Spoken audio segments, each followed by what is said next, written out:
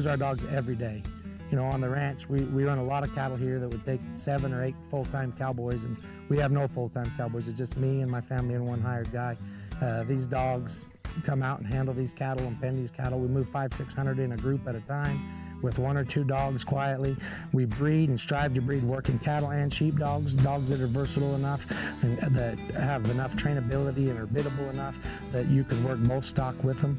I think that we really focus on the health of our dogs. We health test all of our dogs. We really try to push to create the best dog with the best genetic background that we can, both health and pedigree wise. If you want to get a hold of us, go to milliron-sranch.com. You can get a hold of us. We'll always get back to you. If you have any questions about anything, it's not even about purchasing a dog, about a dog that you own that you need help with, please feel free to get a hold of us. Go to the website, milliron-sranch.com.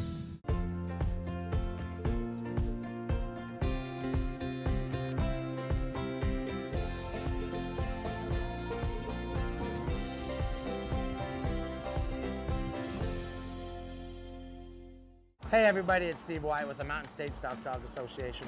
Probably the number one question we get asked is why did we choose Afton, Wyoming as a spot to host our national finals? You know, we can be able to come here, it's cool days and cool nights. It's absolutely beautiful. The handlers love to come here. There's so many good places to eat. The women love to go shopping. They love everything about it. They can come walk up and down Main Street right from the fairgrounds. They don't have to get in their car. The recreation around here is great. They can go fishing, they get four-wheelers, they go riding up in the hills. Really what it comes down to, everybody, is we put on a great national finals here because this is a destination that everybody wants to come to. They save all their year worth of vacation just to be able to come here and spend 10 days worth of their life in Afton, Wyoming. We absolutely love it here and we look forward to coming back here every single year.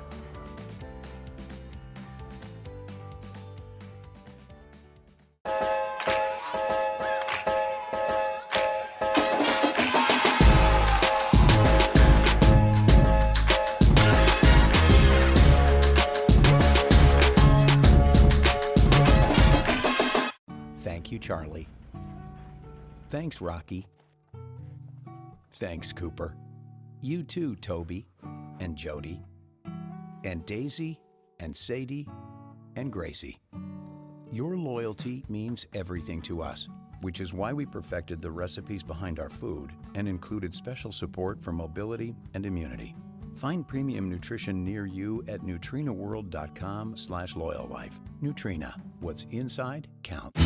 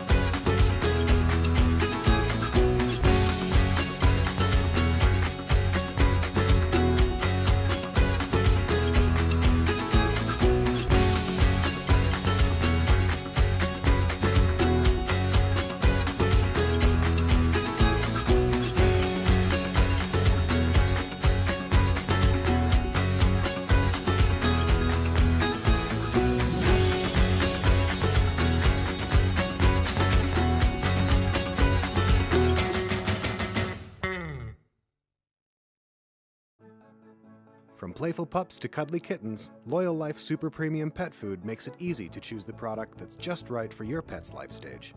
Every pet has their own special nutritional needs, and we've got the super premium option your family's best friend deserves.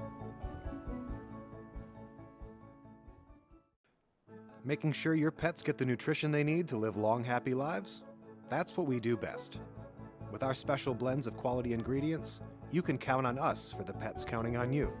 After all, being the best pet parent ever is what you do best.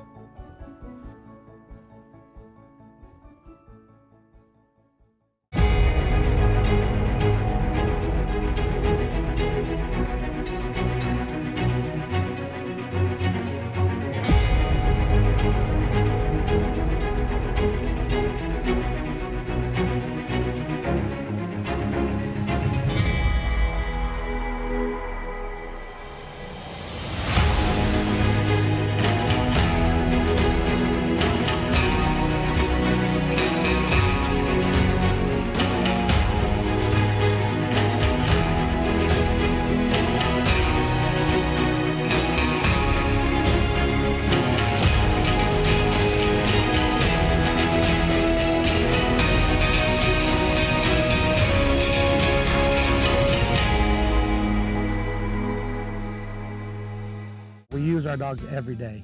You know, on the ranch, we run a lot of cattle here that would take 7 or 8 full-time cowboys, and we have no full-time cowboys. It's just me and my family and one hired guy. These dogs come out and handle these cattle and pen these cattle. We move 500-600 in a group at a time with 1 or 2 dogs quietly. We breed and strive to breed working cattle and sheep dogs that are versatile enough and that have enough trainability and are biddable enough that you can work most stock with them.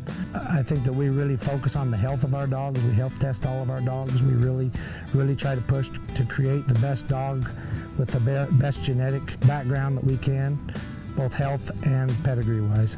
If you want to get a hold of us, go to milliron-sranch.com. You can get a hold of us. We'll always get back to you. If you have any questions about anything, it's not even about purchasing a dog, about a dog that you own that you need help with, please feel free to get a hold of us. Go to the website, milliron-sranch.com.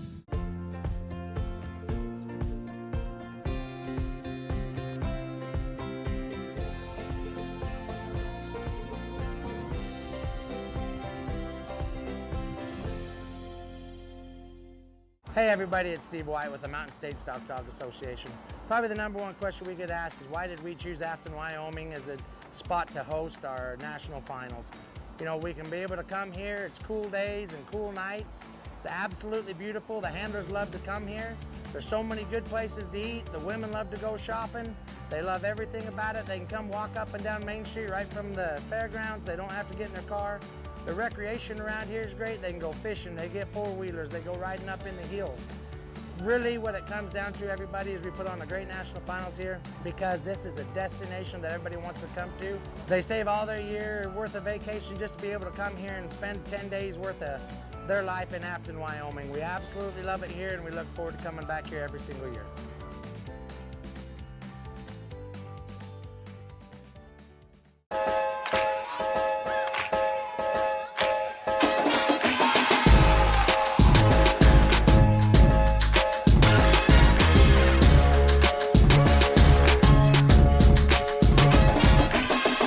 Thank you, Charlie.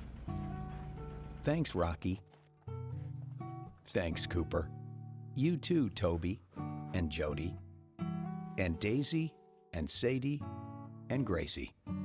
Your loyalty means everything to us, which is why we perfected the recipes behind our food and included special support for mobility and immunity.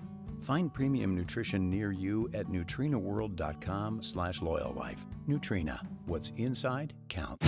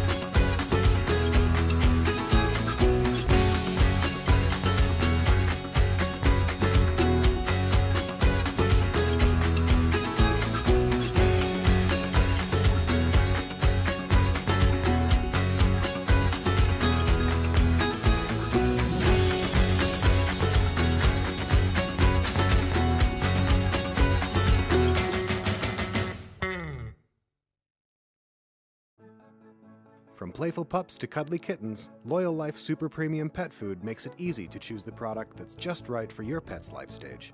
Every pet has their own special nutritional needs, and we've got the super premium option your family's best friend deserves. Making sure your pets get the nutrition they need to live long, happy lives? That's what we do best. With our special blends of quality ingredients, you can count on us for the pets counting on you. After all, being the best pet parent ever is what you do best.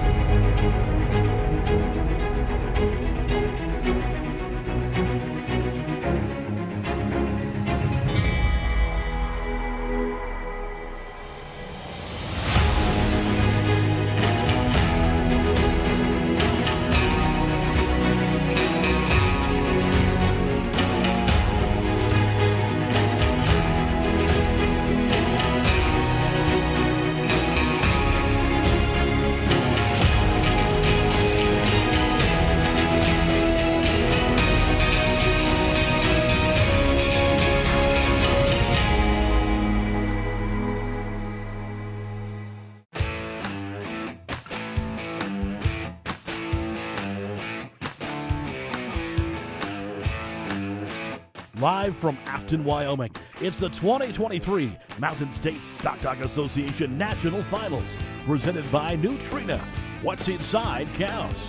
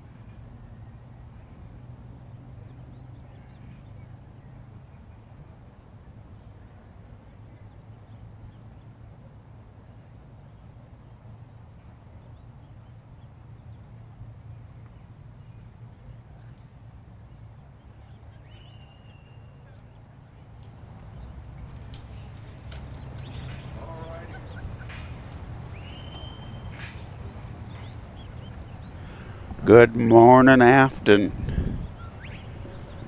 Here we are, Friday. This is the final run, or the second run, of the Novice Cattle, round 2. Charles Gates and Stars, our first competitor out.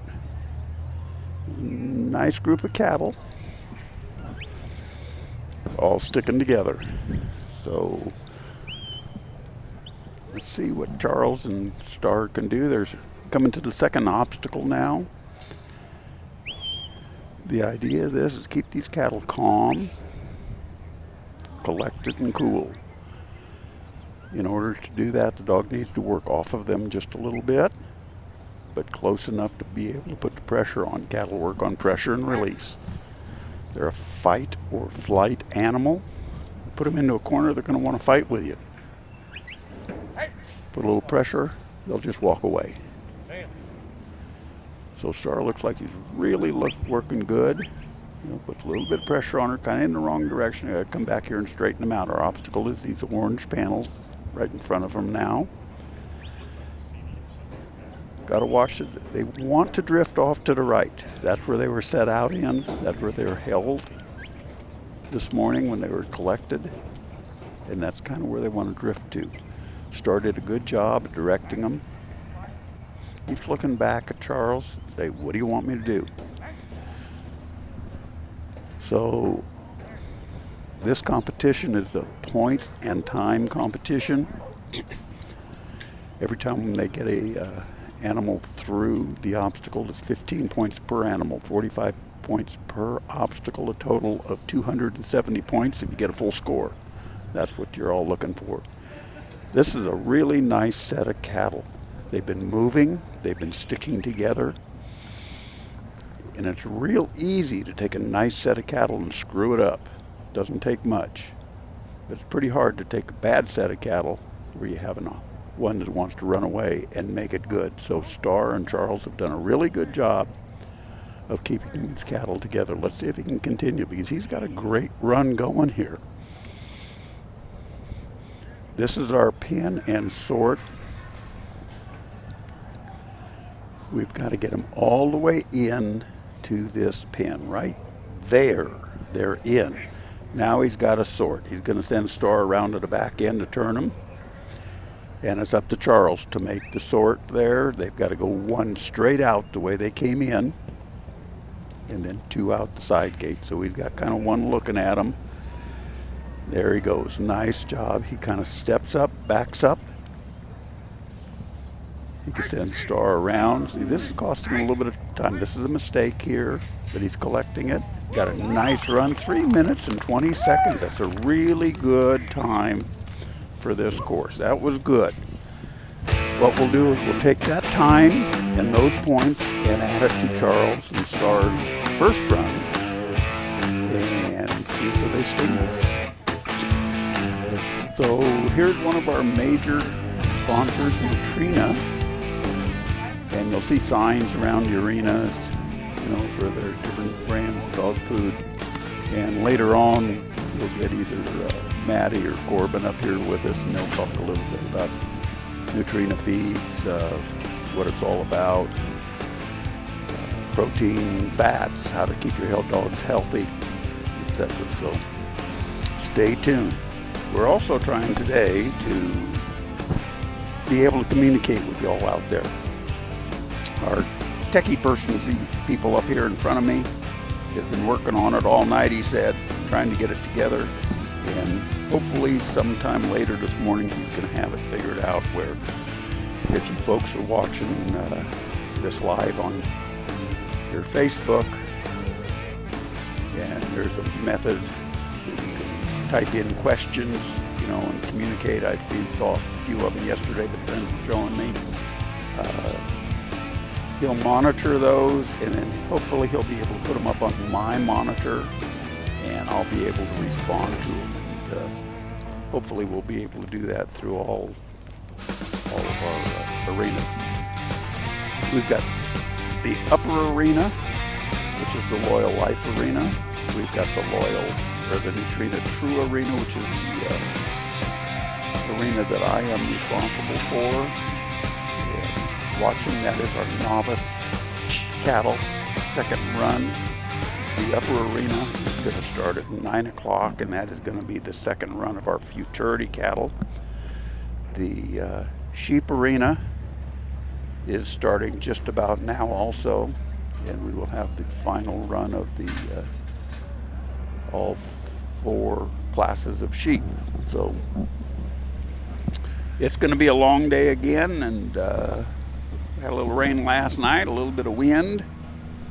Nothing major. The arenas look nice. We had a little bit of rain the first part of the week, and we were muddy in the arenas for 2 days. So here comes Katie Turner with her dog Boyd from Penn Valley, California. See how they're doing. They did a real good job on their first run.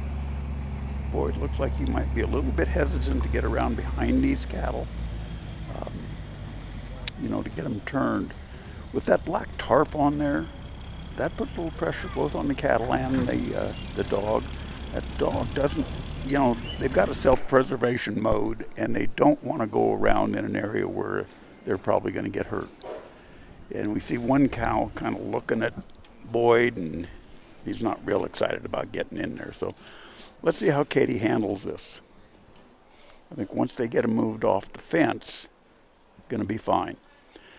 Now, in the course, we've got a handler's line. You can see Katie now, and she's standing pretty much in front of the fetch, and that's her line. She cannot go forward without disqualifying herself right now. After the after the fourth obstacle, she can go anywhere she wants. So, right now, and this is a tough situation. Right now she's just trying to maneuver that dog to put a little pressure on those cattle to get them moving where Boyd feels more confident to sneak in there behind him. You see how that Charolais cow is kind of hugging that wall? Boyd's self-preservation mode says you don't want to go back there. You're going to get your butt kicked. So he keeps looking back at her for some direction, and it's very frustrating as a competitor when you get out there in that situation. And you have a dog that just doesn't want to do that. He knows that he doesn't want to do that. He doesn't have the confidence to do that. So this could be a younger dog, not quite mature, not quite with the confidence that an older, more mature dog's going to have. Katie's trying everything she can to get those cattle to move. She's putting pressure on them, trying to move over to the right and give Boyd an opening where he feels comfortable to get through them.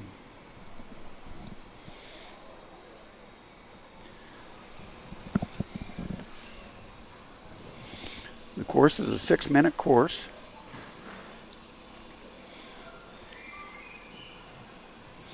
And while we're kind of watching Boyd struggle over here, we'll talk about a couple different things. For those of you that are not familiar with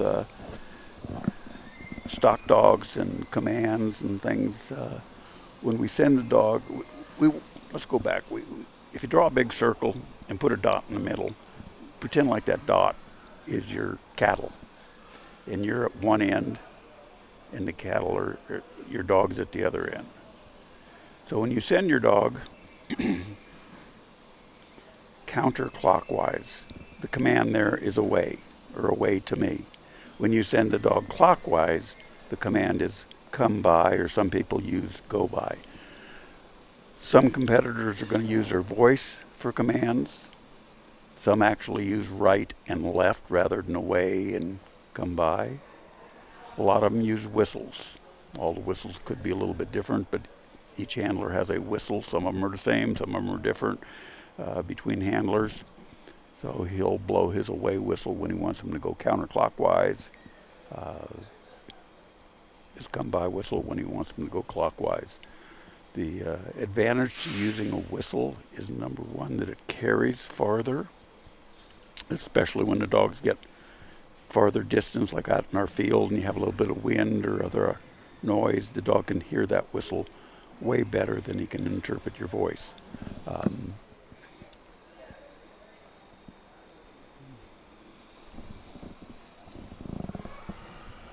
Secondly, and probably the more important things for me, when I started trialing some years ago, is I'm an emotional person when things get tense. My voice starts to get higher, my actions are more elevated, and that happens to a lot of people. And the whistle will take the emotions out of my voice. So the dogs will feed off our emotions, just like any of you that are horse people out there. You know, we get tense on a horse. That horse can feel our emotions. It drives through to the horse. So the calmer we are, the better horsemen we are. Same thing here. The more calm we can react to the situations that are happening, the calmer our dog's going to be. If we start waving our arms and jumping up and down and yelling and screaming, our dogs feed off that. The whistles take those emotions out of the voice. So, you know, for some people, it's a good deal. Some people don't like it. You know, they would rather use their voice. And either way, you know, it's good. Okay. Katie saw that she had a little problem going on there that she wasn't going to be able to solve, and she didn't want to get Boyd into a situation where he might get hurt.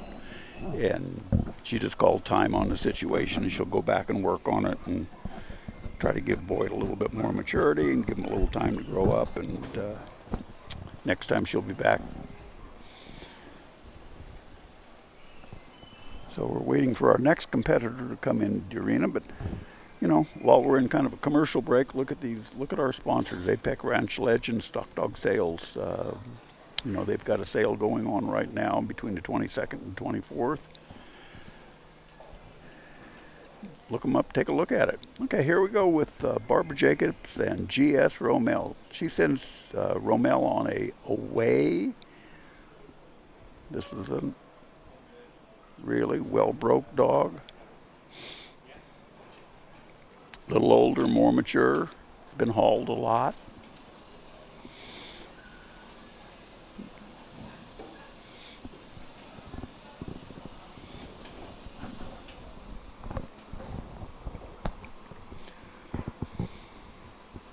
Everybody this is kind of a standoff. Everybody's waiting, you know. Romel's waiting for a command to do something. The cow's just saying, what are you going to do?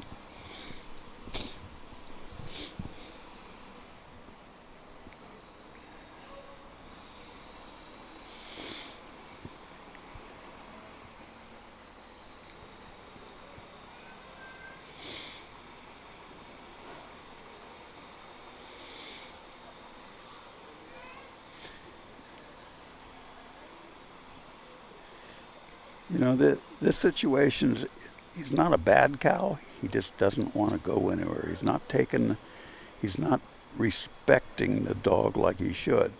But comes around, gather up the other cattle. That was a good move by Barbara to get the other cattle. Cattle will follow. Now she's got two that are kind of stuck together side by side, which we'd like all three of them stuck together side by side. And they're starting to move a little bit. If they'll start to move, maybe this third one will start to move, and then we can kind of get on.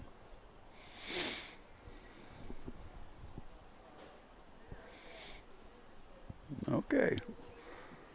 Romel had just about enough of the waiting game, and he said, we're going to make something happen, and he did. So sometimes that's what it takes. And now that cow's going to be a little bit more respectful to the dog, actually coming out there and starting to lead. So they made it really good through obstacle number 1. They just used up a lot of their time, but here they come to obstacle number 2. So we've got to get them around. You see where Barbara is? She's kind of standing back blocking that side so they can't get around it to help. They've got to come in where they did and out where they're going. But that one hole they cannot escape. You know, if they get out that way, they've got to be reloaded, come back around, and reload, and we'll talk about that. And you can see how these cattle are always wanting to drift off to the right and come down the center arena rather than actually going where the obstacle is. So it's Romel's job to kind of put enough pressure on them, like he just did, to go into the obstacle, but not skirt around it. So this is where our handling ability comes through. Nice job, Barbara. You can see now that she's got them all together. They're grouped up. This is a nice set of cattle. They're moving forward, and off to obstacle number 4, which is up in our upper right-hand corner. So the idea here is the points and time again. The person with the most points and the least amount of time is going to be the winner. So keeping these cattle moving, keeping them going in a straight direction rather than a zigzag, saves time. Shortest time between 2 points is a straight line, so that's what we're trying for. Now they're coming into the sort pin. They have to enter where you see this number 5. Good job. Romel kind of lost contact with them just for a second, but they're moving in. Now there's an exit gate right there that they cannot come out right now. Barbara did a good job of blocking that. We've got them into the pin. Now she's got her pin points. So at this point, she's full points. She's got another 45 points to get in the sort. And what she has to do is send one straight out, just one, like that. Step up, back up. Romel will come around and push these out through that side opening. They both come out this side.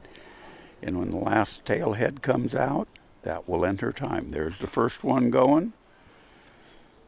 That second one now needs to look. Romel needs to get out of the way. Good job. Good job. 4 minutes and 29 seconds. Pretty darn good time for as much time as she spent kind of getting them situated at the very beginning. Nice job. Dog worked good. Barbara worked good. Cattle were good once they got going. So you kind of noticed a couple of our horseback crew coming in to move them out. In order to make it easier on these cattle, we try not to hustle them to the exit gate, no sense pushing them out, making them get excited and forcing them out. So in most of the cases, our time is going to end when the last cow gets out of the obstacle, like in the sort. And then we've got a fantastic crew on horseback here that'll come in, move them out, in a safe, orderly manner, and we're on to our next competitor. So, when you look around, you don't see very many people doing anything. But, there are, and I counted the other night at a meeting, there is almost 50 people making this thing happen. That's judges, timers, another person in the office. We've got 4 or 6 people on horseback moving cattle between arenas. These cattle will only make one run in these arenas each day.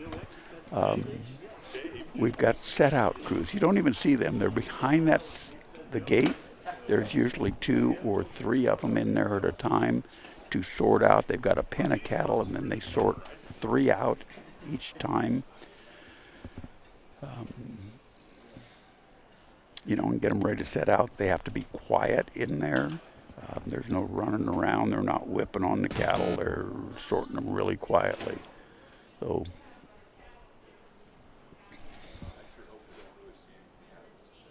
okay, this is not Barbara. Wrong person. I haven't seen him yet.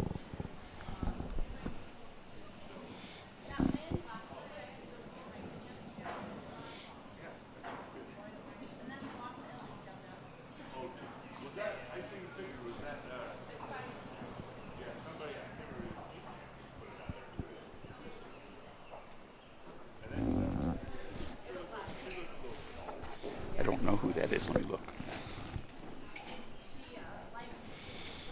Okay. All right, we've got Weston and Walker, Texas, from Somerville, Oregon. He's round 2 in our novice cattle. So he's where he's headed, going to the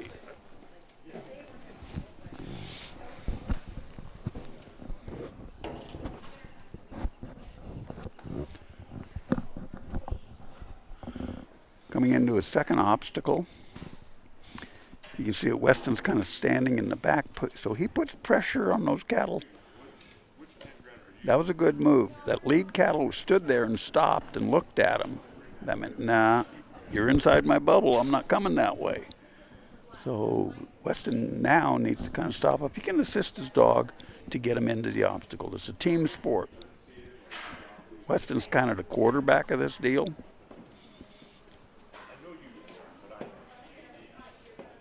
The dog is kind of like your running back. He's going to take that ball and he's got to go. Okay, nice job. That was a good move. You got to block them from getting out of that hole. So we've got 3 holes in here that kind of have to be contained once these cattle are there. And between the handler and the dog, they've got to make sure they go in the correct one and out the correct one. Okay.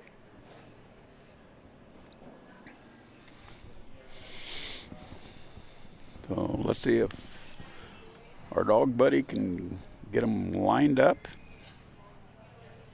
and brought back in.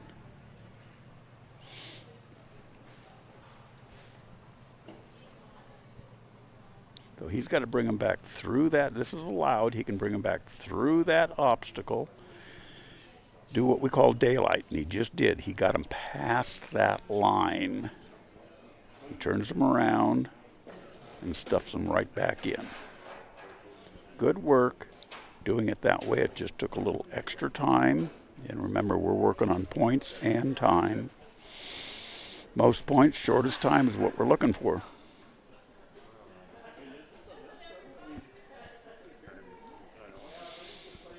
He's got them pretty well contained. Walker's doing a good job of keeping them moving and staying off of them, not picking a fight.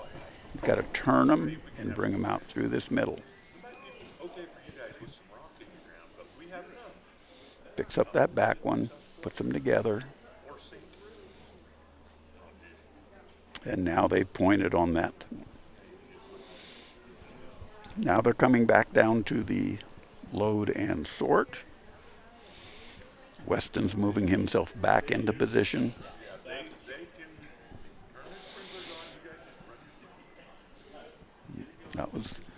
That's what we call an overflank. That's what the dog did. He came up on that left side and came up a little bit too high, got in a little bit too close, got aggressive, turned those cattle away from the direction that he wanted them. So again, fine line. You know, out on the ranch, that's not altogether the bad thing, you know, but you're not working against a clock that's ticking, and you've got a lot bigger area to work with. So when you take these dogs into an arena situation, the dog's got to be more patient. He's got to be more precise. You know, we're trying to get him through a little obstacle. And every move that dog makes, you see how he turned that back cow around just by going a little bit forward. Now he's got to get him back in there. Now cattle will follow each other if they're given the opportunity. So Walker, it looks like maybe has lost a little contact with those cattle, and they walked out and walked down the other side. So we've got one that's kind of hung up on that other side. We've got these 2 that are walking in. So Weston's going to try to move them around that fence line, down that little alleyway, and push them back in. He's running, this is a 6-minute course, so he's just about to run out of time. Let's see what happens.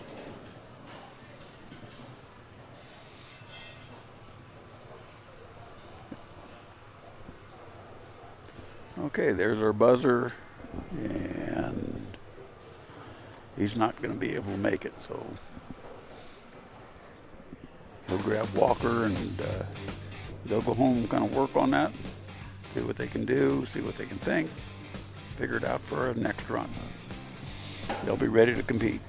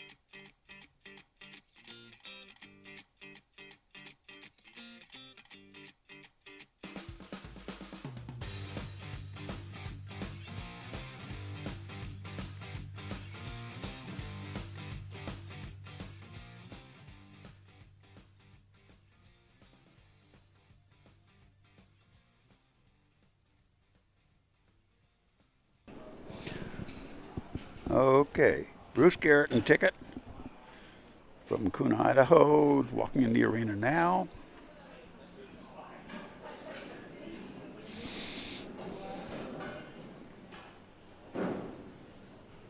He'll set his dog up. It looks like he's probably going to do the same thing, set his dog up to go to the away side, which is counterclockwise to the cattle.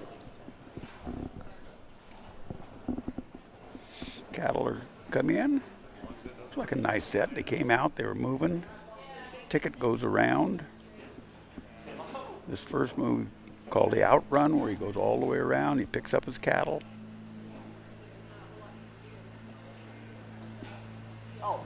Starts moving them forward. He's got to bring them through the fetch, so he's got to go away on the away side, or what he did, but he's got to stop him from going that way. I cannot hear the commands that he's giving, so I don't know if, something like that, if that's just the way Bruce thought was the best way, or he gave him the wrong command, or Ticket took the wrong command, or that's the way he wanted it to work. So it's personal preference. His job is to Bruce's job is to try to get the dog to cooperate and get the cattle to cooperate with Ticket and push him through the obstacles. Pretty simple, right? Okay. Now you see how they keep coming off to the side? Ticket's got to get out on this side, push him back in. Now he's good. Get him around, turn that front cow's head, and stop. Good job. Through obstacle number 1. And now headed to obstacle number 2.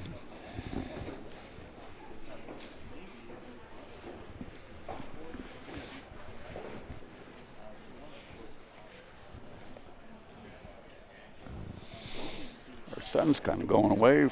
Clouds have come in. It's starting to get a little cold here this morning.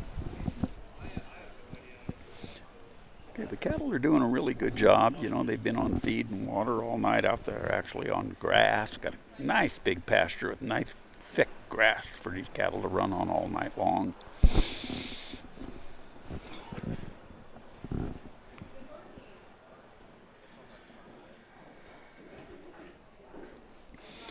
Trying to keep these cattle together and keep them calm and just moving forward now. Where Ticket is now, that stops everything. Stops the cattle. You saw how they turned around. And now he's going to go back. On this one with him? Mm-hmm. Do you want me to? Heck yes, he wants you to. Where's your headset? I guess that one. Oh. Number 1. Okay.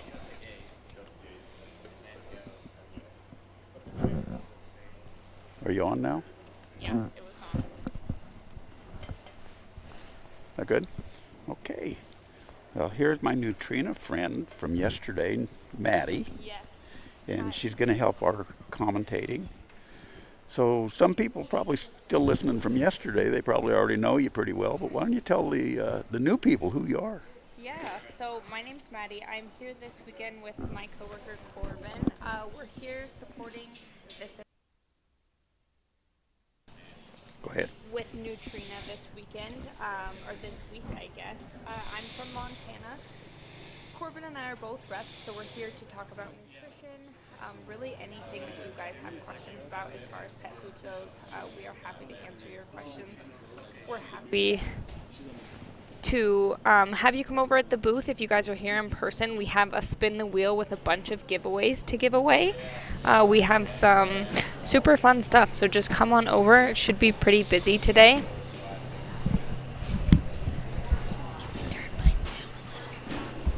Down. How's that? Perfect. Okay.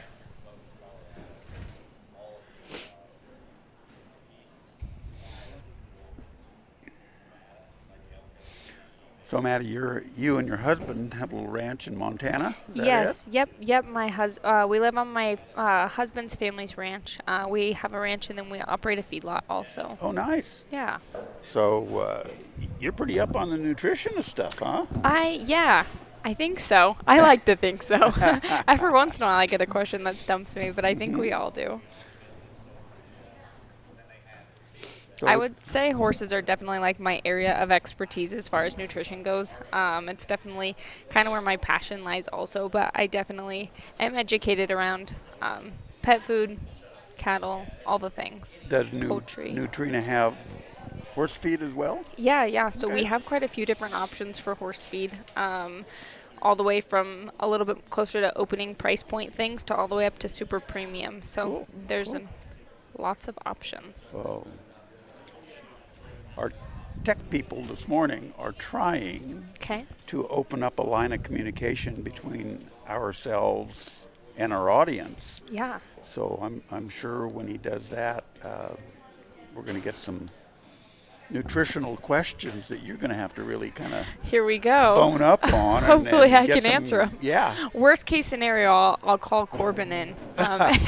We'll let him fend for the wolves. Yeah, I see him sitting off to the side. So he's your backup is what you're saying, huh? I feel like usually I'm his backup, but today it might be the other way around. You guys didn't go party too much last night, did you? No, we did not. Actually, we went and had some ice cream at the awards banquet, and then I went to bed. I was very tired, and I haven't even been here all week like the rest of everyone. So I bet everyone is getting a little tired, especially in this brisk, cold morning, waking us all up. They've definitely been long days. Yes. Okay, well, it looks like we've got Bruce and Ticket. They've timed out now. Didn't quite get to the pen and the sort, so they'll go home and regroup and try to figure this thing out. Each set of cattle is different, so we've got to work on each one of them differently than maybe we did the one before, right? Yeah. They're just animals, they're not machines. Exactly. Okay, so tell us about the Neutrino lines while we're here in a little bit of a commercial. Yeah, so the Loyal Life is our super premium pet food. There's 13 different SKUs in that lineup, actually. So there's definitely a lot of different options, something for everyone. So in our Loyal Life, there is no corn, wheat, or soy in any of the products. There's also no byproducts. We also have 3 options that are grain-free, if that's something you're interested in. In that lineup, I would say for stock dogs specifically, there's 2 that are my personal favorites. We have one that's a chicken and brown rice, all life stages. It's great because you can feed it to every dog in the kennel. It can be fed to puppies, mama dogs, adult dogs, young dogs, all the things. It's a 26-16, so 26% protein, 16% fat. And then we also have a beef and barley option. It's one of my favorites. I think it's really palatable. Dogs really like it. They tend to gravitate towards it as far as flavors go. It's a 25% protein, 15% fat. That one also comes in an adult large breed option. So when we have an adult large breed option, that means if you have a larger breed dog that tends to have a hard time as far as joint health goes, maybe a lab or a German shepherd or something of those sorts, bigger hunting dogs, it has added glucosamine in it for joint health. No, thank you. Okay, we've got Shane Ellenwood and Ike from Banner, Wyoming. And again, we're in the Novice Cattle Round 2. When was round 1 of this Novice Cattle, do you remember? Tuesday, I believe. Okay. Yeah, Tuesday. Sorry to put you on the spot without the Yeah, I had schedule to in start, front of us. I had to start counting, use my fingers there. Yes.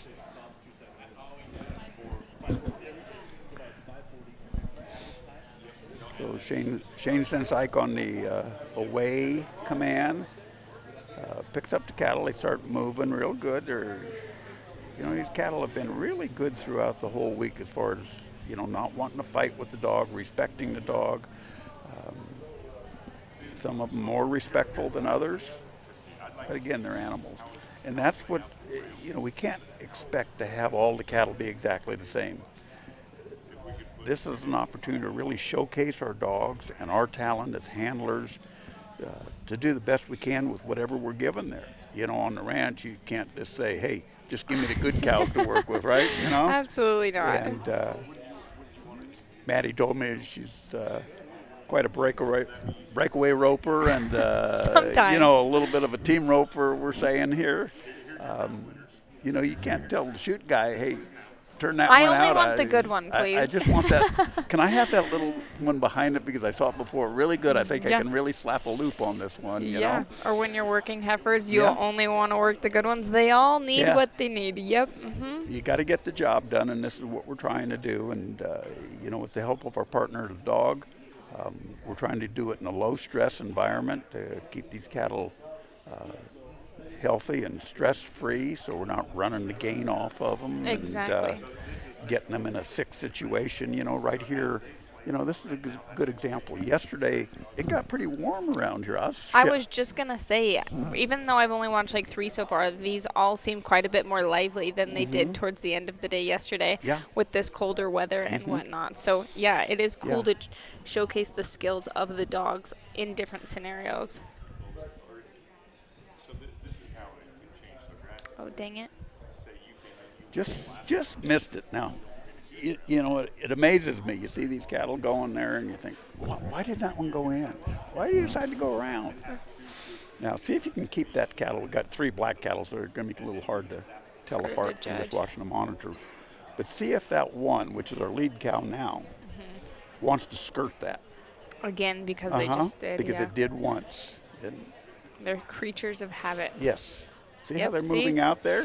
And that one came all the way from the right side and pushed all the Yeah. other 2 through. Ike did a great job stopping them that time. Uh-huh.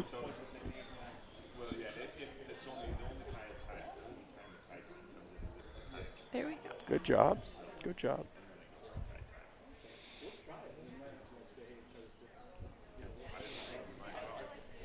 For being the end of the week, he definitely still has some pep in his step. He's still, you can tell how happy he is still to just be working cows. Yeah. Yeah, there's no stopping these dogs. No.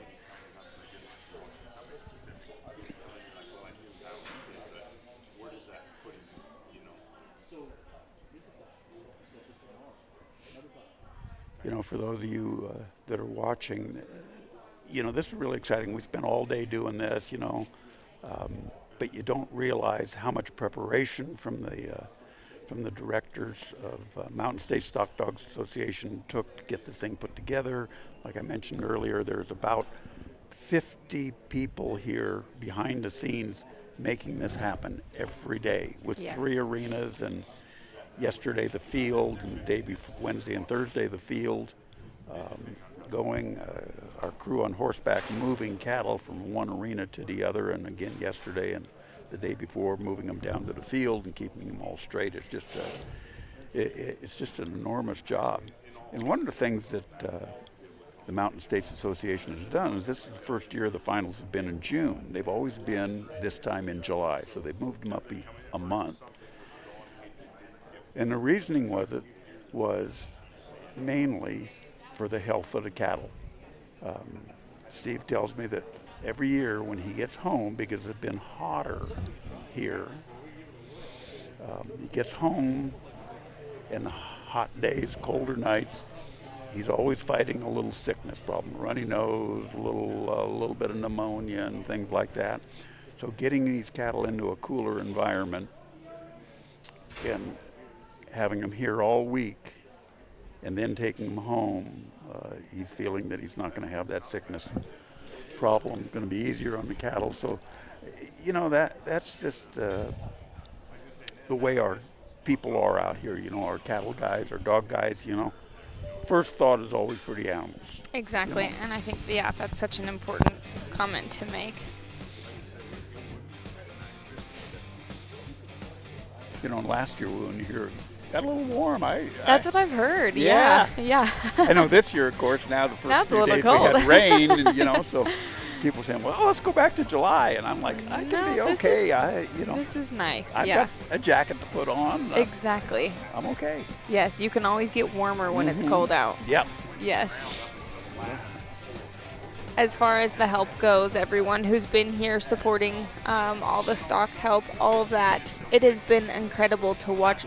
It seems like we're never waiting on cattle or anything like that. No, they're right there. Everything is always on time, and yes, it would not be possible without all of the great help you guys have here. Oh, man.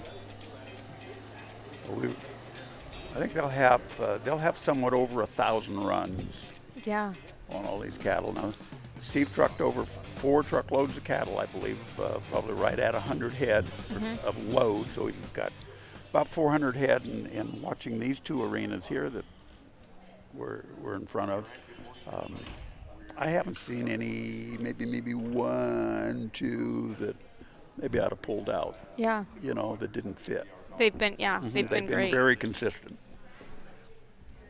Okay, here's Marcela Cordova and her dog Duke, all the way from New Mexico. We've got people here from 19 states.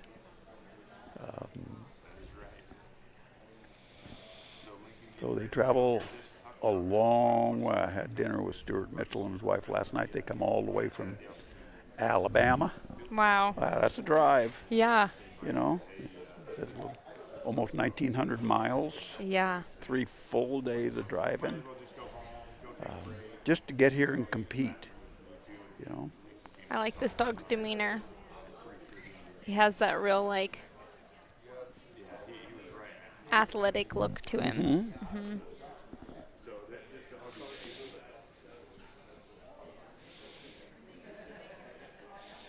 You know, so Marcella's got to get this dog to get around. She's got to get this cattle behind the fetch panel so she can bring them through. Dog missed a command or just didn't see what was happening, and now he's got to turn them around, push them back. But every time we turn those cattle, it takes time to get them restarted. And now they're stuck in that, and they've got to come out. We've got to put them together. Now she's got them lined up and going back towards the fetch. On deck, Brian Jacobs and Abby in the hole. Lake Collins and There we go. Yeah. You know, everybody wants a strong dog. Everybody I talk to said, well, you know, if I'm going to get a puppy or a dog, I want a strong dog. I want a dog that's be strong. Well, you know, strength isn't always chewing on the dog. Yeah. Or chewing on your stock. Yeah. It's directing, being strong enough. It's confident. Confidence. They got to have enough eye that they can direct that cattle just by looking at them. You know, they'll move them, walk up. If they need to bite, they can do it. But, you know, if you look here, the dogs that are really having good runs, they're staying off their cattle. They've got the confidence. They've got the eye that can direct these cattle, push them left and right without getting in their face, and keeping cattle moving, keeping them calm. Exactly. Keeping them calm, I think, has absolutely been the key in all of the fast runs.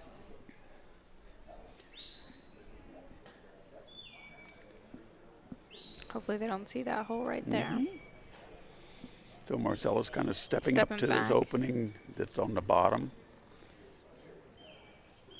to keep them from going through there. But Duke's got to get around that other side, and he's got to push them through. He's got to give them a little bit of encouragement to go. Now, once one starts, in most cases, the other ones are going to follow. What exactly are the requirements for the novice cattle class?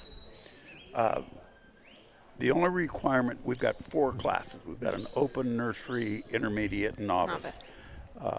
Open, intermediate, and novice are based on the handler's ability. Yes. Okay. Open being your more advanced, your best people, your trainers. People that really know what they're doing. Your intermediate class are people that are not quite to that level. But not quite a beginner. But not beginners. Okay. You know, that have the stock savvy to read the cattle. But again, maybe not at the level of an open person. Okay. Your novice is more of your beginners. Okay. Maybe people that just have been doing it for a while and just don't have the stock savvy to read cattle. They could have a dog. A novice person could run a dog that somebody else is running in the open. Okay, that's kind of what I was curious. So it has nothing to do with the dog's ability. No, it's strictly on the handler. Okay. So I mean, I could definitely probably enter the novice and run an open dog, and it would look like a disaster. So, I mean, it's a lot. Yeah. So much of it is the handler's It ability is. to control their dog. And that's kind of thought behind that rule that, person could run, a couple people could run the same dog in different classes because, it is pretty apparent that an open handler is going to get way more out of that dog Than than a novice handler, So the nursery class, though, is set on the dog, based on the dog's age. So they have a cutoff point for the birthday. Some dogs will kind of just end right up to that, and they could be a little bit over 3 years old. So with the birthday, is it like, do people want, what time of year do people want their puppies born for that sake? Again, that could be preference. Okay. And you can't mess up with Mother Nature. Yeah. When dog comes in heat, dog comes in heat. Yeah.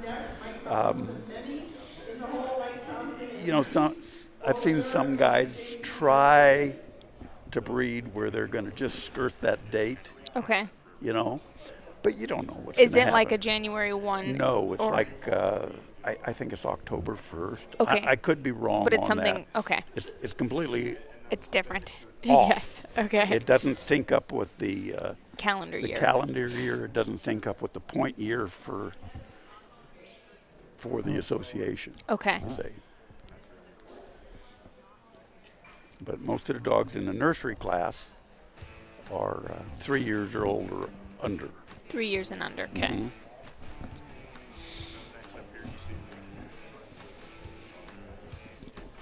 I'm going to turn us off for this commercial.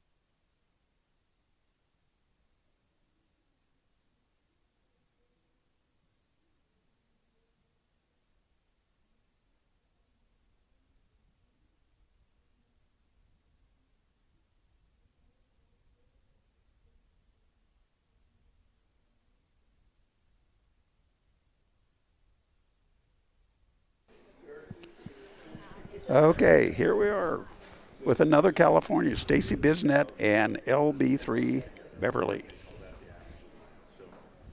This is one of those ones that has a lot of white on A it. lot of white on Yeah. this dog. Nice working dog.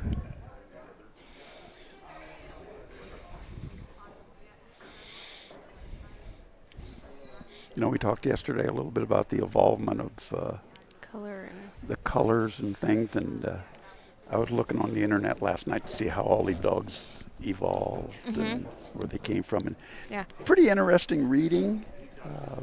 You know, they were all kind of the same thing, but when they were developed in Scotland, you know, they had what they say. There's an area called the Borders Okay. between Scotland and England, or the Highlands and the Lowlands and things, and they needed different structure in their dogs from the high ground and the low ground, so That they makes sense. Yeah. bred differently to get dogs to go to the highlands, as they would call it, and the lowlands.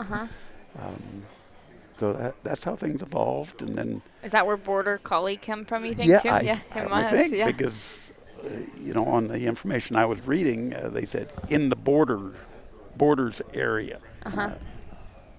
Geographically, I'm a little challenged for that area, so I didn't understand, but you know, I assumed it was a border between somewhere and somewhere. Yeah. So color doesn't really make a difference. This is a short-haired dog. It doesn't matter whether the dogs are short-haired, long-haired, you know, slick coat, medium coat. As far as pedigree goes, they all get papered the same, whether they're, it's Yeah, all they can all just be Border registered Collie. in the, you know, Border Collie Association. The one characteristic that all Border Collies will have is a white tip on their tail. Oh, interesting. I actually didn't know. I guess when you say that, it makes sense. Yeah, if you start looking around and, you know,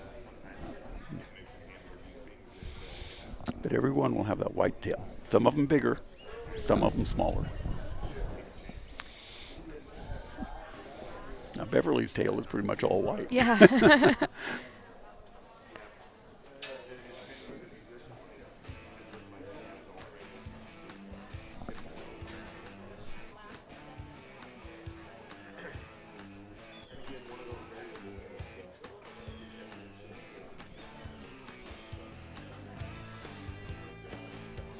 Did you just turn us off?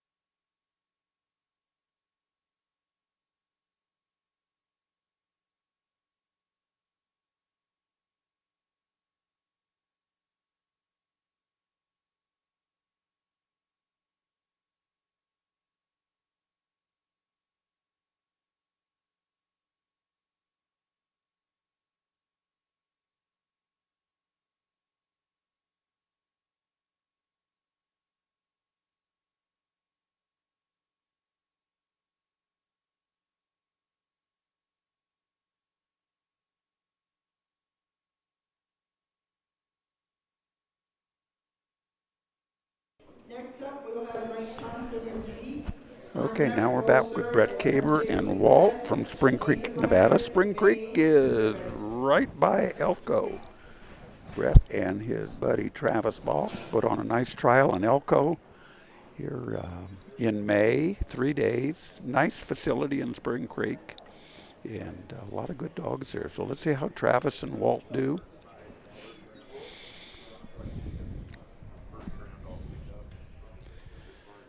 You know, you'll see a lot of these handlers that work on ranches, have opportunities to get outside with these dogs and work them.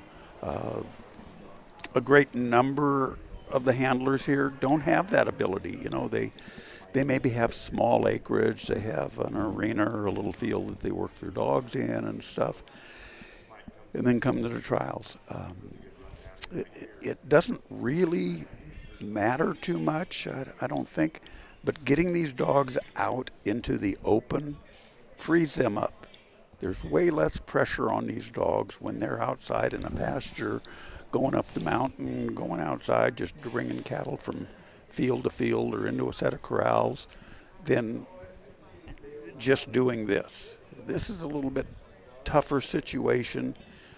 Even if you've got really dog-broke cattle, it's still trying to be more precise. We have a tendency to micromanage these dogs when we're in situations trying to go through obstacles. When we have the opportunity to go outside, it's kind of like you said yesterday, bring me the cattle. Yeah. You know, just get them to me. Yeah. You know? They get to have a little bit more fun too, Yeah. and not feel micromanaged. And You know, and they're working bigger herds. You'll have 50, you might have 250, you might have 500 in there. You might have just one dog, you might have 5 dogs out there. Yeah. And they all have to learn how to work together. And usually there's very little commands given. Yeah, really. You know? There's so much distance and so much. Yeah. I know years ago when Kathy and I first got married back in the early 70s, and you know, we had some Queensland heelers and we had some cattle, and we'd run some cattle with some neighbors and friends and things, and everybody had a Queensland back then. Okay. Nobody had border collies. Interesting. And for a lot of time, I thought every dog's name was "Get out of the gate, you SOB." They just didn't know. They were Queenslands are different dogs. You know? Oh goodness.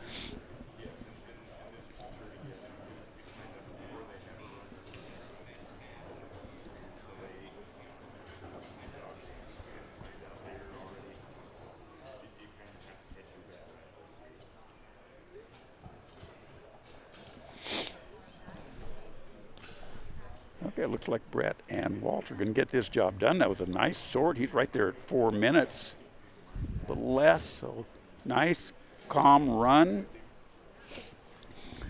What they'll do is they'll take his first score, combine it with this one, and we'll see where he's going to stand to go into the final run tomorrow, see if he makes the short go.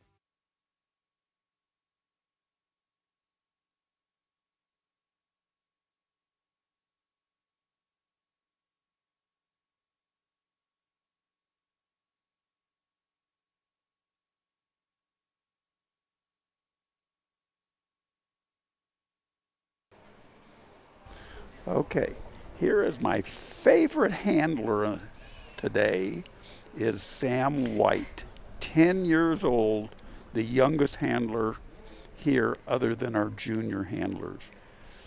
I wish you guys out there could hear Sam talking. He is continually talking to this dog. Away, stand, go by, away, walk up. That's about the way. And if you guys need any eggs, Sam's got an egg business. You know, Sam's eggs are $3 a dozen. I bought some when we were at their place last week. He hasn't delivered yet. He told me today. He's a little busy. He's been a little busy, yes, yes. So, 10 years old, guys. And he's going to kick some butt, too. Yes. He knows what he's doing. Now, he did not have a good run. Jack was off yesterday. I take that back. He's running 2 dogs today, I think. I don't remember which dog was off. And he didn't draw a good set. And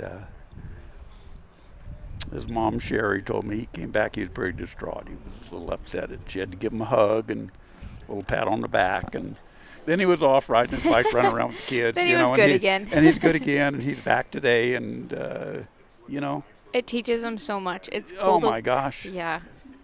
And, I mean, it's incredible. Look how much this dog respects him. Yes. And, like, he does not have an adult voice at 10 years old. No.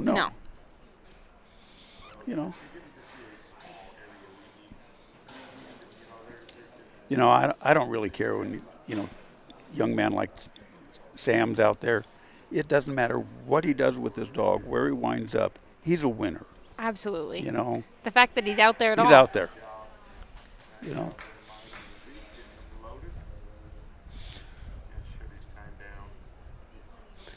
You can tell he reads cattle good. He's great. 10 years old, he's reading these cattle. Yeah. You know, you see him walking over there to block it. Thank you, Mike Thompson and Zeke. That was a full score of 270 and a time Now of Sam has to stand behind his handler's line, which is behind those gray panels you see there in front of him, until they complete this next obstacle. Once they come through that center point on this obstacle number 4, then Sam can go anywhere he wants.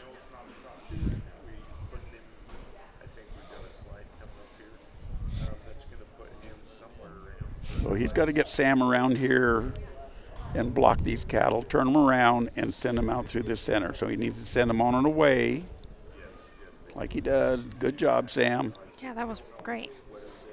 Stop them. There you are. They're coming straight through. Now Sam's going to have to back up and get to the pen.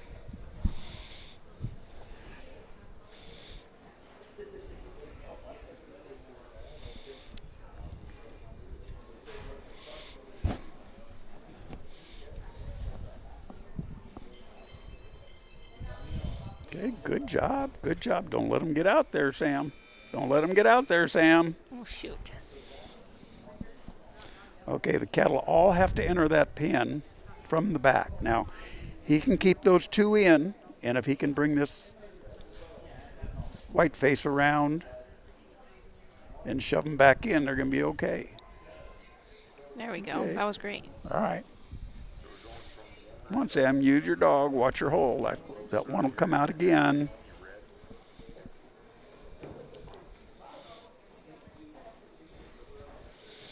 Now, Sam's in there a little bit tight, which is stopping those cattle. And Jack's an aggressive dog.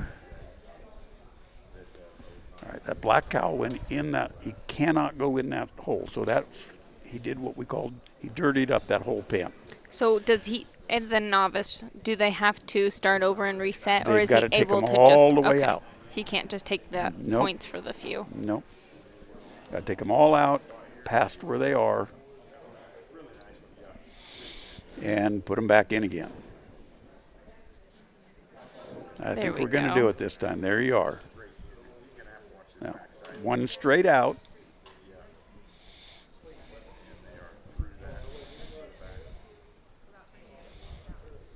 There we go. 1 out, 2 out. Good job, Sam. 5 minutes and 5 seconds. Good job. Not bad for a 10-year-old, guys. What do you think? Not bad for anyone. Yeah, that was great. I'd be happy with that run myself, you know? Yes. Yeah.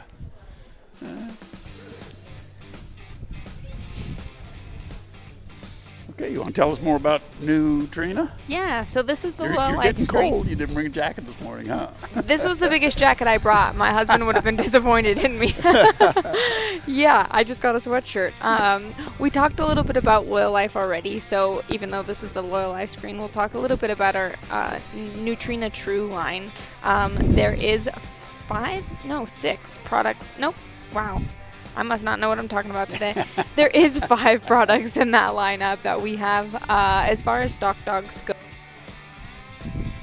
Did I turn you off? Go ahead. I'm back. As far as our stock dogs go, we tend to recommend the Neutrina True Professional. It's a 30-20, which means it's a 30% protein, 20% fat. This is typically what people who have very active, either hunting dogs, stock dogs, anything along those lines, like to seek out a 30-20, just to make sure your dog's really getting all of those protein, fat, calories that they need in order to truly be able to reach their energy levels that they need. If you're purchasing Neutrina products, we also have a rewards program called Neutrina Plaid Perks. Look, that was perfect. So Plaid Perks is a rewards program that's completely consumer based. So you go to plaidperks.com. All you have to do is upload a picture of your receipt of your Neutrina products. And for every $1 that you spend, you get 1 point, and then those points add up, and you can get things like sweatshirts, coffee cups, whatever, or you can redeem them towards coupons, which is what a lot of people tend to do. If you work out the math, it tends to be about, if you buy a pallet of dog food, you get about 2 bags free, so it really does pay off to be a part of our rewards program.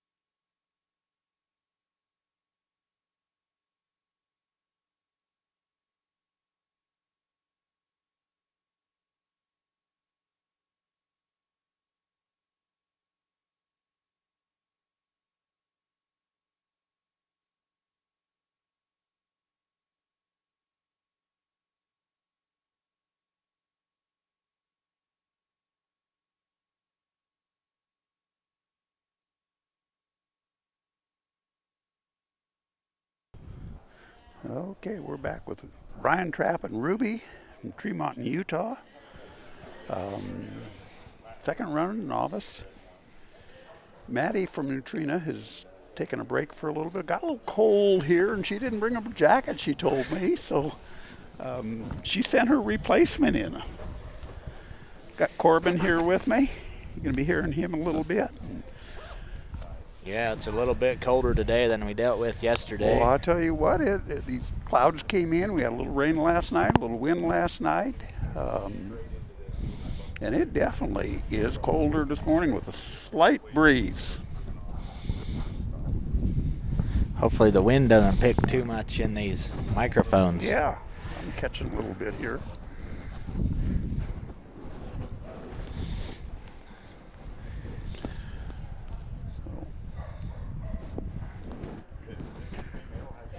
Ryan and Ruby are trying for their third obstacle here. I have to go back and kind of reset and bring them back. Okay, now that one went through the backside of the pin, which is okay, but he's got to come all the way out before she can turn him around and actually point on this obstacle.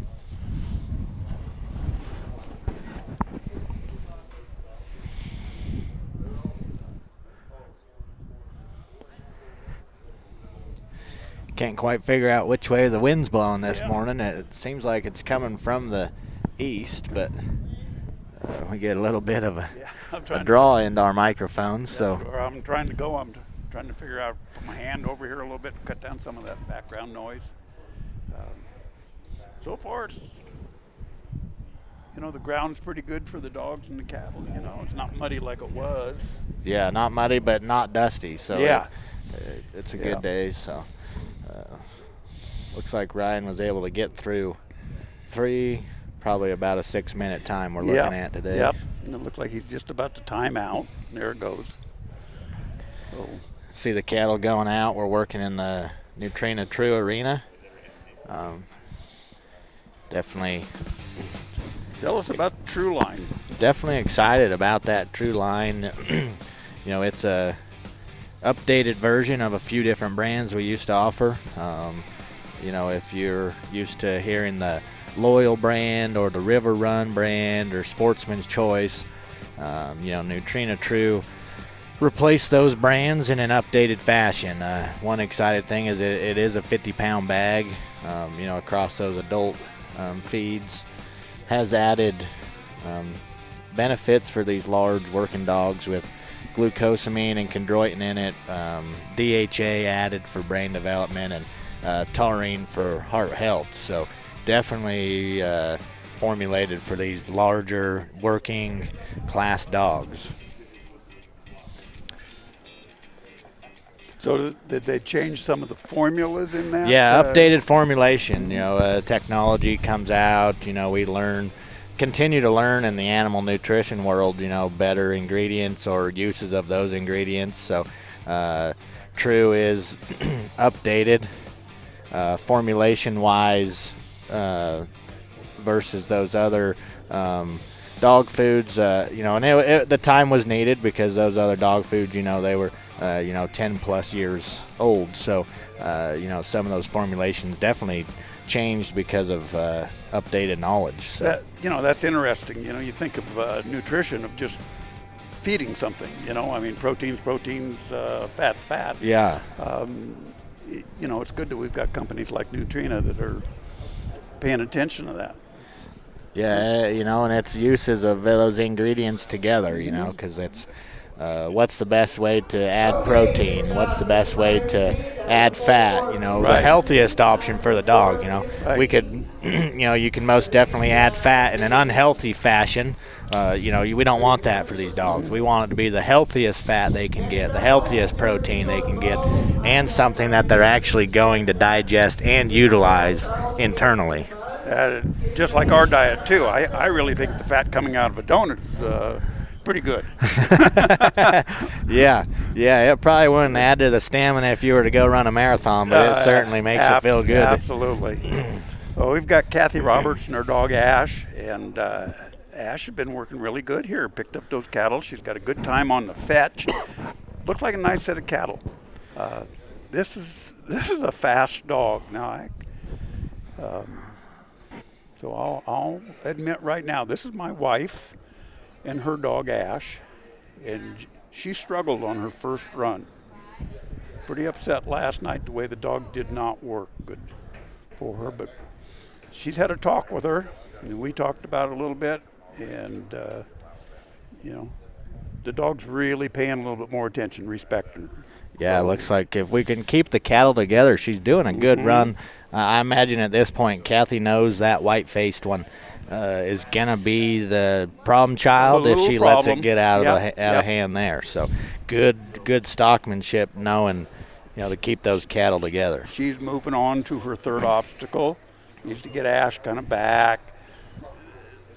This dog here is extremely fast, and she's a moody little girl. She's about 6 years old now, 5 to 6, I can't remember. And when Kathy gets after her, you're going to see her go really wide, and she loses contact with the stock. So Kathy's had an issue just keeping her in. The dog has worked fantastically so far on this run. So let's see if she can continue doing it. Yeah, and we're looking novice cattle. That would be novice dog or novice of the handler and dog combo? It's based on the handler. Okay. The only class that we have that's based on the dog is our nursery class. That's age-based, basically 3 and under. Yep. Open, intermediate, and novice are based on the dog, or on the handler rather. So the rules are such that you could take, this is the novice class, we could have an intermediate or an open handler show this dog. Yeah. As long as he went through and qualified, you could have the dog at the finals. So this little black calf kind of skirted that side, and now she's got to bring him back. And we see Kathy working right up to that 3 obstacle, and the novice, the handler's line goes away. Is that all correct? the way to the fetch panels, which are off to her right, Okay. the gray panels. So she can go to about the corner of this 3 is what we're looking across the whole ring. Yep.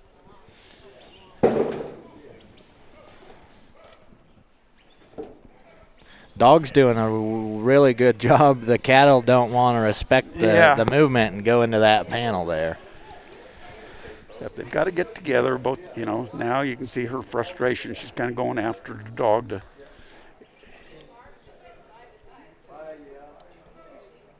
get back in contact.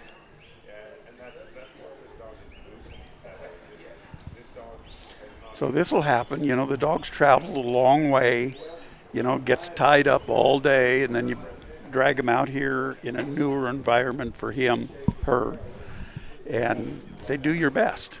Yeah. That's a tough deal. Absolutely. Just think if we were asked to do that, lay around all day and on the couch, watch daytime TV, and then somebody grabs you by the collar and jerks you outside and says, let's go. Let's go to work. Give me 100%. Yeah. Right now. Yeah. What is the drive from Granite Bay? We're about 850, 900 miles to here. Yeah. Which seems like a lot until you talk to Stuart Mitchell from Alabama. Yeah. And he's twice that. Yeah, we're covering 19 states, and I believe California's the highest represented here. Right. But, yeah, we got some from Alabama, Mississippi. All through, Texas, Oklahoma, Missouri, all through the West Coast, Oregon, Washington, California, New Mexico, Arizona, Nebraska. I can't even think of all the other states. Kansas. But a lot of them. Yeah. It always kind of amazes me. And when I tell people that California have the most people here, I go, really? You don't, when people say California, they think of L.A. and San Francisco. Big city. Big cities. Well, we do have big cities, unfortunately, but, there's still a lot of good ground in California, a lot of good people in California. Yeah, absolutely. So, and we do have nice weather.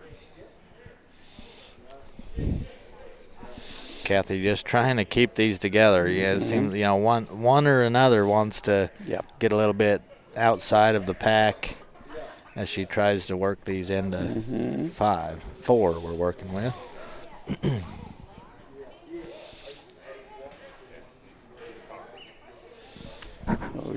She can see this clock ticking down, and I think she just called the dog back, and she says, yep, we're out of time. She'll go home, practice, yell at me a little bit, and I'll try to keep my mouth shut, and we'll go on and try to get better, right? Probably can't communicate to Kathy with your whistle to keep the emotion down, but probably will have to let her just vent for a little bit. Yeah, I'll just stay here with you guys. Yeah. Okay, we'll go to commercial.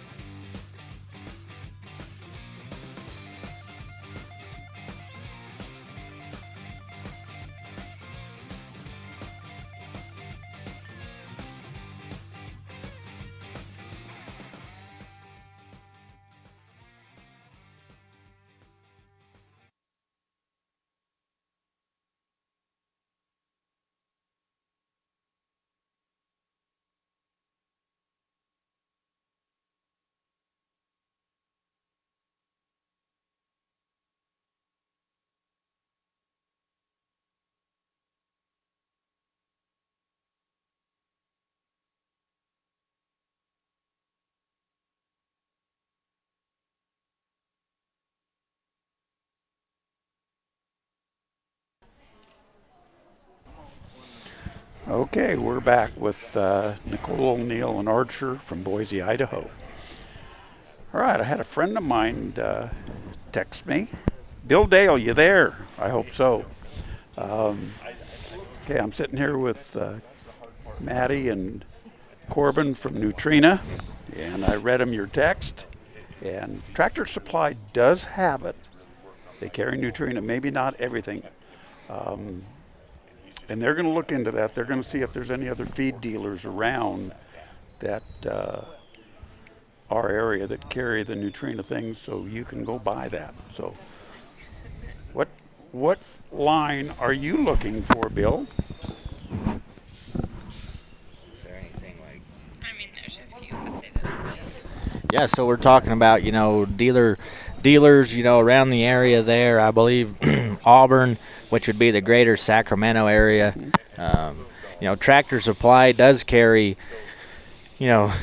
usually 5 or 6 of our, dog food varieties, depending on, location in the country. And then, to find a dealer, you could go to neutrinaworld.com and go to dealer locator, and that'll pull up dealers who are, able to carry any Neutrina products. If you go into that store and they don't have dog food, or they don't have the dog food you want, if they are a dealer, they can get in anything you would need Neutrina-wise. So if you're able to find that on neutrinaworld.com, dealer locator, you can contact those dealers, and if they don't have what you want, ask them to carry what you want. I'm sure they would be happy to do that, because they want to, get you the products that you need. Right. So Tractor Supply in our area is a dealer, so he could communicate with them too. Yes. Yep.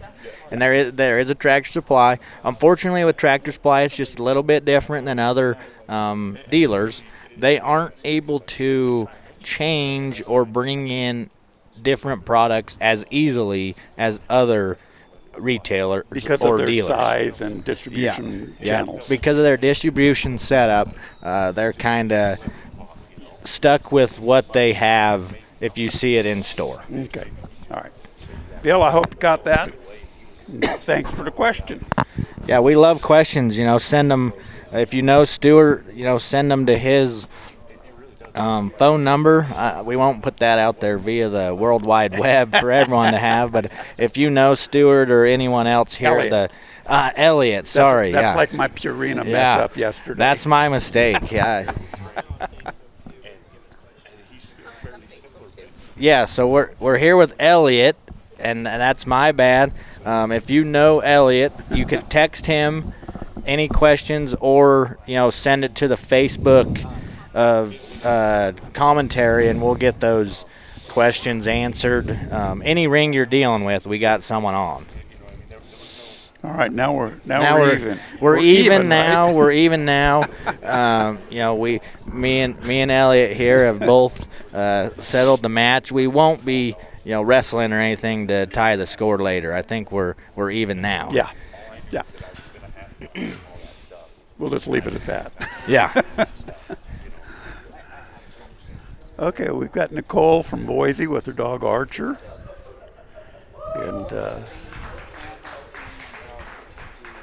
let's see where they're going to head. It looks like we've got them kind of stuck in the corner. Archer did a good job of getting behind them, getting them moving. Let's see where she's going to take them. Looks like we're trying to work number 2. Yeah. Cattle are kind of quick. That Baldy's kind of wanting to walk off. He's got 2 through. Now, if she wants, she can move on to that next obstacle, and she'll be 15 points down. She gets 15 points for every cattle that she gets through the obstacle, and that might be what she's going to do right now. She knows she's not in a winning position for here. Let's just work our dog. Let's see if we can get something good to happen and go forward instead of trying to press the issue. Yeah, some of these obstacles could be new, to the dog or the handler, something they haven't thought about making at home. Yeah. So, try and get full points, but if it ain't happening, move on to something maybe a little more familiar to work that dog. Yeah, and make it as a good outcome. Make something good happen so the dog feels good about it, and he's going to go away feeling like he's done something good. And there's no sense pushing him into a corner where he's liable to get hurt. Yeah. You're kind of running at the back end of your timeline, and we'd just like to work your dog, try to make things correct no matter what happens in the obstacle. Yeah, and that's I was watching the upper ring, the Loyal Life Arena for a minute. It looks like they're running futurity dogs up there. Yes. On a very, very intriguing course. Mm-hmm. So that's, pretty interesting, because you're dealing with younger dogs on probably what would be called the toughest course of the week. I think it is. This Maltese cross that we're looking at right out in front of us, in the Loyal Life Arena, is a tough one. You enter on one side and you got to come out a specific side, but there's 4 openings. 4 openings and only 2 of handler and dog. So, that leaves one hole vulnerable if the cattle go out one. So there's part of what has to happen in your stockmanship, knowing what's happening, reading your cattle. Yeah. That's where the handlers that are good at reading the cattle have a definite advantage, and that's what we're all striving for, is to be able to do that better. Yeah, absolutely.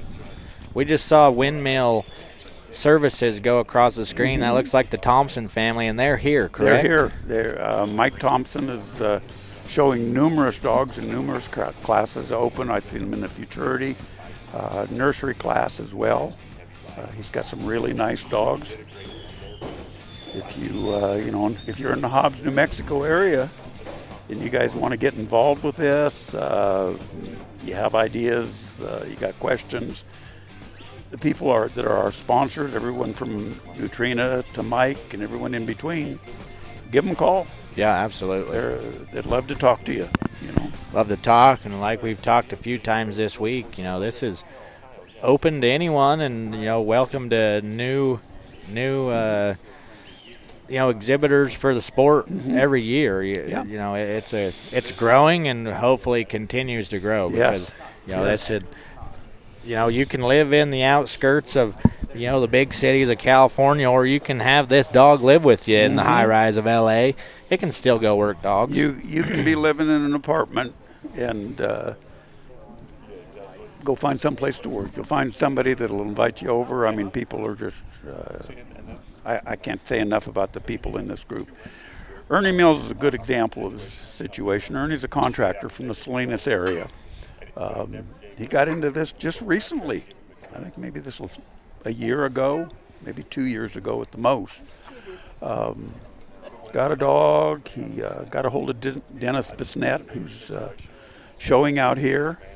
And Dennis has helped a lot of new contestants, novice people. Ernie didn't know nothing. And he's come a long way. I think he might be, I know he made it to the short going to sheep. He might have won it. I'm not quite sure. Or come pretty close. He had a couple of really good sheep runs in there. It's come a long way. It's spent a lot of time and effort trying to perfect this, trying to get better. He's got a nice dog that works for him. And I always kind of tease Ernie about the dog's name, Wish. And I say, Ernie, what does this mean? So when you and Wish go in the arena, you say, I sure wish you do a good job today. I wish we do well. Yeah. Yeah. But it looks like they're doing pretty good. They got through the fetch, and now they're coming to obstacle number 2. And, keeping these cattle going in a straight line and not letting them go so far over in this direction, that's a learning experience. And that's your cattle knowledge of reading your cattle, seeing where they're going, and being able to react to it and trust your dog. Trusting your dog is important. When we get started in this sport, and this is like nothing else that I've ever done before, I've always felt like I've been able to control whatever I've been doing, whether it be skiing, water skiing, roping, any other equine event. I've always had some sort of control. You lose control here. Once you cut that dog loose, he's not on a leash, guys, I'm telling you what. He's got a mind of his own. So when we get started, we have a tendency to really fixate on that dog rather than our cattle. Whether we're not trusting it or not sure what's going to happen, but it slows us down. And if you watch the cattle, you will know where your dog is by the direction they're going and the way their heads are turned. Yeah, so good. Like we see here, good natural movement. Let the cattle kind of do their own deal to start with, and then use the dog just to do a little bit of encouragement.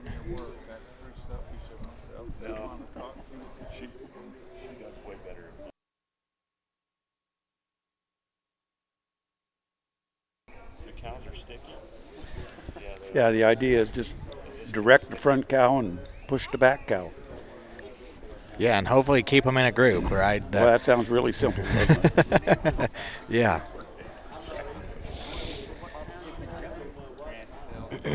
So Ernie's let those cattle go back through the opening, which is okay. They went through it, so they crossed both the point line, the fetch line is the same in this obstacle. Turns them around, brings them out. Now he's through it and he's pointed on that obstacle. Out through 4. These cattle have wanted to go into the panel here in the corner, so if he can get them going that direction, I think they would go there naturally. But yeah, they're beginning. These cattle have been in this arena before this run, sometime this week. They've already had a run or maybe 2 runs sometime this week in this arena, so they know where the exit gate is when So they want to go this way, and the exit gate is down here to the right. So it should be, according to the book, easy to get him in the pen. Yeah. Ernie and Wish get him in there pretty good. He should send Wish around all the way around to the front side of those cattle and get them to turn around and look at the exit. Looks like he's going to leave Wish a little bit at the front. Different tactics here on how you get these cattle to split. We need them one at a time. We need one out, one all the way through, and then two out the side holes. So it's a timing issue on. A little bit of pressure goes a long ways. Oh, and there you go. And you can see Ernie almost got himself run over, so he did not make the sort. He needs to reload, and he can try it again. Keeps his stage 5 points. Right. Keeps his load points, or his pen points. So right now he's at 225 points, and he needs to get another 45 points to get a full score of 270. So he's got him back in the pen. See if we can get him around and see if we can get a little less pressure than the last time.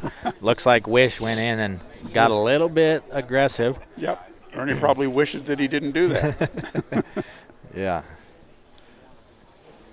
So there's a real talent in this sorting. Whoa. Nice job.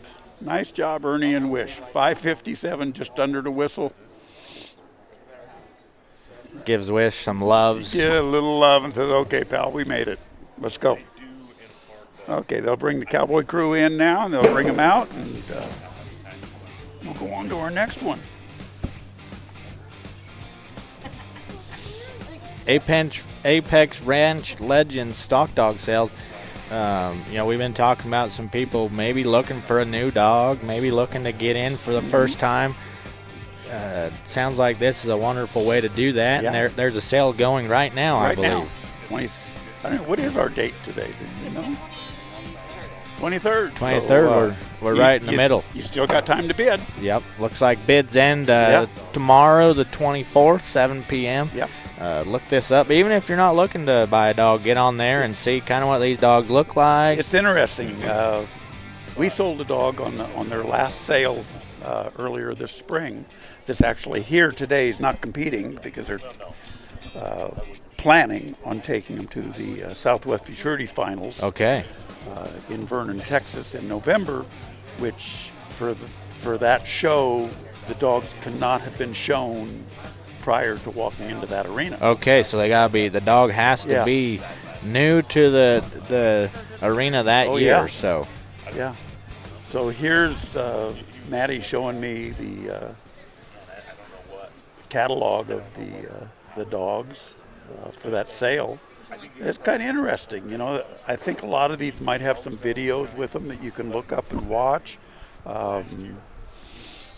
It's interesting just to follow it and see how much dogs are going for and why. And again, you don't have to buy a dog. There might be some good contacts. You might see somebody in there that's got a dog for sale that you've heard of or that you know or that's in your area. Give them a call. Yeah, give them a call. Even if maybe you just even want to go watch them on the ranch one day training their dog. Yeah. People are more than happy to, have visitors and teach. Tell me all about this sport. We've got lots of people that call us at home and say, hey, can we come over and watch? Can we, come over and work our dog or something? Maybe, come on. Maybe give it a try, right? Yeah, Yeah. So here's Tim Jessen from Nebraska. He's got a couple of black cows and a red one. Making pretty good time through the fetch. That's a good fetch. And, Tim's a good handler. He's been doing this a couple of years. And his family's in the cattle business, I believe. They're in, I think, family's in Oklahoma, and he's working in Nebraska, is what he told me this one time, I think. But that's been a couple of years ago since I talked to him, so take it for what it's worth. Maybe I'm right, maybe I'm wrong. These cattle look like, they're naturally going to go that way if you can stop and... Then they just split.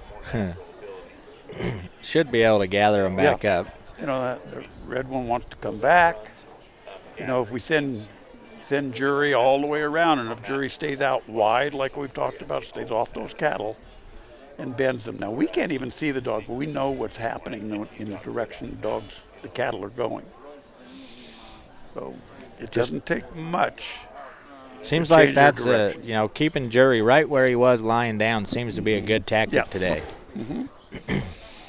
I think you'll find the majority of the times that if the dog stays off the cattle and doesn't continue to just run around, the cattle will stay a lot quieter, they'll stay together more, and they'll go through the obstacles a lot easier. And jury does a wonderful job along, Tim asking him to get the transition a little quicker, but then laying off to let the cattle, start walking again. Let them move,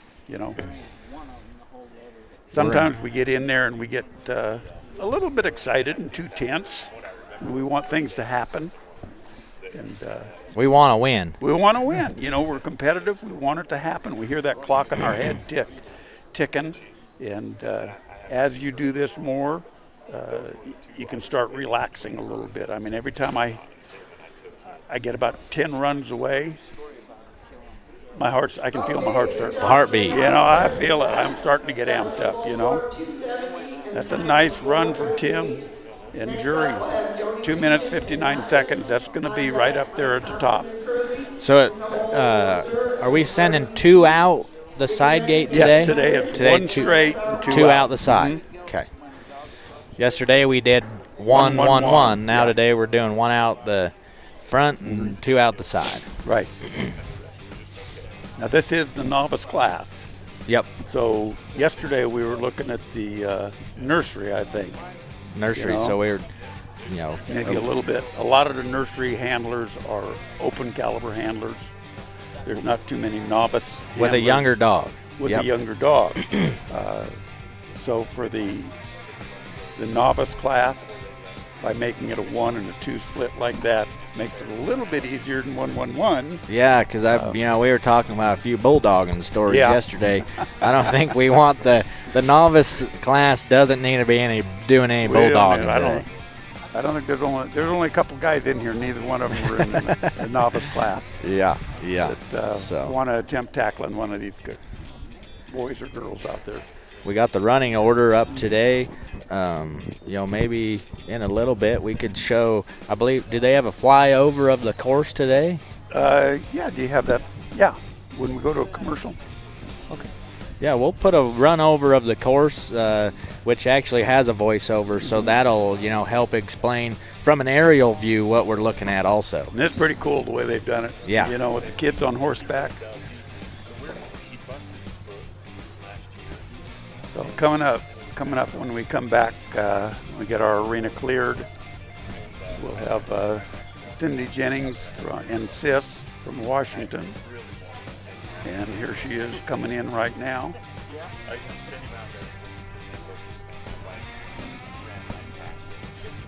Lake Stevens, Washington. She's probably used to this kind of weather we're dealing with. I talked to her. She's camped over there, or parked over there by us. And they don't get a lot of, where they are, they don't get a lot of summer rain. Okay. They're not in the Seattle area. They must be on the western side, eastern side a little bit, and a little drier. Here she comes. Cynthia's pretty new at this, year 2. Told me she was in the Navy for a long time. So here comes our sailor. Yeah. Yeah. That's a fine example of, this sport. You can, serve in the Navy, which we're grateful for, all of our veterans. And, you get out of the Navy, you want to spend some time with good folks and have an awesome hobby. This is right where you could be. And, she's a good example of a person that she does not have a facility at home. She's got a couple of dogs. And she goes and trains with different individuals. She's going been going to some clinics. She says she really likes traveling and spending some time at clinics, learning a lot. So, you know, she's got the opportunity to do that. But again, you know, here's a lady that does not have the ranch situation and has just been getting started in this and doing a darn good job. You know, trying to improve on every run. So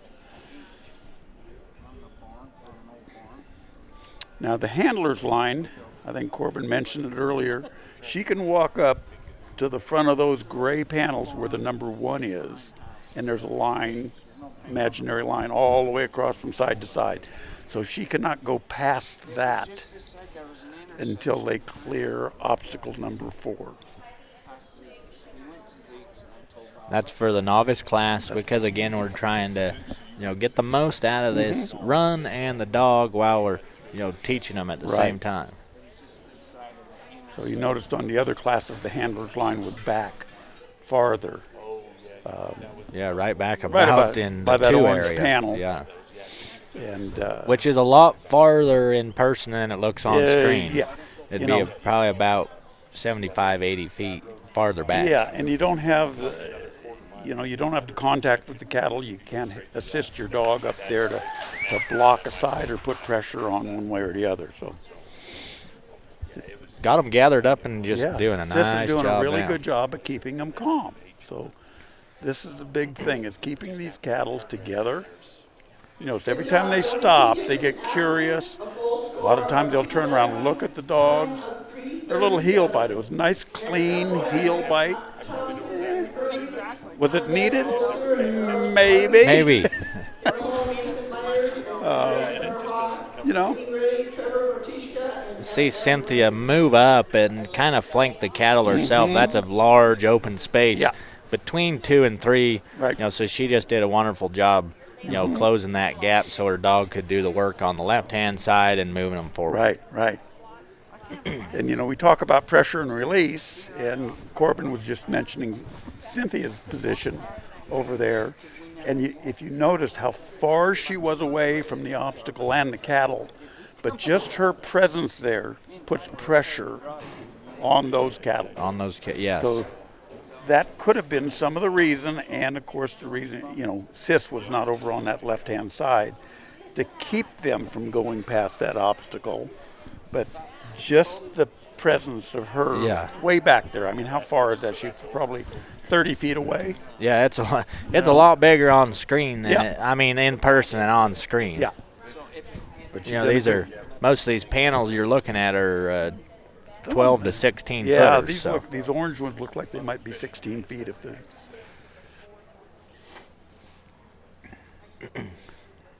So she's got to bring them back out. And there's no penalty for doing what she's doing. They just have to clear. You have to clear that before they go back in. Right. The line between the opening panels, you know, the one on the left, one on the right, she's cleared them. She turns them around. Now she's in, and she will point when the last tail head of the cow comes out. So now she's pointed that obstacle, and she's going to move on to the one up on the far right corner. Kind of angle them right towards that Nutrena True Arena banner before verging them to the right to come into 4. I love how these banners are kind of positioned where the cattle are almost needing to go. We did that on purpose. Yeah. Yeah. It gives you a good, a good reference point as we're looking, right? Because it shows you where we need to go. If you get lost anywhere, at least you can catch that banner and see the cattle go in the right direction. Right. And it puts the camera on the Nutrena sign. Yeah, that's pretty good. We're happy to be here as a sponsor. You can see those banners are in every arena. You know, we've been fortunate enough to be the corporate sponsor. You know, kind of the main sponsor here. So it's been a good time for me and Maddie to come and enjoy this event with people that we haven't met before, but definitely friends now. So. That's what it's all about. I mean, you make new acquaintances. You'll see people down the road. Hopefully we might see you next year or someplace else. And, Yeah, and people online, if you're not here or, you're tuning in and you have a dog trial in your neck of the woods, reach out and see, if we could come represent at your trial. Point. Yeah. We could definitely, at least come in person and spend some time with the folks. The possibility of some sponsorships if it works out for what we can do. So reach out, if you have not only dog trials, right? This crowd probably does a little bit in the rodeo world, maybe, obviously dog trials, horse shows, poultry events, anything like that. We got a lot of horse people here.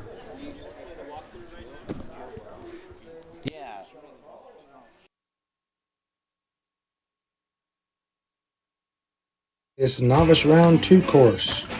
They call for their cattle. They bring them down through the fetch. After they go through the fetch, they go over to number 2. There's a hole in the back of there, so it makes it tricky. The hen has to cover it, and they must exit the right of the obstacle.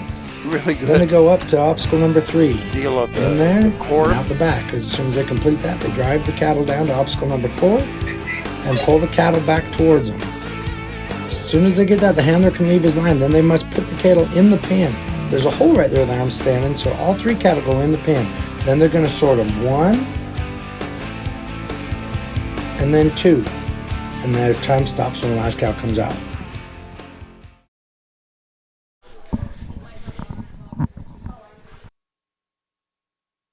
Barbara. Okay, we're back with Barbara Jacobs and G.S. Levi. We had talked several times about the initials or the numbers or names in front of the dog's name. GS is Golden State, stands for Golden State Stock Dogs, which is Brian Jacobs. This happens to be Brian's mom. Oh, incredible! Incredible, yeah. So, do we know if Barbara got Brian into the sport or Brian got Barbara into the sport? Brian got Barbara into it, I'm sure. Brian's a horse lady, or Barbara's a horse lady. And Brian just, I've known Brian since he's been in high school.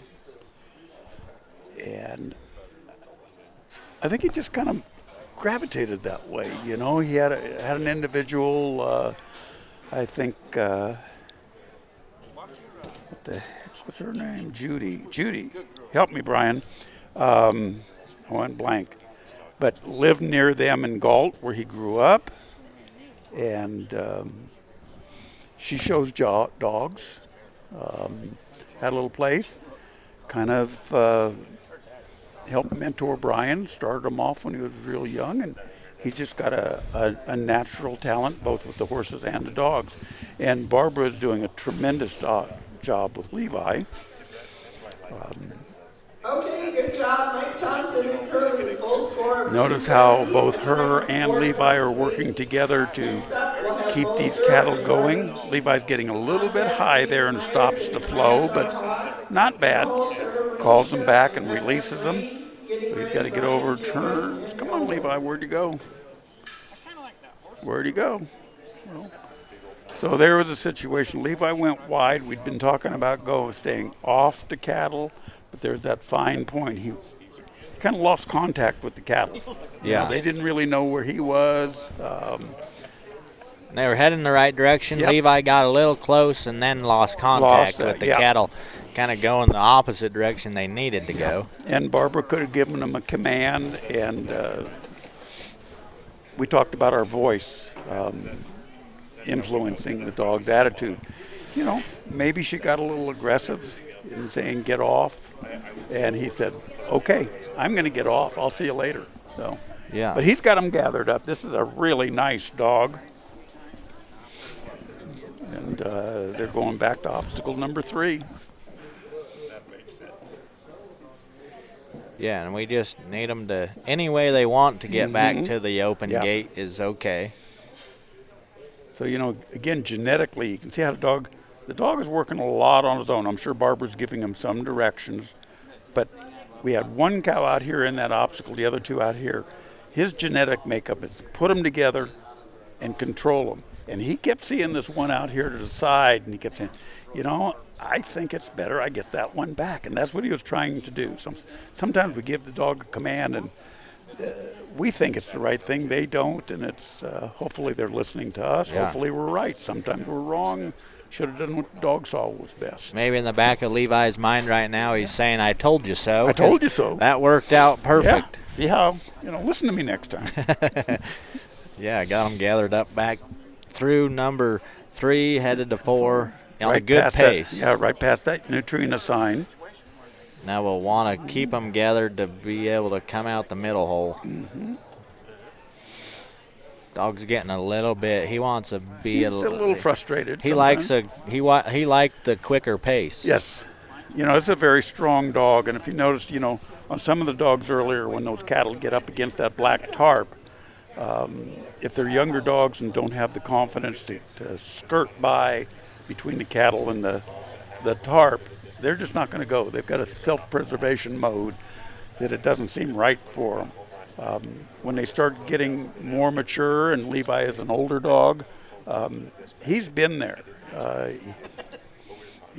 He's got rolled over like he's done before, and he's got the maturity and the strength he's going to come back. That doesn't bother him. That's just part of his job, he knows. Yeah. And, really a great job and a really good job that Barbara has done with this dog and getting him to work for her the way he does. So, dog seems to be getting a little annoyed with that, brown tinted cow, mm-hmm. not really wanting to do what he tells him or stay with the pack or. Like we talked about before, the dogs are athletes, just like we are. They're in good shape. They're in good condition. We do everything we can to keep them that way. And they want to win. They want to win their battle. Absolutely. And, when things aren't going good, they probably get just as tense as we do, and we can see it in there. They do things that they normally wouldn't. They want to get in there and get a little cheap bite just to relieve maybe some of the frustrations. Good sort there. Okay. Barbara, you need to get Levi back. Get Levi back to get those other two out. Genetically, he was told, one's getting away. I need to bring him back. That was not a command that Barbara gave him. She had to call him back. Now, if this loose cow walks in that hole, that's a reset. Then they got to go redo it again. So she needs to get him off of that cow or get that cow out of there. Which in a good position, mm-hmm. if the two in will just come out. Yeah. But he's kind of locked onto that loose one. She's having a hard time getting him over to the other side. Now she's moving. But there goes her time. So good run. It wasn't as good as she wanted it to be. Levi, a little bit of instinct genetically kicked in to keep the three together when realistically we're asking them to keep them separate on that sort. Yeah. And we don't realize how strong those genetics are, whether they're in the horses, whether they're in the dogs, but they really come forth in these working dogs. And she probably knows that, hey, we're going to have to do a little bit of training and make sure this dog knows it's okay when I tell him that loose cow is fine being loose. It's okay. You need to come back to me and release that cow.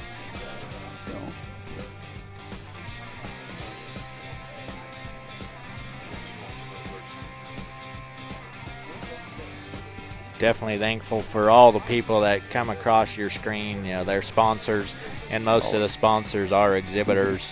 A lot of them are. Here with us. We appreciate them all. James and Verona Butler with High Rollers Ranch, and also into these amazing deer. Yeah. Do a lot of artificial insemination there. Ship semen. Those are just amazing. Okay, we've got Dusty Org and Dixie coming in. Dusty's running a couple dogs, Dixie, and can't remember the other dog's name, but he was won Dog of the Year with one of his dogs for the novice class, and that is the dog that accumulates the most points throughout the point year, which goes, this year it'll go from May 1st through April 30th, going to different trials. And in the novice division, Dusty had the most points with that dog. And then Brent Mattaroli from California had the second most, and so he won the reserve champion. Both those individuals, because of their accomplishments, are now moved up to the intermediate class. Okay, That's so just an automatic deal. So know? you take a higher point, of the year in the novice, and that they're wanting us, they're wanting you to move up, Yep. work with the intermediates now, and If you've shown that you were the best in that class, that accumulated the most points, and that means you have to go as well Yeah. too. But sometimes going doesn't always mean winning. Yeah, yeah. You can go all you want if you can't win. it gets tougher as you move up, like we've talked. Right. So they'll take the champion and the reserve champion of both the intermediate and the novice class and move the novice up to the intermediates up to the open, and then the two, I think it's the top two here in those classes will also move up. Okay. Yeah, and it's an incredible accomplishment, right? And it's a compliment. You Yeah. have to take it as a compliment. If you can come to a competition like this and wind up as one of the top ones, after 3 runs, you've accomplished something. Yeah. You're good. Yeah, that's incredible. Yeah. How many points, do we know how many points it took for, that to happen? Yeah, let me look it up. I think I can tell you. Yeah, we had a little bit of a banquet last night and awarded some 10,000 point dogs, which, that's quite a bit of accumulated points, and, the variation of time that it took for some of those dogs to get to 10,000 points was, some were 6 years, some 4 years. So it definitely takes some time to get to 10,000. Elliot and Allie last night were awarded a 10,000 point award. So that's incredible. That's such a good dog that Elliot has to work with in Allie. Thank you. So last year, it was Dusty Org and Dixie. They wound up on top. He had 4,040 points. Incredible. Brett Mattaroli, who was second, had 3,530. And then Shane Ellenwood had 3,150. And then Barbara Jacobs, who we just watched, was fourth, with Levi at 2,680. And then it goes down from there. So, it's still tight. You go down to, go down to the 10th place person, which was my wife, Kathy. I didn't know this. And that dog, Ash, 2,270 points. Yeah, so still pretty tight. Yeah. In terms of points. The top 10 from 2,270 to, 4,040. So not that many points. 2,000 Not points, that many not points, too much. you know? If we look at that, the Dixie, or, she's 4,000 points on her way to being 10,000 point dog, and your wife there is 2,000 points along the way. So, and they add those points. See, that was just from last year. Last year alone, yep. So then they add those to the points they got from the year before, et cetera, et cetera, et cetera. And that's the way that we qualify for the trials here, the finals, is just you have to have some points at some Mountain States Stock Dog Association show to come. And so that can be 10 points. 10 points, right. Is all you need. So the way they calculate the points is you go to a trial, and let's just say, for instance, there's 11 dogs in the class. Each dog in that class brings 30 points to the table. So 30 points times 11 dogs is 330 points, would be the total of points available to the dogs in that class. First place dog gets 330. Second place dog gets 220. Third place dog gets, what did I say, 330? 130. Yeah, 130. The fourth place dog gets 30 points. 30 points. Yeah. See what happens when you get old? Your mind is, just, it's out there. Yeah. Math gets a little bit lost. Yeah, we aren't all finance or math majors. Yeah, not here, all of so us are finance majors. we got one of them with us, but Yeah. she corrects us when we're wrong on our simple 100-point deduction math. But you notice that she didn't bring a nice warm jacket with her. And she's from Montana. Yeah, the common sense was lacking. Yeah. Where in Montana are you from, Maddie? I live right outside of Columbus, or outside of Billings, in a town called Columbus. Okay, Columbus. Yeah. Okay. Now, little town. I'm not real familiar with a lot of that country. In the state, where is Billings? South Central. South Central. Okay. Yeah. Not up at Bozeman's above that? Bozeman's about 2 hours north. Okay. Yeah. Okay. Right there, I believe, on I-90 to get into Billings. Mm-hmm. I had a friend that had a ranch but I went back several years to help them calve and plant some grain and stuff in Ovando. Okay, yeah, way north of me. Yeah, way north. Up there by Lincoln, where the Unabomber come from. Yeah. I watched that documentary the other day. They got a bar in Ovando where horses will walk in. Yeah, there's a couple actually in Yeah. Montana. Yeah. Wow. Good thing Maddie's a horse girl. I had given her a hard time the other day. She does like riding horses, for anyone wondering. You got your horse's bar broke? I don't have any close enough to me to ride them into the bar. Yeah. We have a shop bar. Maybe that's how it broke. When we'll go to a roping or a sorting or something with the horses and stuff, and I've got to go to the little boys' room, take my horse now. He'll stand outside, and I just hold the reins inside, Yeah. And everybody's always giving me a bad time, and I think, my horses are all bar broke. Yeah. I don't think they know what that really means. I might be able to get them into a bar. I'm not really sure. Probably. Too bad there's not one here in Afton. We could, try and go to the I bar with the horses. Yeah, I think we could get Maddie mounted up there and. Good thing I'm leaving today. Oh, you're starting to weaken on us. Yeah, Carter, Harris, and Leah, Shed, Oregon. Mm-hmm. Where's Shed at? I don't know where Shed's at. I've never heard of it.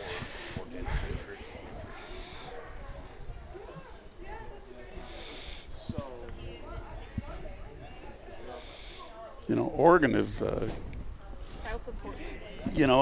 It's a diverse state as well. You got two different climate. You get over on the coast in Portland, you might not ever see the sun all summer long, but you get over on the eastern side and you're high desert. Yeah. Kind of cool area. One needs more water and one needs less water. Yeah.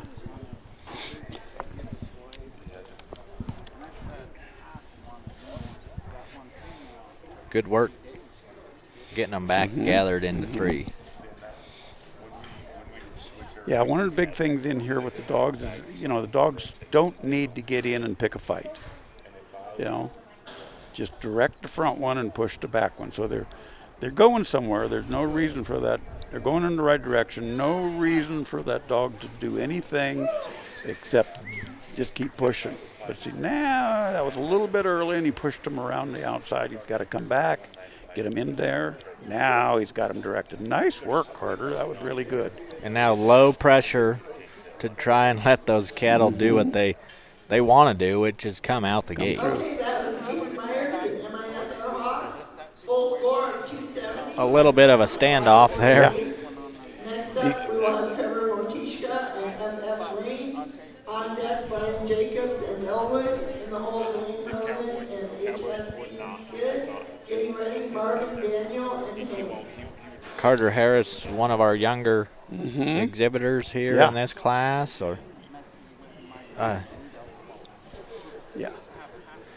And then we'll do a junior handler class I think tomorrow. that's tomorrow. Yeah. That's fun. Steve really makes a big deal about that. You know, I mean, we got little kids that can barely stand up by themselves out here, you know, with their mom and dad. Yeah, and I looked at the book, you know, the agenda for the week, and I believe there is a good handful of them. It takes up 2 pages, maybe 25 or 30. Yeah, they've really promoted that, you know, here. Most of them are kids or grandkids of the handlers. There might be a couple of them that aren't, you know. It might be just neighbor kids that you're toting around, you know. You know, Carter had a good run. He just couldn't quite get him into the pin. He timed out at 6 minutes.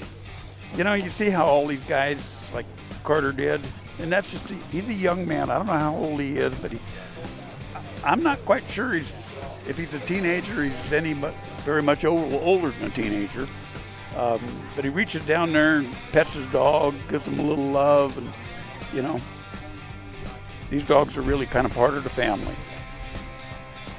Next up is a good friend of mine, Dave Hammond, and his dog Tink. Dave's showing 2 dogs today, Tink and Scamp. And then we'll have Kylie Emery and Dolly. Becky, and she told me how to pronounce her name last night, but right now she's just Becky. And Becky, if you're listening, until you change your name to Briggs, I'm not pronouncing it. David told me. Dom in... The I in the middle gets me. Goni. Dominigoni? When he said that might be pretty close. So, Becky, if you're listening, or David, let me know if we were even close. Now, the designation in front of the Bailey Blue. Dog's name's Bailey Blue, and the little sign, that's a greater than. You. So it's greater than you. So the people that dog came from are, you know, active in the church, in the Christian church, and all their dogs have that designation Incredible. coming out of our breeding program. Okay, here comes Dave and Tink. Dave's from Shingle Springs, California. It's up by Placerville, up Highway 50 in California, going up the mountain towards Lake Tahoe. Real pretty area. Just getting out of the valley. You know, he's up there probably around 1,000 feet area. Dog probably hasn't worked very many cattle this winter, the snow they got in that area. Yeah. So this is Becky's husband. Becky's husband, David, just texted me, so let me see what he has to say. Oh, he said we got it right. Which one of us? Well, only you really I was following you. I think you were closer. We got the green light on Becky's last name, so. But I can't say it again unless I'm looking at it. Yeah, we'll hold off for a few rounds. She comes up in 3 rounds here, so Dave did a great job gathering the cattle and putting them through one.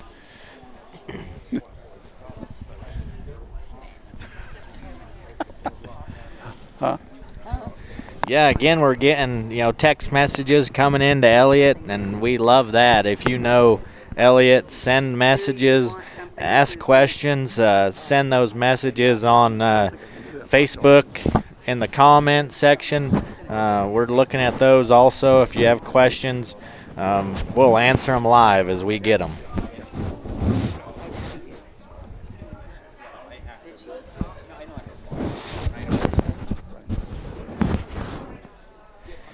Dave doing a wonderful job out of 2, headed to 3.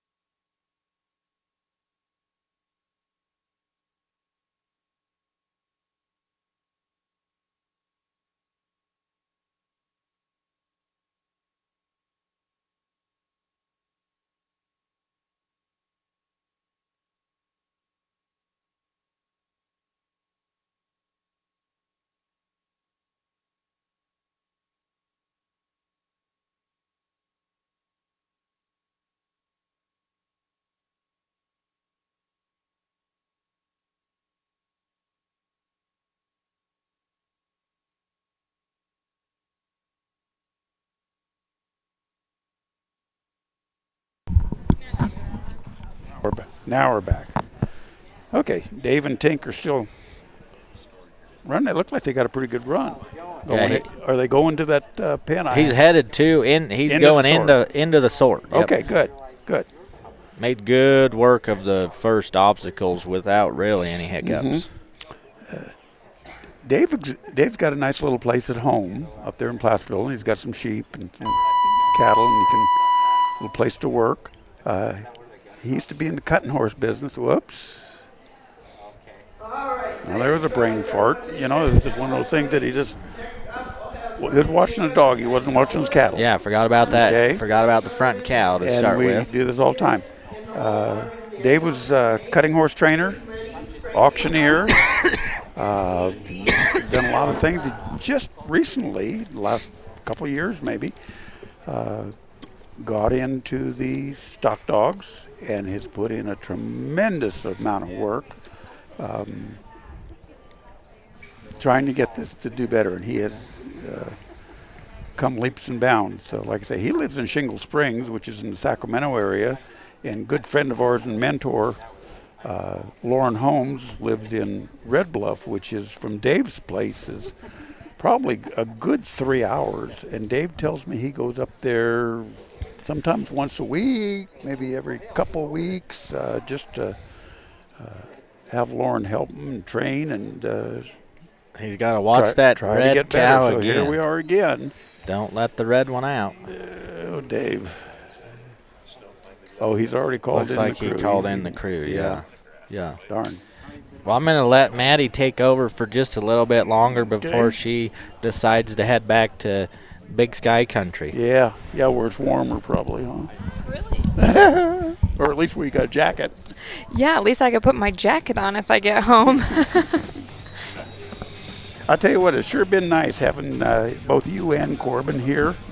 Yeah, we're happy to be here. You know, it's nice not only to have your nutritional expertise in talking about Nutrina and the products they have and how we can better take care of our dogs and our other animals, but also your cattle knowledge and about what's going on. It's really interesting, you know, to get different perspectives and see people that come from a little bit different walks of life. And of course, you grew up near my old alma mater. Yeah. I mean, is that where you were born, down in the San Luis area? So actually, I was born in like the Lake Tahoe area initially, and then we So moved. you are a California girl. Yeah, yep, Okay. I am. And then we moved to the Central Coast area, like San Luis Obispo area, and then moved to Montana for college, and then I just never left. Okay. Now, Yes. do you still have family in California, parents and things? Not really, actually. Most of my family has kind of migrated out of California in the last. That's smart. Yeah, really though. I mean, with all of the. We won't get into it. No, but no. Yes. There was a couple really bad fires a couple years ago in that area, and our ranch had a bad fire, and it just was hard to come back from. So we pretty migrated out of that area. My parents now live in Montana, and then the rest of my family lives in Arizona actually now. Oh, really? Well, that's Yeah. nice. Yeah, we get to go to Wickenburg in the winter a little bit. A little roping. Yeah, enjoy the warmer weather. Yeah. So I won't complain. So where in the San Luis area was your ranch?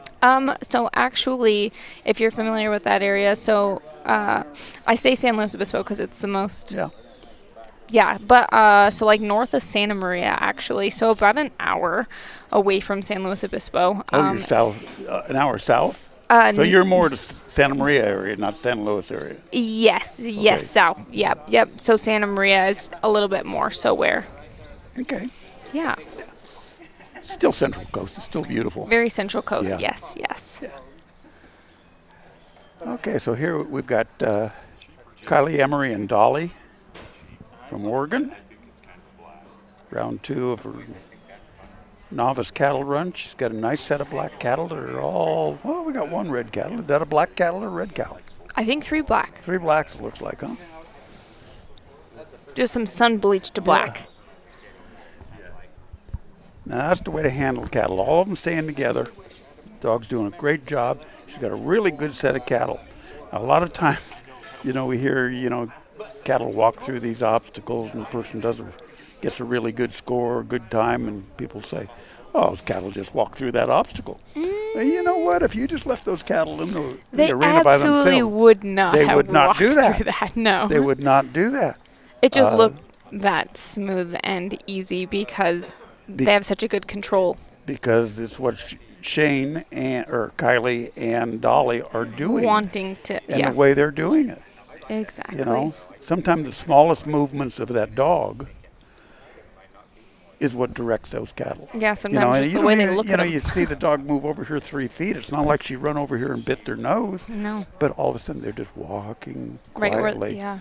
You can see Kylie way over on the outside. Those cattle want to drift through the middle. Her just help keeping them. Yeah.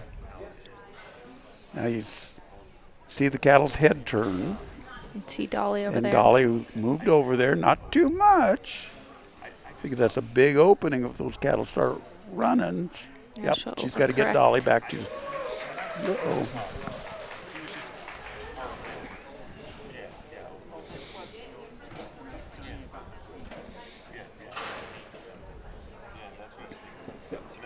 Good work. Nice and Dolly's smooth, nice and quiet. Yeah, she's very patient on Kylie's command.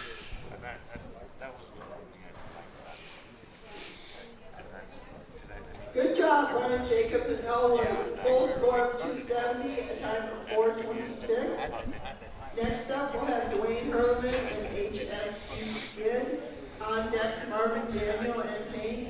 In the hole, Frankie. You know, when the dog and the handler are working together like this, so quietly, this is really pretty boring. It's not boring. You know, I mean, from our standpoint, you know, we understand what's happening. Yeah. And I really admire the stockmanship, both of the handler and the working ability to get a dog to make it happen so well.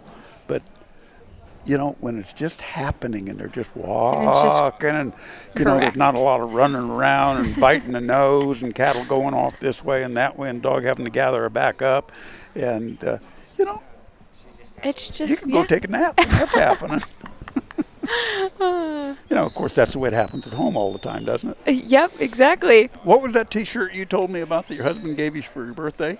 Our anniversary. Oh, your anniversary, yes. Yeah, it said, "I'm sorry for what I said when we were working cattle." Or it says, yep, I wear it often. Pretty much every time he asks me to come help him work heifers or something, I put my sweatshirt on just to remind him we're going to be nice today, right? Well, it is a proven fact that most ranch divorces are caused while working cattle. I'm sure I probably have said, I think we're getting divorced right in the middle of it a few times. I know Kathy and I have been very close many times. That's when I'm glad we have a dog sometimes, for sure. Yeah, me too. So when I say something and she quits me, I can go get the dog. Mm-hmm, exactly. And then we both cool down. Oh, Kylie's got the cattle pinned up, and she's got to get one straight out. She's trying to get Dolly to go around to the away side a little bit to get their heads turned. The cattle are naturally curious, so they always want to go back and look at the dog. You'll see that happening. So when you do that sort, it's pretty important that when you step in there, you're quiet.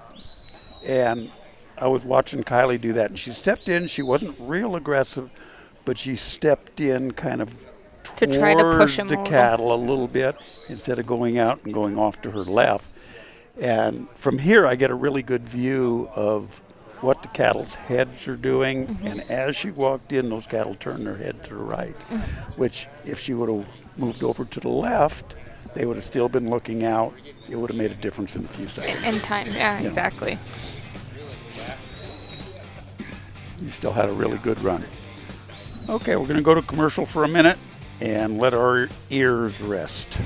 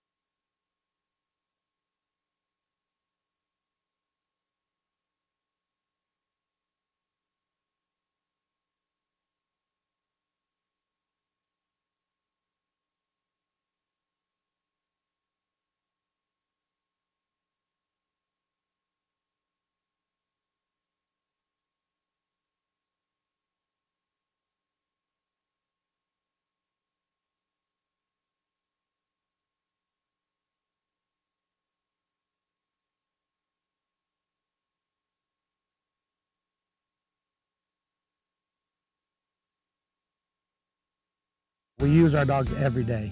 You know, on the ranch, we run a lot of cattle here that would take 7 or 8 full-time cowboys, and we have no full-time cowboys. It's just me and my family and one hired guy. These dogs come out and handle these cattle and pen these cattle. We move 500-600 in a group at a time with 1 or 2 dogs quietly. We breed and strive to breed working cattle and sheep dogs that are versatile enough and that have enough trainability and are biddable enough that you can work both stock with them. I think that we really focus on the health of our dogs. We health test all of our dogs. We really try to push to create the best dog with the best genetic background that we can, both health and pedigree wise. If you want to get a hold of us, go to milliron-sranch.com. You can get a hold of us. We'll always get back to you. If you have any questions about anything, it's not even about purchasing a dog, about a dog that you own that you need help with, please feel free to get a hold of us. Go to the website, milliron-sranch.com.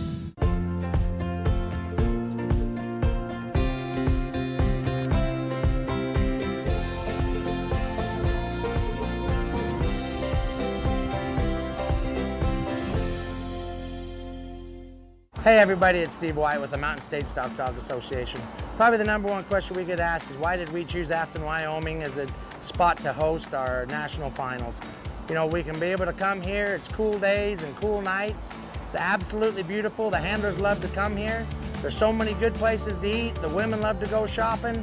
They love everything about it. They can come walk up and down Main Street right from the fairgrounds. They don't have to get in their car. The recreation around here is great. They can go fishing, they get four-wheelers, they go riding up in the hills. Really what it comes down to, everybody, is we put on a great national finals here because this is a destination that everybody wants to come to. They save all their year worth of vacation just to be able to come here and spend 10 days worth of their life in Afton, Wyoming. We absolutely love it here and we look forward to coming back here every single year.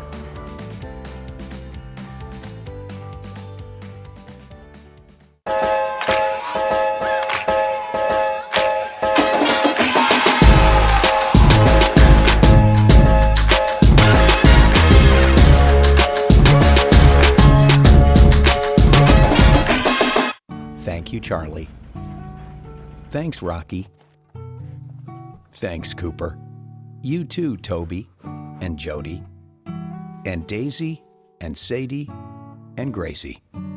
Your loyalty means everything to us, which is why we perfected the recipes behind our food and included special support for mobility and immunity.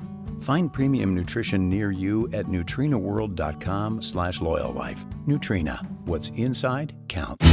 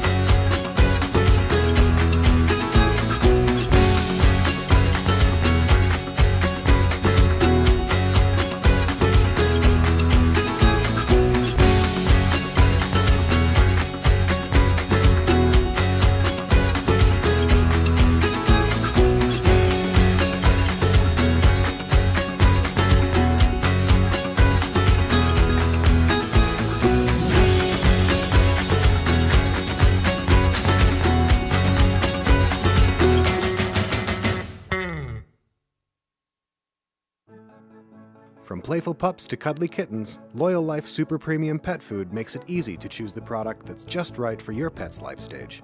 Every pet has their own special nutritional needs, and we've got the super premium option your family's best friend deserves. Making sure your pets get the nutrition they need to live long, happy lives? That's what we do best.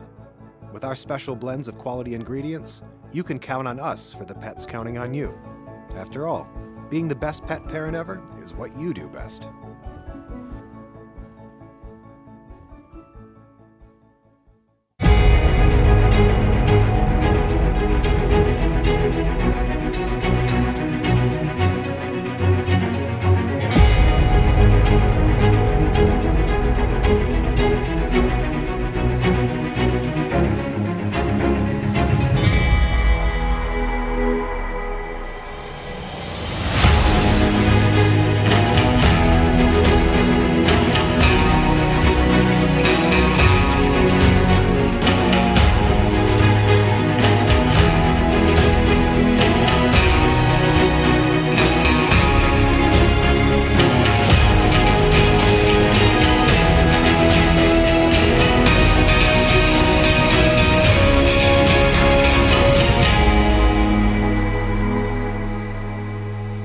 We use our dogs every day. You know, on the ranch, we run a lot of cattle here that would take 7 or 8 full-time cowboys, and we have no full-time cowboys. It's just me and my family and one hired guy. These dogs come out and handle these cattle and pen these cattle. We move 500-600 in a group at a time with 1 or 2 dogs quietly. We breed and strive to breed working cattle and sheep dogs that are versatile enough and that have enough trainability and are biddable enough that you can work most stock with them. I think that we really focus on the health of our dogs. We health test all of our dogs. We really try to push to create the best dog with the best genetic background that we can, both health and pedigree wise. If you want to get a hold of us, go to milliron-sranch.com. You can get a hold of us. We'll always get back to you. If you have any questions about anything, it's not even about purchasing a dog, about a dog that you own that you need help with, please feel free to get a hold of us. Go to the website, milliron-sranch.com.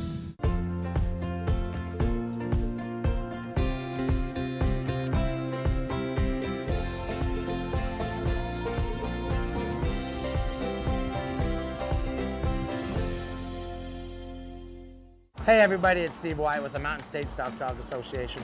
Probably the number one question we get asked is why did we choose Afton, Wyoming as a spot to host our national finals? You know, we can be able to come here, it's cool days and cool nights. It's absolutely beautiful. The handlers love to come here. There's so many good places to eat. The women love to go shopping. They love everything about it. They can come walk up and down Main Street right from the fairgrounds. They don't have to get in their car. The recreation around here is great. They can go fishing, they get four-wheelers, they go riding up in the hills. Really what it comes down to, everybody, is we put on a great national finals here because this is a destination that everybody wants to come to. They save all their year worth of vacation just to be able to come here and spend 10 days worth of their life in Afton, Wyoming. We absolutely love it here and we look forward to coming back here every single year.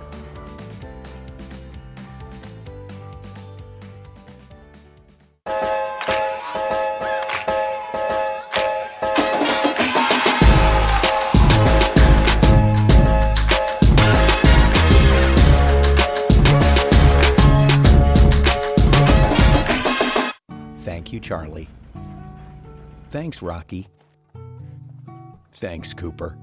You too, Toby and Jody and Daisy and Sadie and Gracie.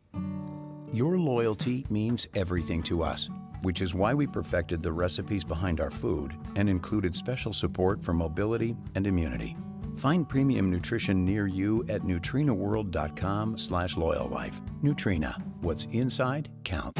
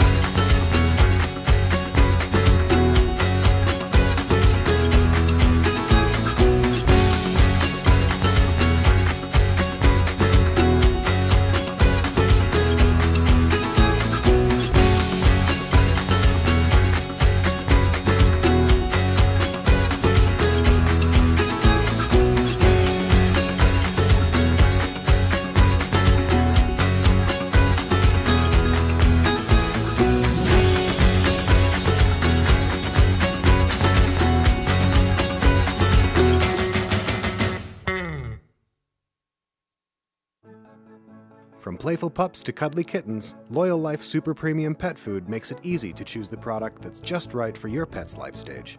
Every pet has their own special nutritional needs, and we've got the super premium option your family's best friend deserves. Making sure your pets get the nutrition they need to live long, happy lives? That's what we do best. With our special blends of quality ingredients, you can count on us for the pets counting on you. After all, being the best pet parent ever is what you do best.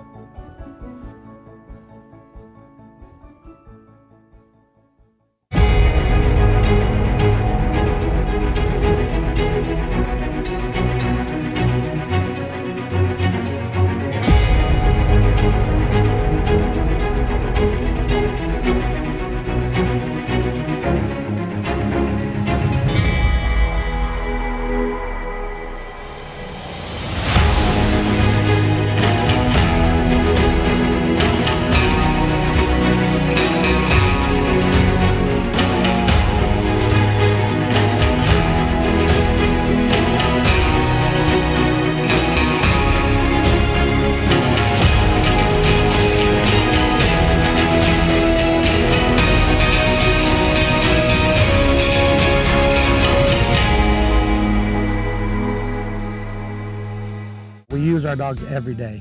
You know, on the ranch, we run a lot of cattle here that would take 7 or 8 full-time cowboys, and we have no full-time cowboys. It's just me and my family and one hired guy. These dogs come out and handle these cattle and pen these cattle. We move 500-600 in a group at a time with 1 or 2 dogs quietly. We breed and strive to breed working cattle and sheep dogs that are versatile enough and that have enough trainability and are biddable enough that you can work most stock with them. I think that we really focus on the health of our dogs. We health test all of our dogs. We really try to push to create the best dog with the best genetic background that we can, both health and pedigree wise. If you want to get a hold of us, go to milliron-sranch.com. You can get a hold of us. We'll always get back to you. If you have any questions about anything, it's not even about purchasing a dog, about a dog that you own that you need help with, please feel free to get a hold of us. Go to the website, milliron-sranch.com.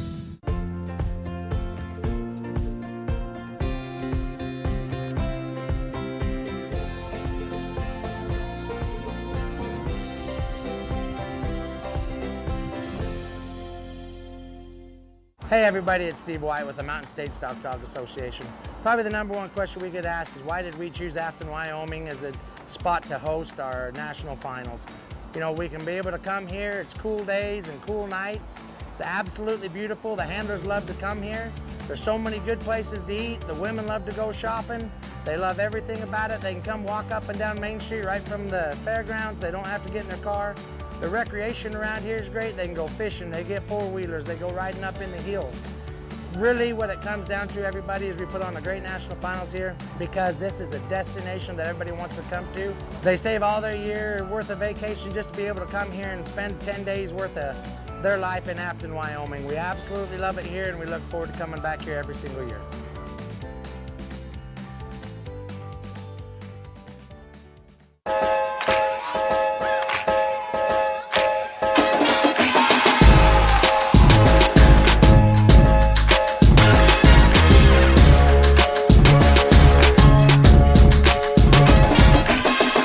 Thank you, Charlie.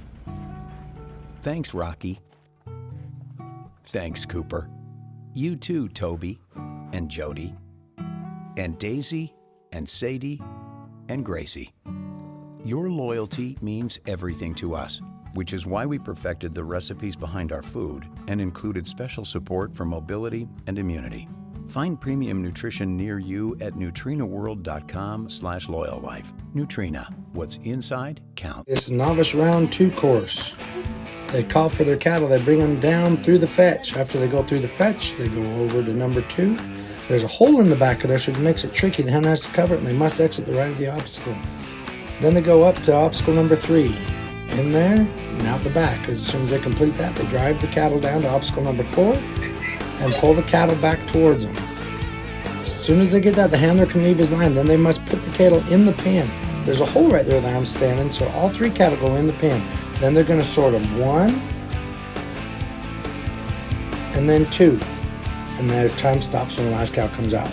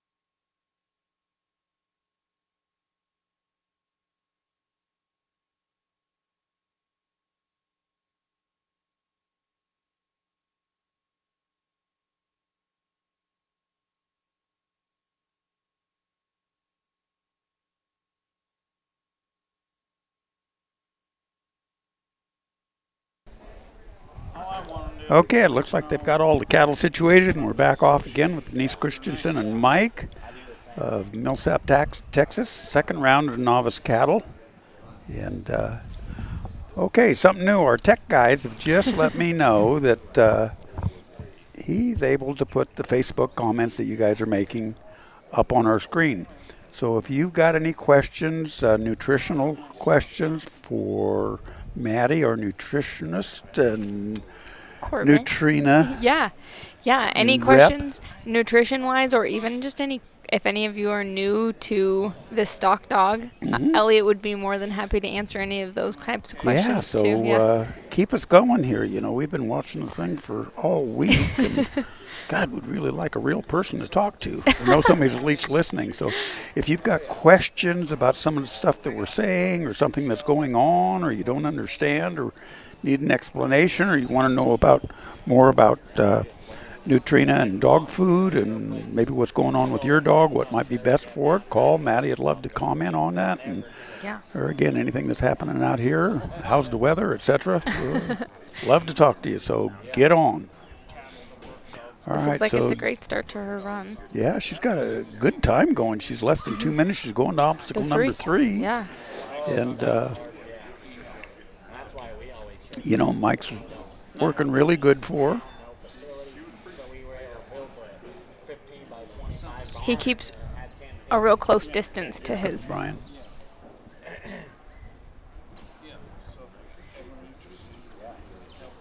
We'll be back soon. We'll be right back.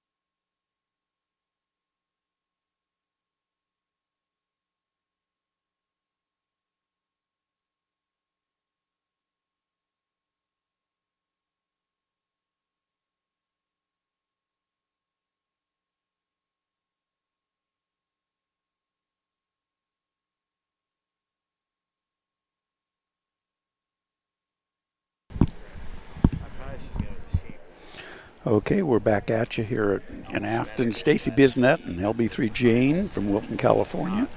Second round of the novice cattle class. Still hasn't cleared up out here. We're under overcast skies, but it hasn't rained any. And a little slight breeze. It's cool. The mountains are green and pretty. You ever seen a prettier place? I mean, you're from Montana, so there's a lot of pretty places in Montana. There's a lot of pretty places, but this truly is a beautiful view. I didn't know what to expect when I got here. Some parts of Wyoming are flat and not nearly as pretty, and it is beautiful here. Nice. So let's see how Stacy and Jane are working together. Stacy's got a couple dogs that she's showing. Jane's doing a good job of listening, staying off of the cattle as much as she has to, but putting enough pressure on to create the movement that she needs. So that's all we need to do is direct the front cow and push the back cow, and things are wonderful. So once again, if any of you out there have questions for Maddie regarding your dogs and nutrition, questions about buying Nutrina feed in different locations, different brands, different lines that Nutrina has, put it on that Facebook comment section, and now the guys have it set where it's going to come up on our screen and we'll be able to comment to you. Or if there's something that's going on in the arena that you're seeing, let us know. We'll try to explain it to you. If you aren't in this sport and want information of how to get involved, let us know. Love to pass that information on to you and help you out if we can. So let's continue to watch Stacy and Jane.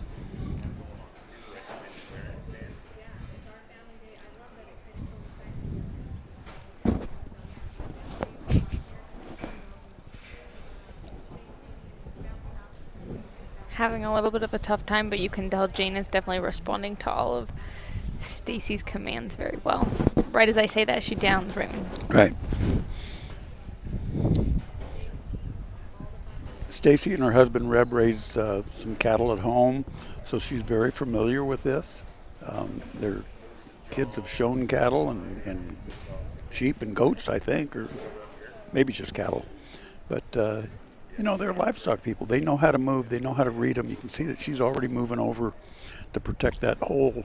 She's letting Jane do the directing. Yeah, we missed her, and that cow's coming around.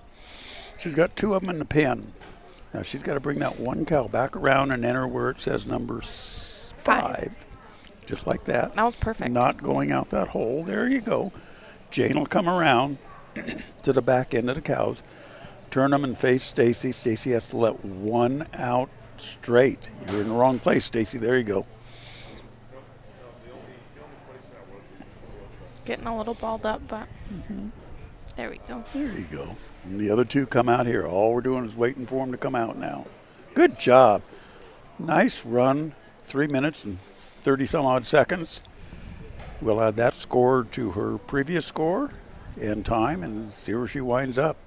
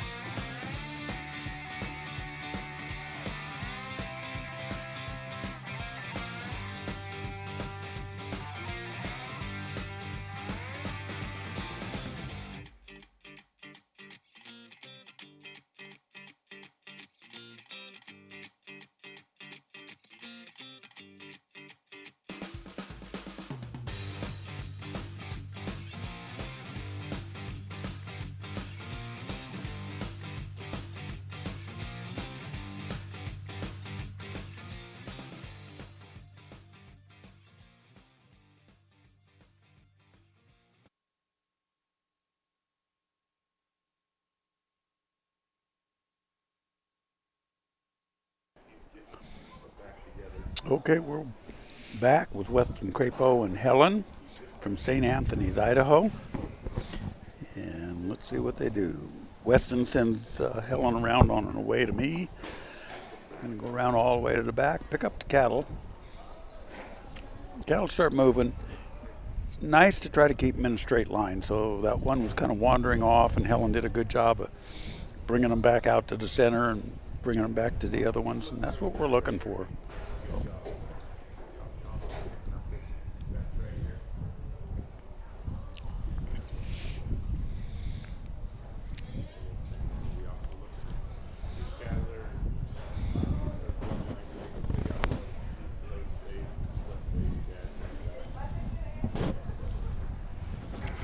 We've got a little bit of wind starting to pick up. That little breeze.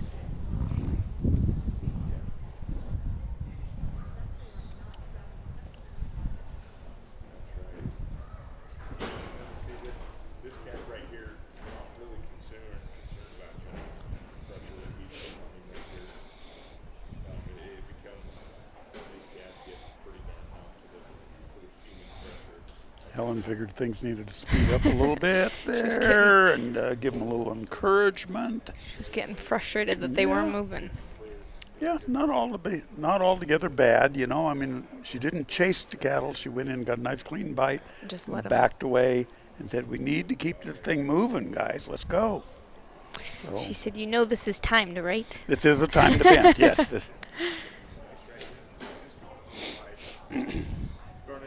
This thing for a handler standing out there, you've got a lot of. John's going to want to step up, and she's going to have him right opening it. Now he's going to have to reload this obstacle again.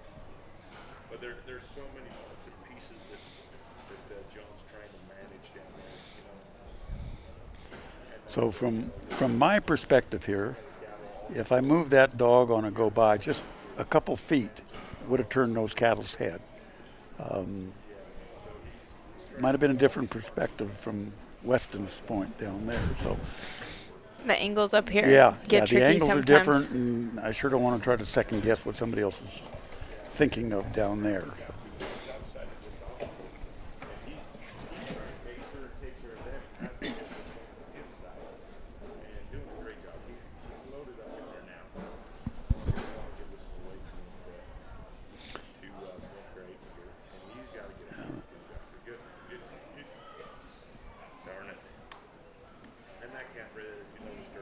Okay, that's a nice move. Cattle are through.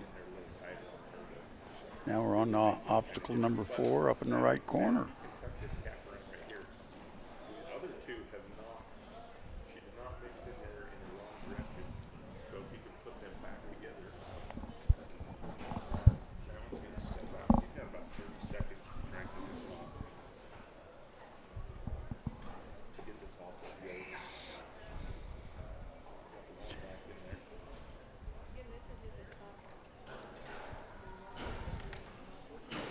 Helen's going to go around and put a little pressure on that left side of the cattle and push them right through just the way she should. Now we want to just try to keep them moving to the far end of the arena and right into the sort pen. Cattle are headed there.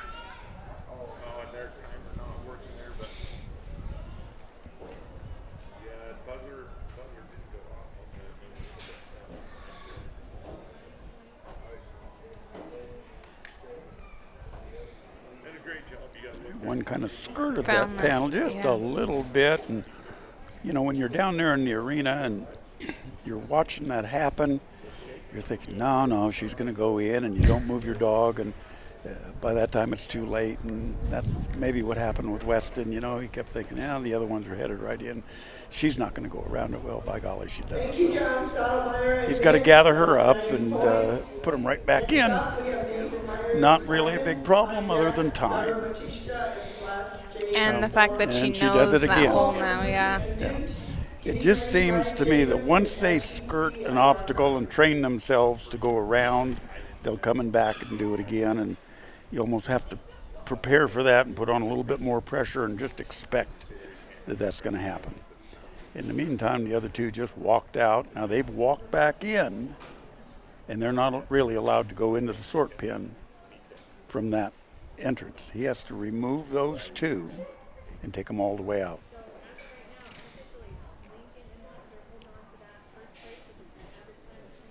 If you can get them paired back up right here, it actually should work out Now we're perfectly. good, yeah.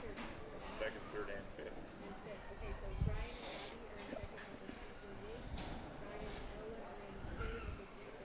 Of course, that one Brocco It's being face difficult. is just now she's got herself kind of stuck in the corner there. Got to come out and pairs up with the other ones, and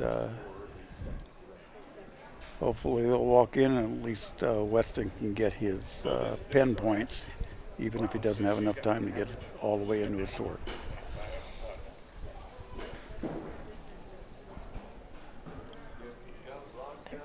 There he is. So he's got about 10 seconds to go to get this done, and it's not totally impossible to be able to get a full score here, but he's got to work at it. He's got 5 seconds to move them both out, and he's going to be a hair short, it looks like. Yeah, it's too bad, but it was a nice run for Weston and Helen. Yeah, so it's From St. Anthony's, like a 331. Idaho.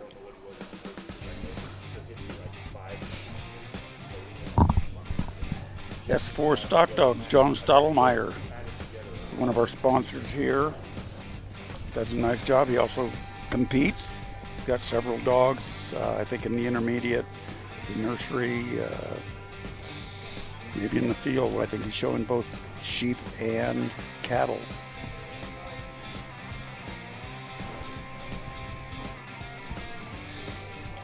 Take a look at some of our other sponsors. If you're here in Afton with us, you guys need to go down to the Red Baron Drive-In and have a burger and an ice cream cone.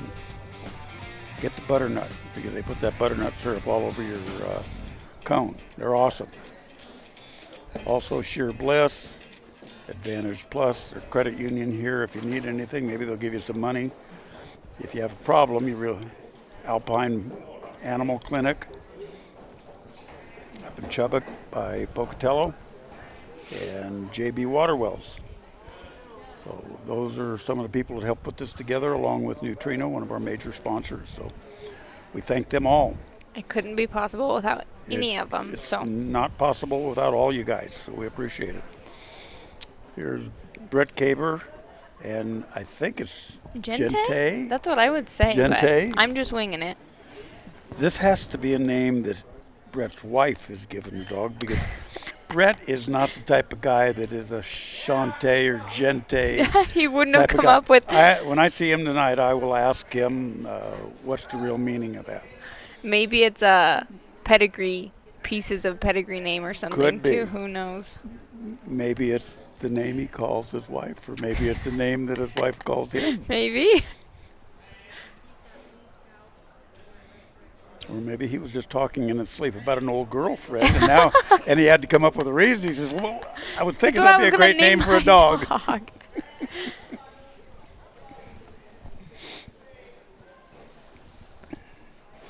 Okay, he's got a good run going, good group of cattle, trying to control them. Yeah, already through one. Does a good job stuffing that one back in there. He's just got to guard that hole. Without pressure. They're looking. Yeah. They're looking for a way out, and he did a good job of just putting enough pressure on them without turning them back over the dog, and keep them moving forward. This is a nice little set of cattle, pretty well matched, size-wise, and seeming to want to play the game. Yep, you better get back on the other side. There you go, quick. That was quick. Now come back. You couldn't ask. Now they're in. That was perfect. Perfect timing, yeah. Mm-hmm. And you notice where he stopped the dog. He didn't overflank that dog when he brought him back on the away side. Yeah, and now he's... The cattle's head didn't turn. They were still looking straight in. As soon as he released that pressure, the cattle moved right in. Pushing them this far this way sets them up good for this next number 4. Also makes them want to just come right in at the right angle, yeah. Kind of trot down the fence line. Right past, look at that green Neutrino sign out there. Yeah. Send them on a come by. Turns them. They keep walking. He has really good timing with this dog and his That's commands. picture perfect. Yeah. Never stopped him, didn't overflank to stop him. Dog was back far enough when he stopped that released the pressure on the cattle, and they kept moving forward. Yeah. That's where you have good times. Is every time you stop the cattle or turn their heads in the wrong direction, it costs you time. And that was perfect how we sent the dog up past so they didn't skirt through like they did. As long as Now this is a very good run. It's a good picturesque run. You notice the cattle through this whole run pretty much have never really stopped. No. They've kept moving, and that's because of Brett's timing and his positioning with his dog, his positioning as well. He's got one that's got to come out straight right there. What a nice move. He's got to get the dog. See, the dog wanted to go after that loose one because genetically he said, I got to go get it. I got to go get it. Nice run, 3 minutes, 28 seconds. That's a good run. Yeah, that was awesome.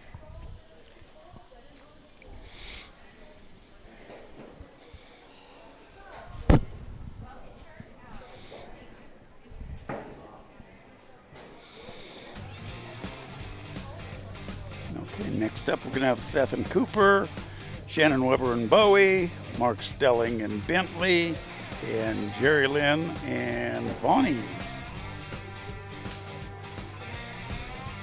We're getting on to probably the back half of our cattle. I think there were 50 some odd runs today.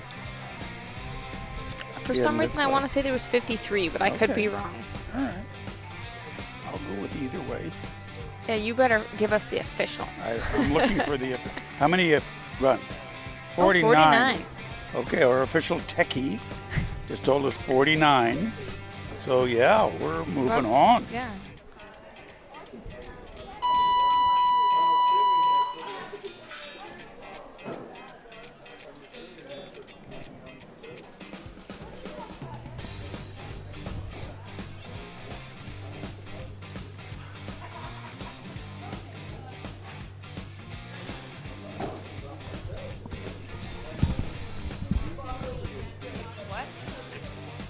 Oh, that's it? Oh, there's 21. Good job, Nathan Myers and Simon. Points 225, time was 6 minutes. Next up is going to be Trevor. Here's Seth and Cooper. Jay Storm. On deck, Kevin Lippy and New. Out of Afton, Wyoming, in their hometown. Oh boy. Ivanka.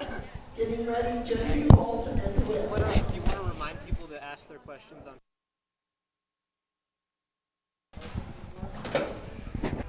And if you guys are on Facebook, be sure to respond in the comments of the live. If you have any questions at all, we're here. We're also here if you're here in person with our booth, our Nutrina booth. You can come get entered. We're actually giving away a year of free dog food, which is 12 bags, so a bag per month. So come get entered. Just fill out the sheet and put it in the little black box, and we will draw a winner tomorrow. The only people who have gotten entered are people here, so your odds are pretty high. Again, if you're on Facebook, make sure you respond or put some comments in the chat.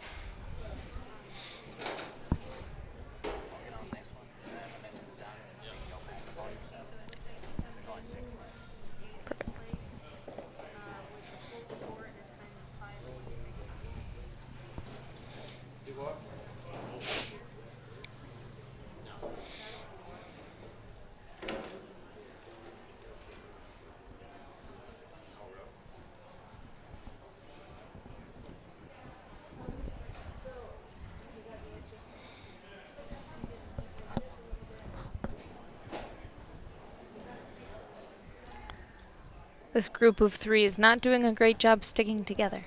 Absolutely. They're just kind of wandering around, and both Seth, with a little bit of pressure he's putting on from the back, and Cooper just kind of need to control these animals a little bit more. That red one decided he's going to take off on his own, and let's see if he can get them put together now. He's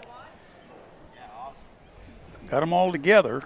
But that red one keeps milling around, looking for a way out. That's going to be your leader. That's going to be your problem one. So control that leader. It is a terrible leader. Not a good leader, is it? No. Not cooperating today. Sometimes it's luck of the draw, and this one wasn't too lucky. So Seth, over on the side he can put a little bit of pressure on there too. I'll push him. Maybe he needs to be a little more proactive on that side. Cooper's doing a good job trying to keep him confined. There they go. There goes that one. There we go. Seth made a nice move, but he's still got other cattle to worry about. I think Cooper's got him corralled now. As long as that red one doesn't get a wild hair and decide to turn around and go out. So, no. Perfect. Good work. You know, a lot of times it doesn't go as planned. So you just have to sit and spend time at an obstacle. And, you know, as long as your dog's working good, I think all these guys and ladies can leave with positive. Yeah, with their heads up high that, you know, they've done a good job. I mean, just being here is incredible. Mm-hmm. Just, you know, you want to see the dogs work good more than anything else. And it's great if you draw a set of cattle that match up with your dog. But sometimes you do and sometimes you don't. So you just have to make the best out of it. But the people that know these dogs appreciate how they work, whether they're actually getting the cattle through the obstacle or not. That's the important thing, is about winning and losing, but that's not the important thing about how your dog works. Exactly. Right? Not the bigger picture. Yeah. And you can tell Cooper's definitely taking all of Seth's commands very well. Mm-hmm. Okay. And that was a good move. He sent Seth on a go-by, which would have been our normal response in the direction they were going, but he was a little late, and the cattle went through the center and started to roll out to the right. If he would have sent them that way, they would have wound up in a chase mode. Mm-hmm. They would have come out this right side. He would have had to regroup. So in the middle of that run, he changed and sent the dog away. The dog responded and did a really nice job of coming back and controlling the cattle.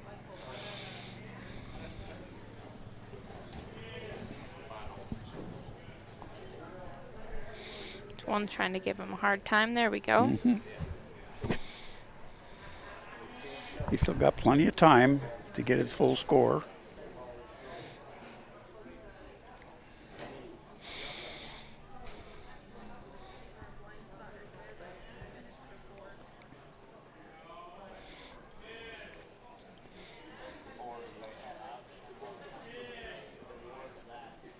There he goes. He made the cut.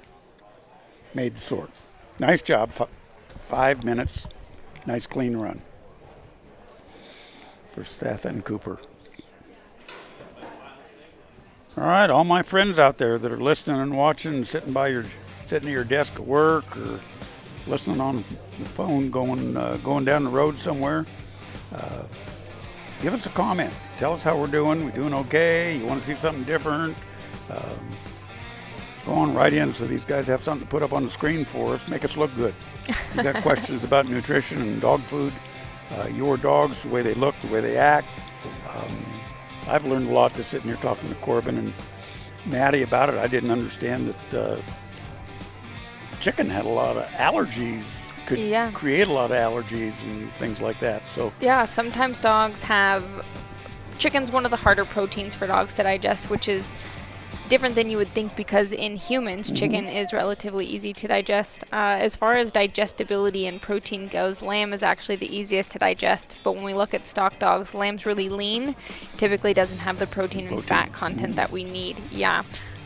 We also have a beef and barley option. It's very palatable. Dogs tend to do really well on it. I have not had any complaints so far as any sort of digestibility issues. So just something that I've learned, has been really interesting to talk to you guys. Yeah. You know, the allergies. And I was mentioning to Corbin that we've got one dog at home that, you know, scratches a lot. Oh, interesting. Yeah. Not losing hair. No, just itchy. Just itching, you know. And, you know, no patchiness. She's got a good coat. She's healthy. She's active. Everything's normal. But she itches. Mm-hmm. And when I was talking to Corbin, and he was talking about the allergies from the chicken. Yeah. We talked about it, and I think when we go home, we might change over to your salmon. The sensitive skin and skin and coat one. It's the salmon and oatmeal. Yeah. Yeah. Yeah. Yeah, you have to let us know. What's the protein fat of that? That one is, let's see. I have it right here. So it's a 25-14. So that one's going to be a little bit lower only because oatmeal is a lower protein fat type grain, but still going to be high enough that your dog, as long as it's not a hard keeper, should do just fine on. And she's the one that has more energy than we need. Then that should be perfect. Okay, here's Shannon Weber from Bozeman, Montana. Out of my neck of the woods. There you go. With her dog Bowie.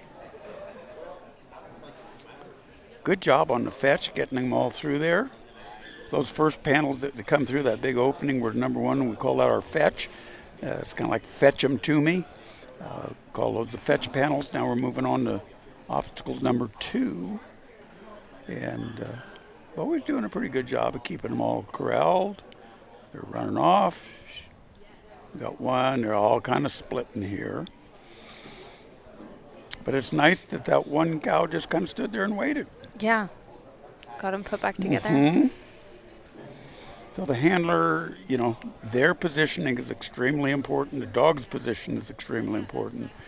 So the handler's got not only to keep an eye on her dog, but keep an eye on the cattle, know where they're headed, understand what's happening here now. They're all together. Dog hasn't really done anything wrong. Maybe Shannon might have given her a wrong command or something, or waited too long. But they were totally going in the wrong direction.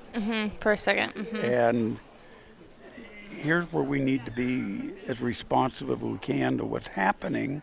Like right here, just catch them on that, yeah. Bowie way overflanked on there. They were going pretty much right in. He got up in their eye, and they just went off to their left or right and scooted that panel. And now he's got them split up, and he's got to figure out how to get them both back down here by the opening they need to go to.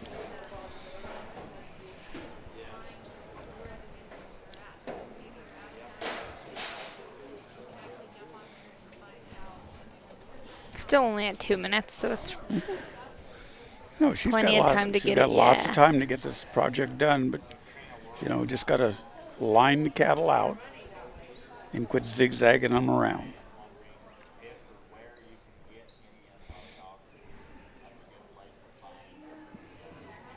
That overflank right there. She gets up in front of them, yeah. And you see where turn them completely around.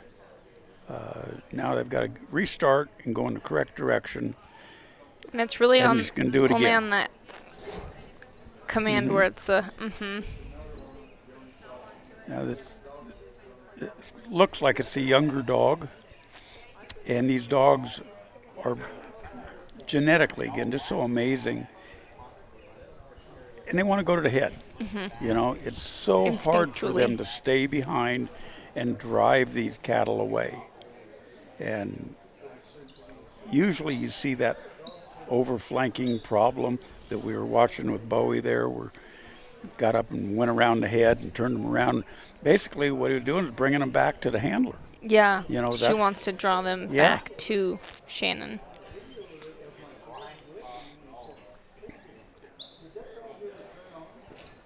Shannon's telling him to do one thing, and those strong genetics are telling him to do something else. The dog gets confused. And that's where, when these dogs get 3 years old and a little bit older, that's when they start clicking into being adults. And, their training starts to really come into play. They're starting to understand a lot more, all the training that we put into them for the previous couple years. Maturing and trusting their handler enough to know the command that they're making is what actually needs to happen. Their genetics are still so strong, but the training and the behavior that we've tried to put into the dogs overtakes that most of the times and gives us what we want.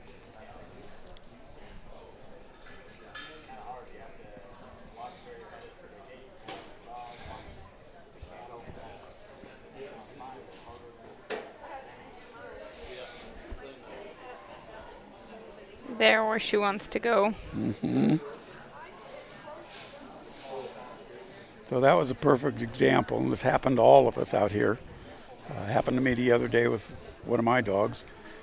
Cow took off, genetically, that dog says, Right. "Hey, Dad, We're not supposed to have a loose one." he's getting away. I gotta bring him back." Shannon did not send him to go. He just, the way these dogs are bred, said, "I can't have them escape. I need to control these dogs. I need to have them here, right in front of you." So there's the whole thing. You can see the dog's still looking at that cow and just can't really understand yet. As to why we're letting that Why are we letting that one go? That's not right. So Shannon brings her back around, tries to unlock her from that other cow and lock her up on these. I think she wants her in the panels too, and she doesn't really want to stay in with them. Good job, Kevin Lippy and Newt. Full score. There we go. There you go. Time on 4:04. Perfect. Oh, nice work, Shannon. That was really good. Jacobs and SBC Ivanka. On deck, Gentry Holt and Witt. In the hole, Marvin Daniel and Punch. Getting ready, James Butler and Bonnie. Okay, next up we've got Tim Jessen. No, I think these are the current standings. Oh, yeah. yeah, there we are. Yeah, current points and current this times. is round 2, right? Mm-hmm. So our leader, Tim Jessen and jury. With a super fast 3-minute. 3:01. Charles Gates and Starr. Brett Caber and Walt, 3:57. Barbara Jacobs with Romel, 4:29. And Shane Elwood with Ike, full score in 4:47. We've had a lot of full scores this morning. Just a testament to the way the cattle have been conditioned and brought in here and kept and controlled and worked, all in a low-stress environment.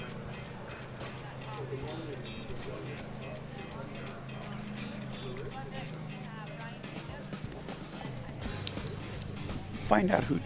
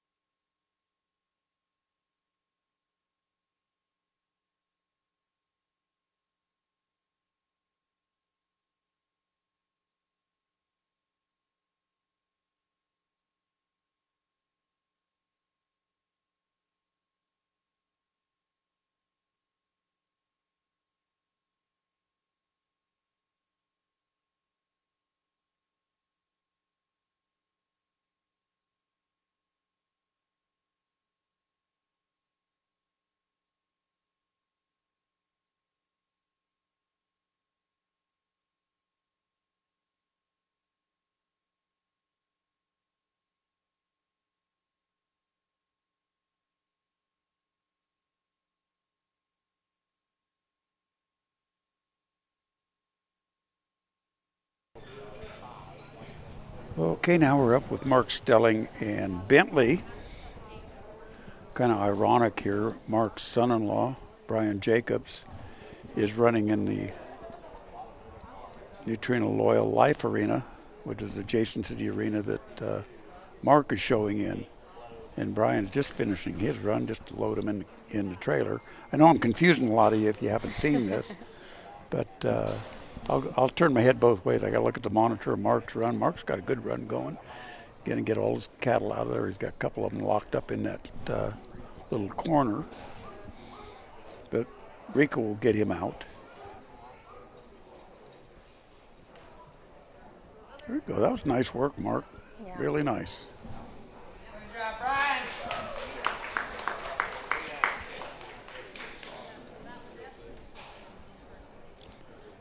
Okay, Mark, you got a super good run going. You better get over by your hole and block that. Nice going. That was perfect, yeah. Pretty casual there, Mark. Pretty casual. FBC Ivanka, a time of Okay, let's see if Rico can get around there and push one out for you. For a 3:01, because that's what's currently leading it as of the last standings we saw, and we're only at 2:24. in the hole, James Butler and Bonnie, getting ready, Nathan Myers and Massey. Good job. Good luck. Come on. Good job, Mark. That is a fantastic run. Perfect. 2 minutes and 40 seconds. Yeah. Good job, Mark Stelling. Rico's so proud. Yep. You know, so we talk about a family sport. Here's Mark Stelling. His daughter, Haley, is also showing in the same class, in the novice class. Her husband, Brian Jacobs, just finished off in the futurity arena. Brian's mother, Barbara, is running in this novice class. So, you know, we got a whole family in there, you know. And, Brian and Haley are packing around a little 9-month-old baby that it's not going to be that many more years before we see him out In here. the junior you know? handler class, yes. You know, pretty cool. Pretty cool.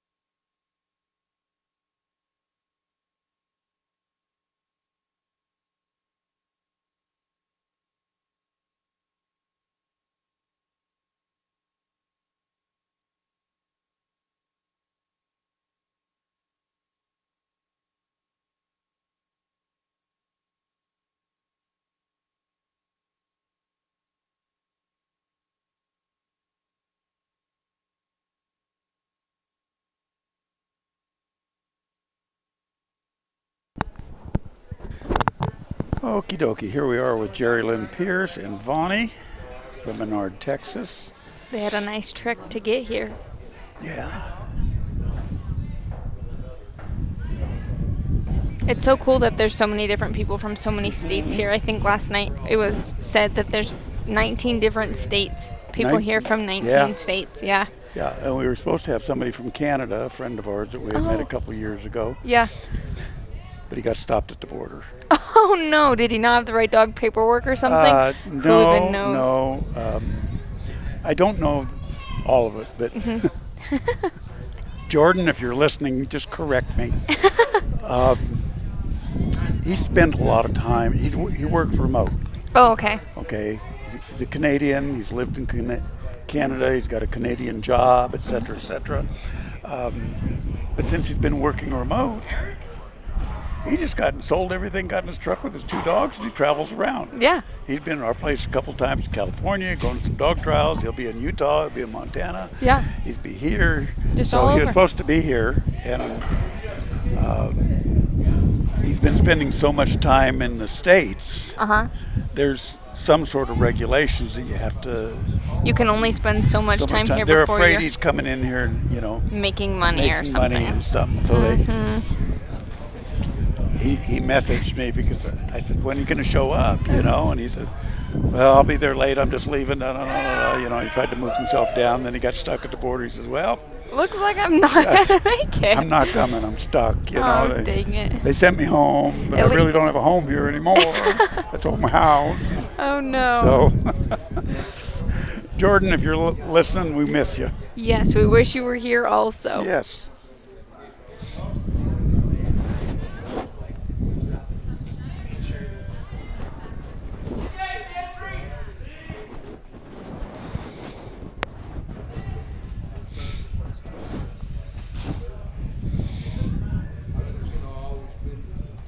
Sorry about the wind feedback. There's nothing we can do about it. Yeah.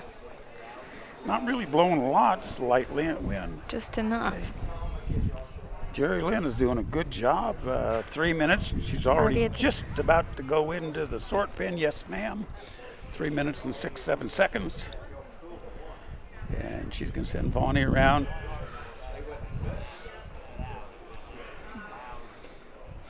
These dogs that Jerry Lynn and Irby have are just fantastic dogs, you know. And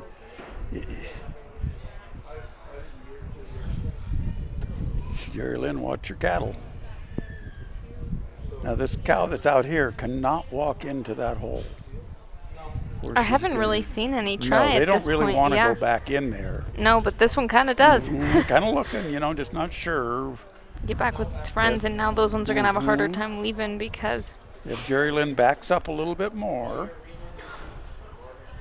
it'll give that cow a chance to get out. But now that black one, he just kind of wants to turn around and look in there, cause a problem. We need to get the dog inside the pen and put a little bit more pressure on those cattle that are inside the pen to turn them to look at the exit and get there. Bonnie's just not quite sure if she wants to. Yeah, now Jerry Lynn cannot walk into the pen where the cattle. She can walk backwards and sideways and stuff, but she can't cross the line into the pen. There we go. So she's got to rely on Vonnie to push them to her. Push them out of there. Which Vonnie's doing a good job of getting everybody excited. Now, you know. Didn't necessarily work, but let's see what happens. Good news is she got into the catch and into the sore area with plenty of time. This is really frustrating when you're standing there and hearing that clock tick in your head. And there you go. Nice job, Jerry Lynn. Very frustrating that you can't get that little job done like you think you should be able to. Yeah. And there's really not too much more you can do if your dog won't step up and turn the cow's heads around and stuff. But we got it done. Less than 5 minutes, a good run, and see how she turns out when you add up all the scores. The Plaid Perk screen's up, so we'll talk a little bit about it real quick. So any of our Nutrina products are eligible for our rewards program called plaidperks.com. It's a really easy rewards program. All you do is go to plaidperks.com and upload a picture of your receipt from any retailer that you purchased Nutrina products at. And for every $1 that you spend on Nutrina feed, you'll get 1 point. Sometimes we do things where you get double points, triple points, things like that. But for the most part, $1 per point. And then those points add up and you can redeem them for coupons or all sorts of different things. Coupons are typically the most often redeemed. They go all the way up to a $50 off coupon. So it is a great rewards program to be a part of. So then you take those coupons back to your feed store. Yep. And you can use them towards your next. Buying. Yep. Very cool. Yeah. $50 to get you pretty much a free bag of dog food. Wow. So. Yeah, it's amazing what prices have done, huh? It really is. Yeah, it has been tough all the way around. Every piece of the economic strain has definitely increased. Yeah. Yes.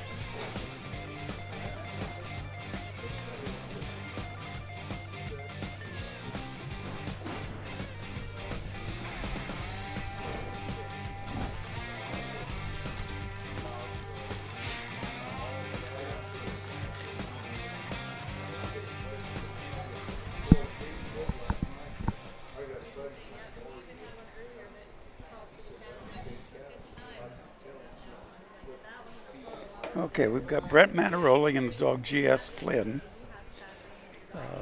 He's got Flynn set up, and he's going to send him on the away side. That'll be a counterclockwise direction. There he goes. Now, Brent and Flynn are your reserve dog of the year for this season. He just got a nice award at the award banquet the other night, and he's put in a lot of time, a lot of effort, a lot of money, traveling and showing and accumulating those points to win that award. So, just something that we try to do, if you have the opportunity, if you feel like you can commit the time and the money to go do that, it's fun. Whoa, Dang Brent, it. where were you? Where were you? He's shaking his head. He didn't know where like, he was either. Yep, exactly. He'll get him brought around. He's still only at 52 seconds. kind of the same thing. You got to watch your cattle, and I could see Brent was watching his dog. He was afraid of where the dog was, wasn't watching where the cattle were, and the cattle totally took advantage of it. And now they know where that hole's at, so hopefully he can get back over guarantee you, there. when they come in, they'll be looking right through that hole, and he's going to really have to be aggressive to make that not happen again. Get him brought back around. Hopefully that red one will pick up pace and not do what she's doing right now. Yeah, and get stuck in the corner. Get stuck in the corner. Well, Flynn's going to go around there. Perfect. If we talked about the initials and stuff in front of the dog's name, and this is GS Flynn, again, Golden State. That's Brian Jacobs' breeding program. Oh, okay. So this is a dog that, I don't know the breeding on the dog, but it's a dog that came that out, way of, it's recognizable. out of his program. Program, yeah. So Flynn's got to work quite a bit harder now that we missed that little hole, and get them all lined up. And Brent's kind of found himself standing in the middle of a bunch of cattle, and trying to figure out a way to what to do exactly, what to do. where to bring him, what to do, how to get him. Yeah. So we're not talking about Brent's problem anymore. I'm going to talk about Brent's wife, Lisa, who makes the best corn casserole. Oh, yum. Oh my gosh. Yes. Earlier this year we were at a trial, and we were having a little potluck dinner, and she brings the corn casserole. And God. So good. Oh, like amazing. Yeah. Corn casserole, you think corn casserole. No, this stuff is special. Yeah. It was made with love. It's made with love, I guess. So she made some the other night, and they were eating over at their camp, and we were having dinner over at ours. She brought me a plate of it, and I think it was even better than the other stuff. It was incredible. Yeah. Oh my gosh! So I told her even if Brent don't want to come anymore, she can come with us. She's invited. She's invited, and she can bring that corn casserole. So.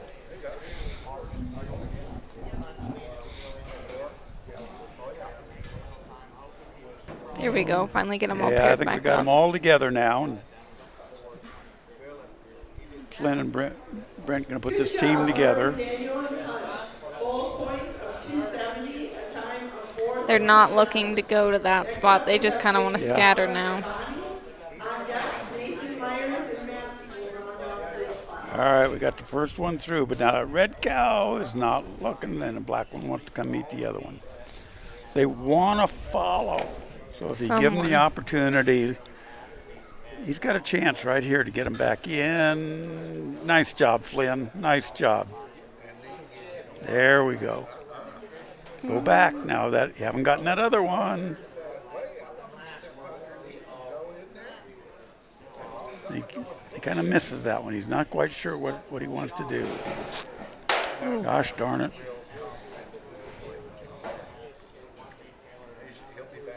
Do they all, if he gets that one just to go through, does it count as full points, or do they have to start again? As long as this one doesn't come down here and mix with these other two, if it walks straight in there, he can still turn it around, and about this time they've mixed. Okay.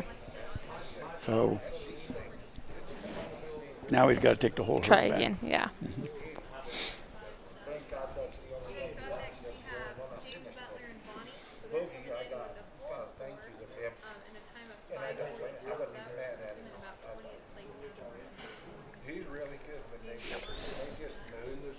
when things start going bad like this, we'd like to just blame the cattle and say, oh, I didn't draw a good set. Sometimes we just have to look at ourselves. He had a really good run going. He wasn't in the right spot at the right time. At the right time, exactly. And it seems like once things start to kind of get messed up too, it's so hard to put it all back together the same way. Yep. It really is. I guess it's a lot easier for things to go downhill than turn around, come back uphill. Bring back exactly. up. Yeah. So, knowing Brent, he'll just, shake it off.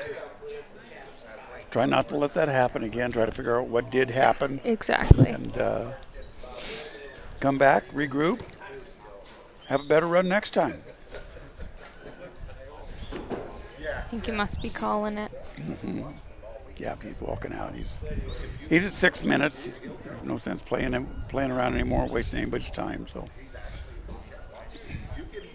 a little disappointed, but not the end of the world. Here's our next 4. We got Tim Jessen and Walt, Haley Jacobs and Stash, Dusty Org and Reba, Dave Hammond and Scamp. We got 2 Californians in there and 1 Montanan, I think it's Montana, and 1 Nebraska. We'll see.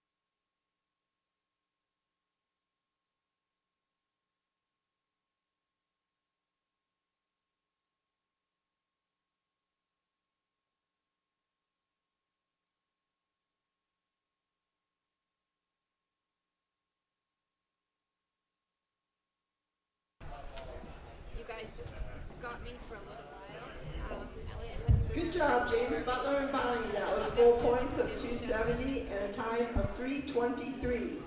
Next up, our last, Nathan Myers and Maddie. You got me now. So you guys just got me now. Maddie, the Neutrino rep. Elliot had to go start the barbecue for lunch. So we've got Tim Jessen and Walt headed towards obstacle number 3.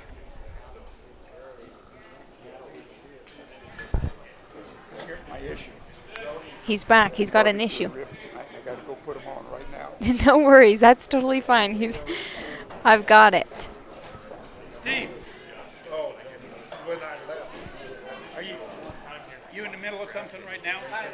Go on. Brian.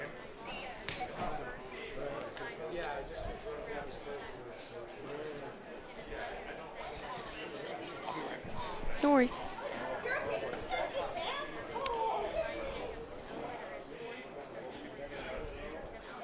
Yeah, that's overall.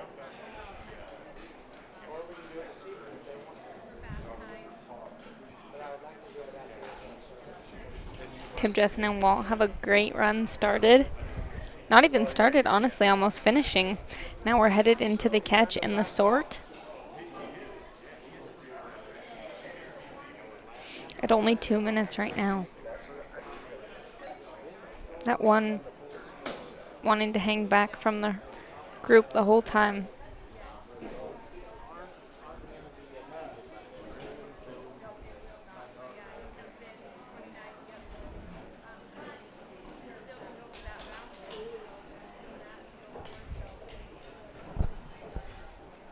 I'll be damned. So she does like plastic surgery type shit.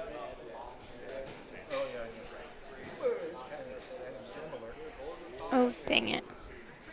Gonna have to regather them and bring them back in. Them boys are on the lookout. Them two calves, they're on ass somewhere.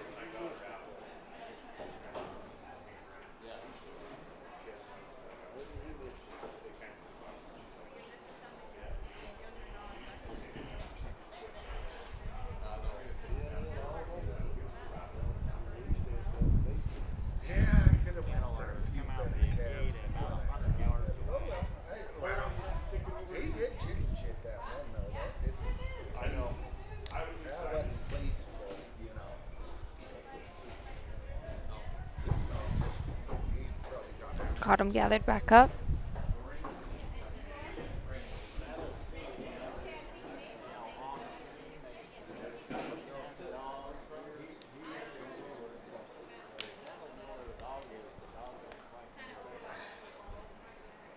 I wanted to get after my black dog. I grabbed him. I said, I grabbed like you best be thinking of something else. When I get some movement, have Walt put some pressure on him. There we go.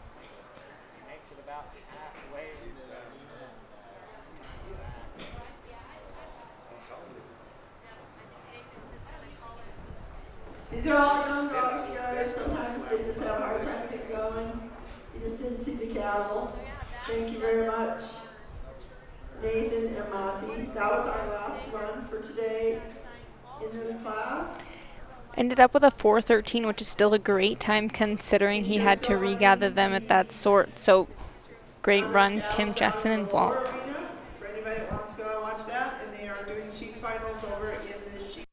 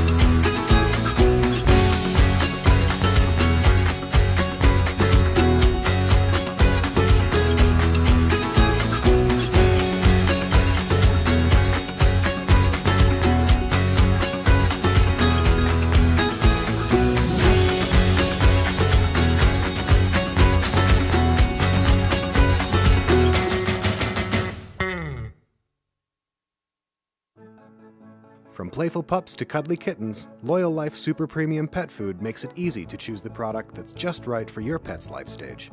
Every pet has their own special nutritional needs, and we've got the super premium option your family's best friend deserves. Making sure your pets get the nutrition they need to live long, happy lives? That's what we do best. With our special blends of quality ingredients, you can count on us for the pets counting on you.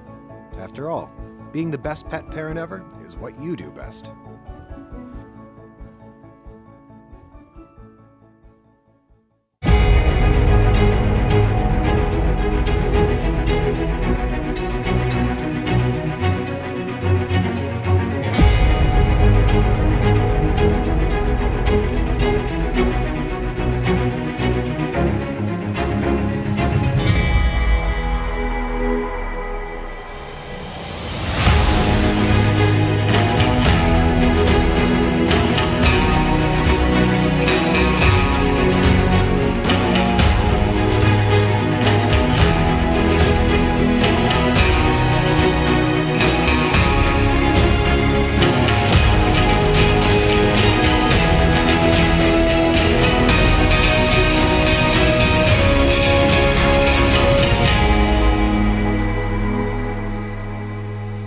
We use our dogs every day.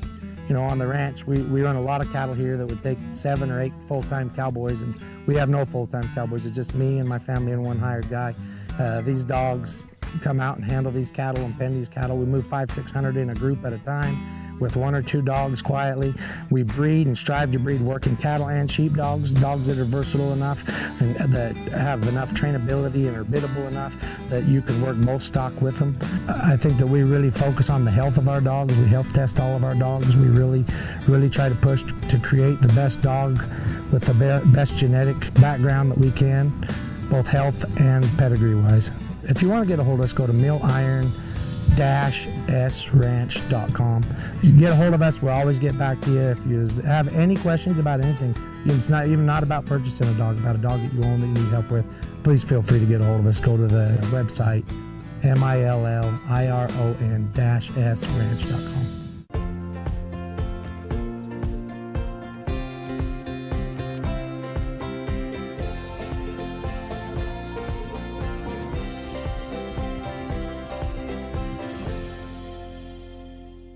Hey everybody, it's Steve White with the Mountain State Stock Dog Association.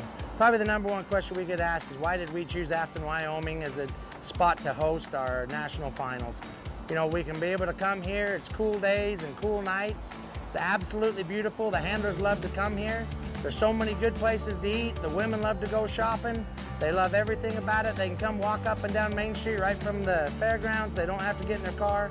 The recreation around here is great. They can go fishing, they get four-wheelers, they go riding up in the hills. Really what it comes down to, everybody, is we put on a great national finals here because this is a destination that everybody wants to come to. They save all their year worth of vacation just to be able to come here and spend 10 days worth of their life in Afton, Wyoming. We absolutely love it here and we look forward to coming back here every single year.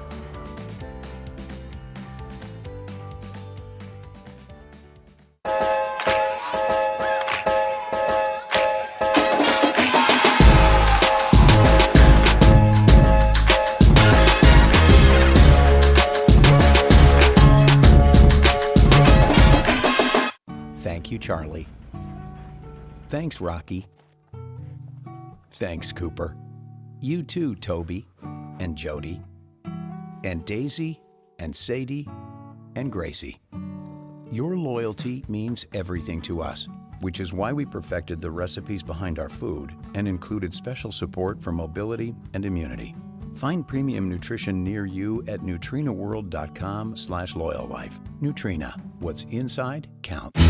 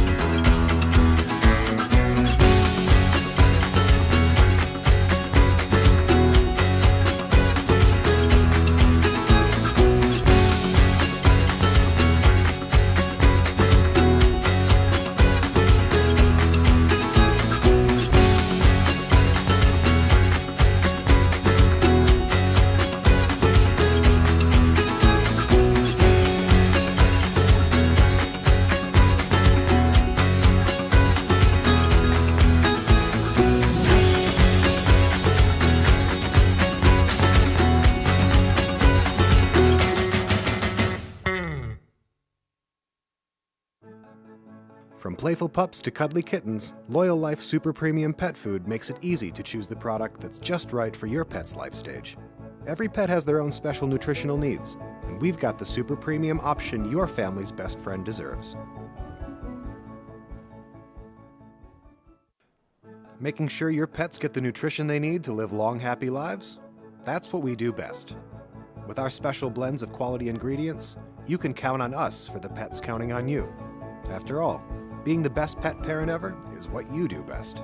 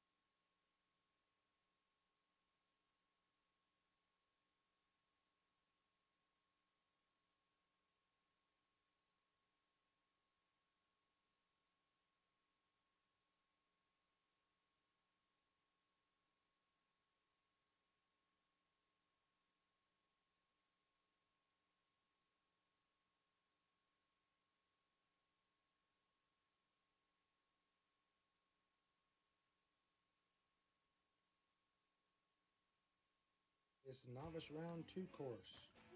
They call for their cattle. They bring them down through the fetch. After they go through the fetch, they go over to number 2. There's a hole in the back of there, so it makes it tricky. The hen has to cover it, and they must exit the right of the obstacle. Then they go up to obstacle number 3.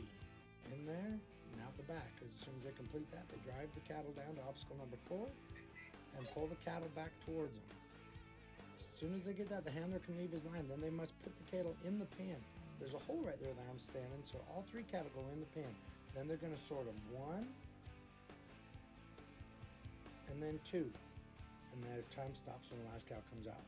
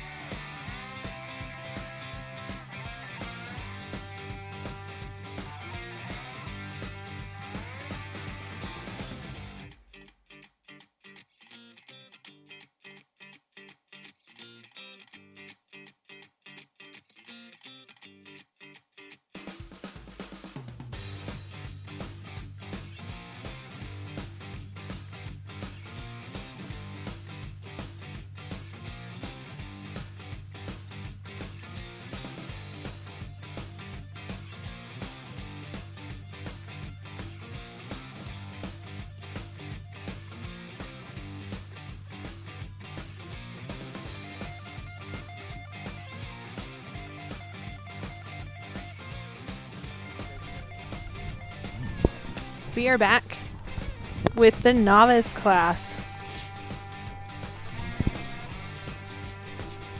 You can hear your sniffing online. It's kind of a little bit overcast, but this is novice class round 2. So these guys are looking to be in those top spots so that they can come back tomorrow for the finals. We just seen McKay Hatterley and her dog Ace go. Getting it done with around like a 4 something. So this is Shane Ellenwood and Roxy out of Banner, Wyoming. Wyoming. I'm not sure where Banner. Yeah, I've never heard of is. Banner, Wyoming. It's probably either in the northeast or the south part of the state. I'll bet. Yeah, one of those two. Okay. What does that look for? Shane Nothing. gets set up out here and he gets his dog sent off on an away come by. On an away come by. Yeah, not an away come by. Well, some dogs do an away come by, but I meant to say an away command. Yes, and headed towards the fetch. Wow, This is a hard course. This is a really yeah. good course. Yeah. A nice one to, we're in the second round for these novice handlers. And just a good one to start creeping up and testing their experience and their skills here. Yep. Oh, that one just splits just off. getting a little bit wide on this one, and Shane's going to send him around. Shane's going to send Roxy around. I'm assuming that's a female. You can't make assumptions these days. Yeah, we can't. This is 2023. We can't be assuming. So yeah, we just finished up in the Loyal Life Arena with the Futurity cattle round 2. They only run 2 rounds, and that was a fun class to watch. Yeah, they did a great job. Those really young, nice dogs handled it really well. Yeah. And Shane doing a really nice job here with his dog, keeping him on a good line. And I mean, he's at a minute 18 going into he's into 3. Yeah, he's kicking right along. He's the one nice thing that Shane's been doing here, and Roxy getting just a little ways away from him here and getting off on that away command. But he's recovered now, and one thing that does help him out with here is it kind of promotes those calves to get on that back wall and make sure he gets deep enough for this number 4 obstacle. But that in being said is he's going to have to peel him off this back part of the wall here.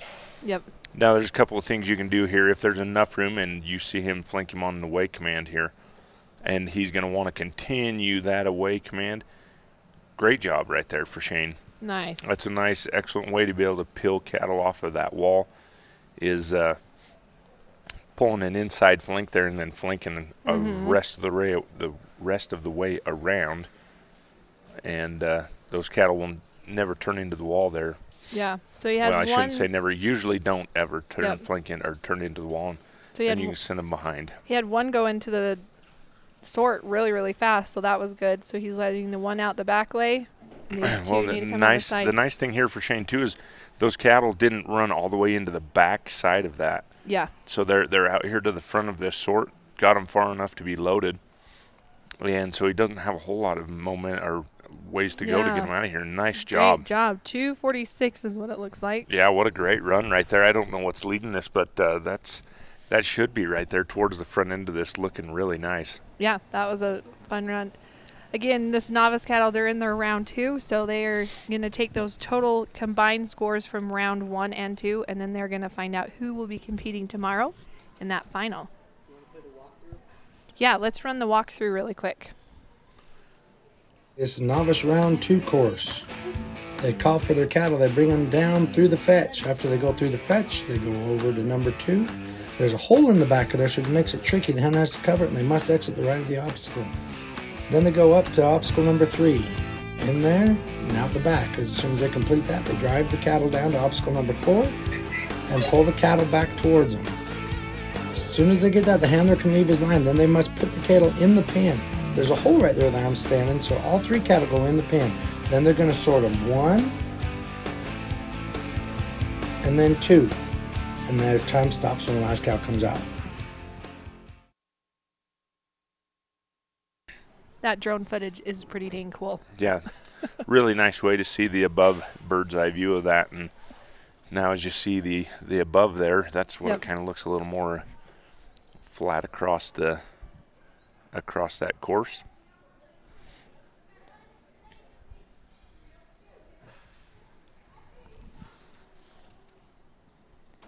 So yeah, we have also going on in the Plaid Perks Arena is we have the sheep finals going on. So they're going to be going all day. They're doing all 4 classes. So you can jump on and watch that, or if you want to come down, you can also come on down and watch that. There's also a dog wash going on right now, I believe, till 3 o'clock. So you can, the local 4-H club is doing that, so you can bring your dog down and get a bath, and they take really good care of them too. Nick Corville and Stone coming down from Charlotte, Montana for these finals, and he's got Stone out there and on the back side of these cattle. He's going to have to bring him out around the edge of those panels. But looking really nice right here so far. Looks like Stone's taking his commands here and flanking the way Nick needs him to be doing. This black calf wanting to peel off here to our left, but Stone doing a good job getting out there, and now we got the red calf looking, but he better hustle him back. Yep. That one's going to try to sneak. Yeah, there good you go. job. And nice thing right there for Nick to do is getting him far enough on that away command to be able to tuck him in and not being short on that flank. Yeah. Now these guys really looking off here to the left, and oh, good deal he got there before he got too deep into that sort right there. Not having to go very far in there to go dig him out. Kind of have 2 of these guys that they kind of are wanting to go different directions there for a minute, and this black calf still not totally convinced that he needs to be going where Nick is needing him to. Gets him put back together. Yeah, and a nice job on Stone's part to not put undue pressure on these cattle as they're trying to figure out. And Nick missing a little bit of an opportunity to step up there and help his dog.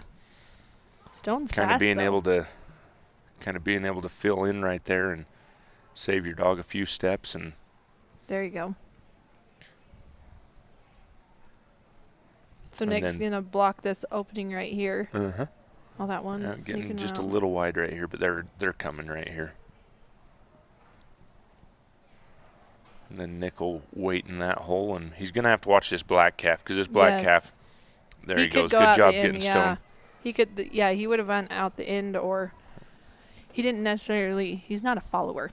Well, no, and he's not really bought into the whole idea of really playing this game the whole way. So he's moving, he's doing a great job, not saying anything that way, but just a calf that he's going to have to keep an eye on and make sure he gets him where he wants him to go. Yeah.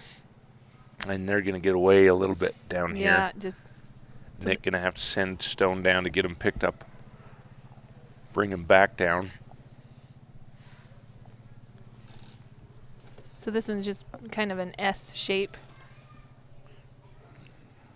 Yeah, and looks like he's going to just bring him backwards through this. He'll daylight him on this side, which means he'll cross outside of it. He'll get a clear sound from the judge up in the booth, and then turn him right back around and complete the obstacle correctly.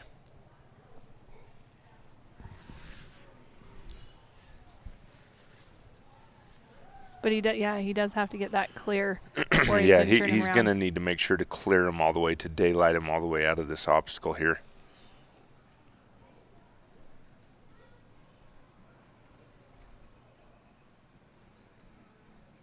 And the hard part here is he doesn't want to clear him too far that he has a long ways to pick him back up, but needs to get him enough. And then better hustle this dog up and around. There he goes. Doing a good job there. I'm quite positive he should be clear on this obstacle. Again, this black calf just hanging up enough, and he's going to be one that Nick's really got to keep an eye on just to keep him where he should be going. Yep, and just making sure that one makes it through. Yeah. Stone getting a little too far on this outside edge. There he goes. There, now he's getting him back in here. Yeah, Nick needing Stone to stay on this inside, in this space in between Nick and the cattle, which is a little tougher of a flank to be giving. And we're going to do kind of the same thing here, but it looks like it's going to be a little tough to get around there. But Stone getting there. Good job. And stops that black one. Yeah, I'm assuming he's going to get a clear signal on that one. He went far enough back through, and he needs to get Stone over there. Good job.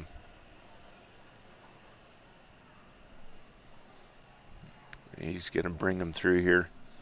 We'll find out if there was something that didn't go on. I'm sure the judge would have let him know there, but he looks good on that one. Yeah, so he's at a 5'10" right now. So this black calf constantly just looking to the inside right here. Yeah.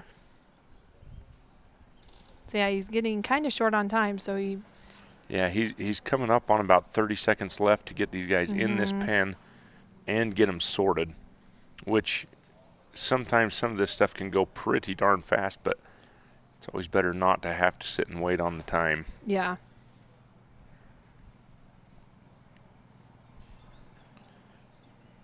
Yeah, I don't know if these guys just held up here enough that. Yeah. Ooh, hopefully he can get even at a bare minimum, if he can get him in and get his pen points.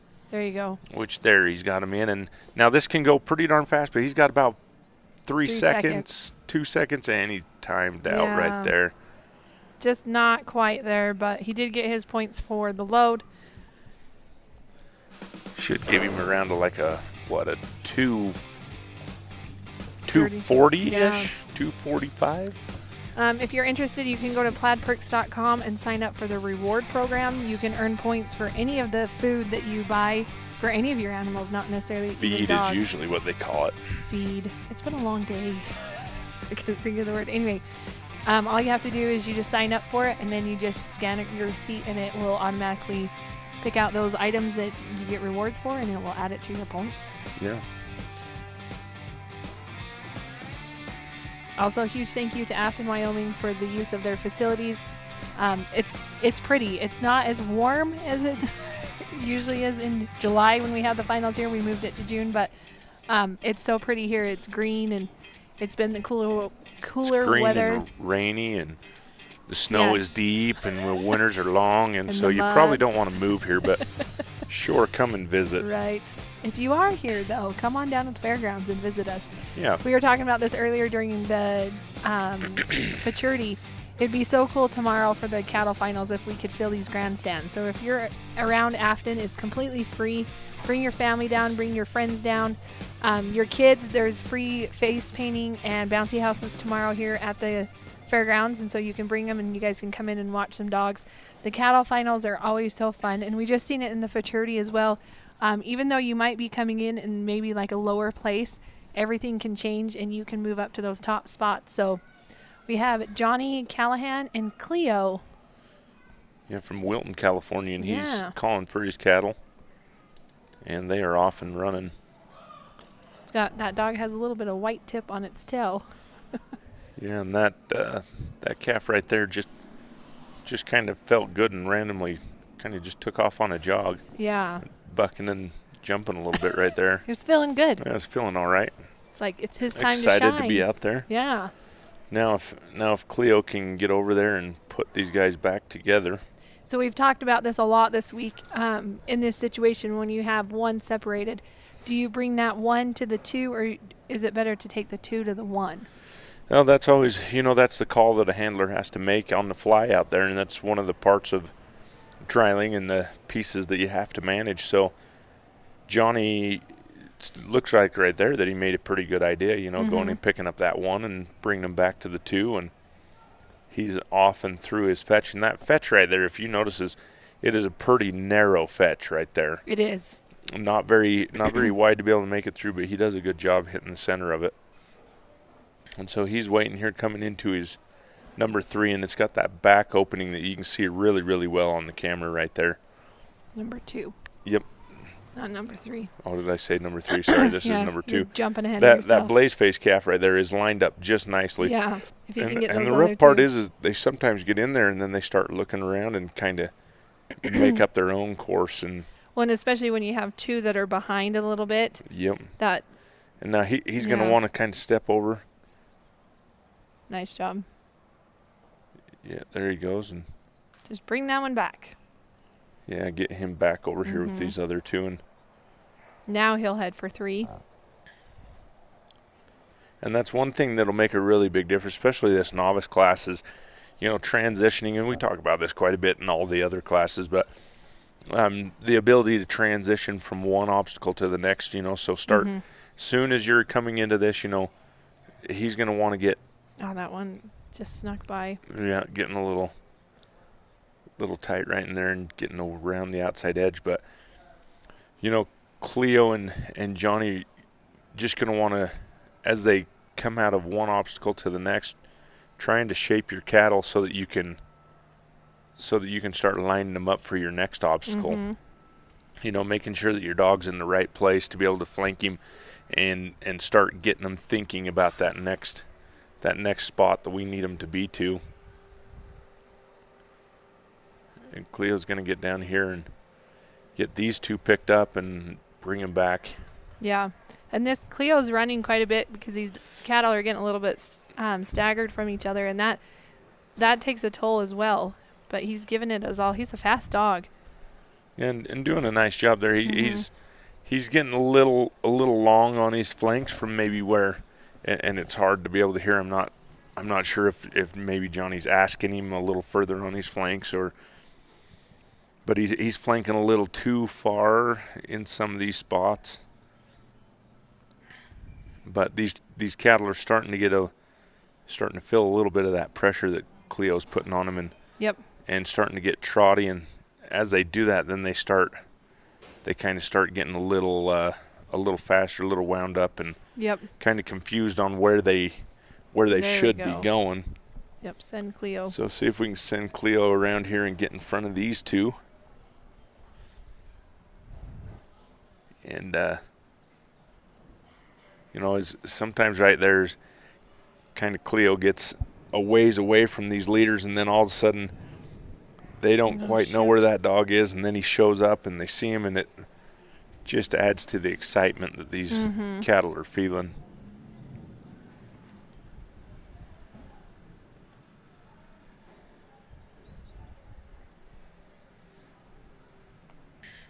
But this blaze face calf just kind of feeling that pressure, wanting to just trot somewhere to kind of get away from it a little bit, and not really knowing how or where to be going. And a good idea right here, a nice job. Just let those cattle sit and settle for just a second. But it looks like Johnny's going to call this and say, hey, we made a nice effort at it.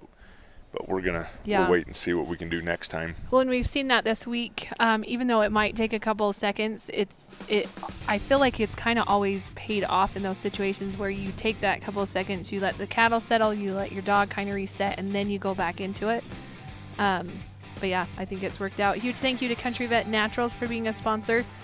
I know we feed their dog food at our home, and we have been super impressed with it so far. Yeah, our kids are doing well on it, a little bit of milk and that with it, but no, just kidding. Our dogs do well. They good high quality dog food there. Yep. You can, I believe you can get on Country Vet Naturals website, and you can be able to find some dealer locators to be able to see where it is available near you. Yep, they have a couple different options for you. So yeah, mainly, a lot of times the ones you're going to be looking at is what they call Country Vet Naturals Active. It's a 30-20, 30% protein, 20% fat dog food that works really well for these highly active dogs. Also has a few of those bells and whistles as far as joint supplements and digestive aids to be able to help them use that nutrition and nutrients better. Yep. Also, thank you to JB Service and Drilling, or JB Waterwell. Sorry, I always forget the Waterwell part. They can take care of your new construction or water treatment. You can visit them at jbwaterwell.com. And also S4 Stock Dogs, the Stottlemeyers, correct? Yeah, John Saying that- Stottlemeyer. Yep, and he is running this week. I believe so. Yeah, he's one of our sponsors, so huge thank you to him. I believe. Was his wife running as well? No, not that I know of. I believe it's just John that's got some dogs in there, but has some really nice dogs. You looking for some? Yes. You can, S4 yep, Stock he's Dogs. another one to get in touch with. Also, thank you to our 2023 champion buckle sponsors. These buckles are beautiful. I've talked about it all week. They're gorgeous. Red Baron Drive-In in Afton, Sheer Bliss, Arizona National, JB Waterwell, Alpine Animal Clinic in Chubbuck, Idaho, and Advantage Plus Federal Credit Union. Thank you to them. Yeah, thank you to them. If you notice, JB Waterwell also a sponsor on these championship buckles. Breaking the other arenas. There's a lot of thunder and lightning going on. Everybody kind of batting the hatches. Stock centers. Oh, okay. So it sounds like we're going to take a little bit of a break here. We got some pretty good lightning and thunder coming in here, and not wanting that to kind of affect performance and maybe just a little bit of some safety things. So we're going to take a little bit of a break here. Yep. And so we'll be back. Some commercials roughly, and be back. I believe they just said roughly about an hour is what we're going to be, and then we'll be back. Oh, okay.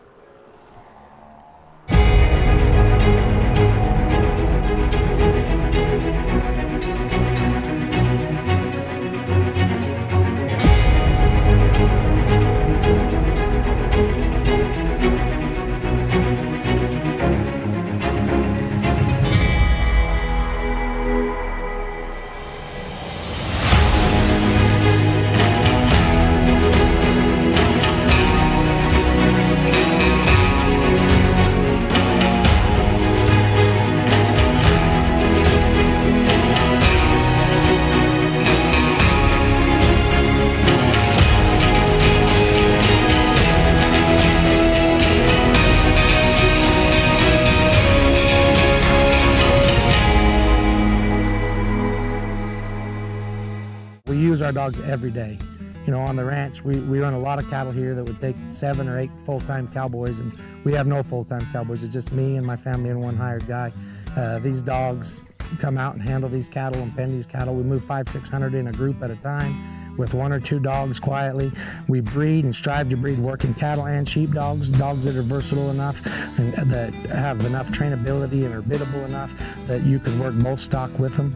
I think that we really focus on the health of our dogs. We health test all of our dogs. We really try to push to create the best dog with the best genetic background that we can, both health and pedigree wise. If you want to get a hold of us, go to milliron-sranch.com. You can get a hold of us. We'll always get back to you. If you have any questions about anything, it's not even about purchasing a dog, about a dog that you own that you need help with, please feel free to get a hold of us. Go to the website, milliron-sranch.com.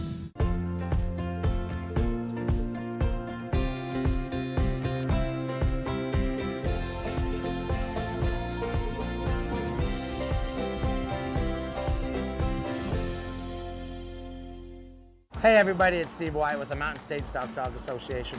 Probably the number one question we get asked is why did we choose Afton, Wyoming as a spot to host our national finals? You know, we can be able to come here, it's cool days and cool nights. It's absolutely beautiful. The handlers love to come here. There's so many good places to eat. The women love to go shopping. They love everything about it. They can come walk up and down Main Street right from the fairgrounds. They don't have to get in their car. The recreation around here is great. They can go fishing, they get four-wheelers, they go riding up in the hills. Really what it comes down to, everybody, is we put on a great national finals here because this is a destination that everybody wants to come to. They save all their year worth of vacation just to be able to come here and spend 10 days worth of their life in Afton, Wyoming. We absolutely love it here and we look forward to coming back here every single year.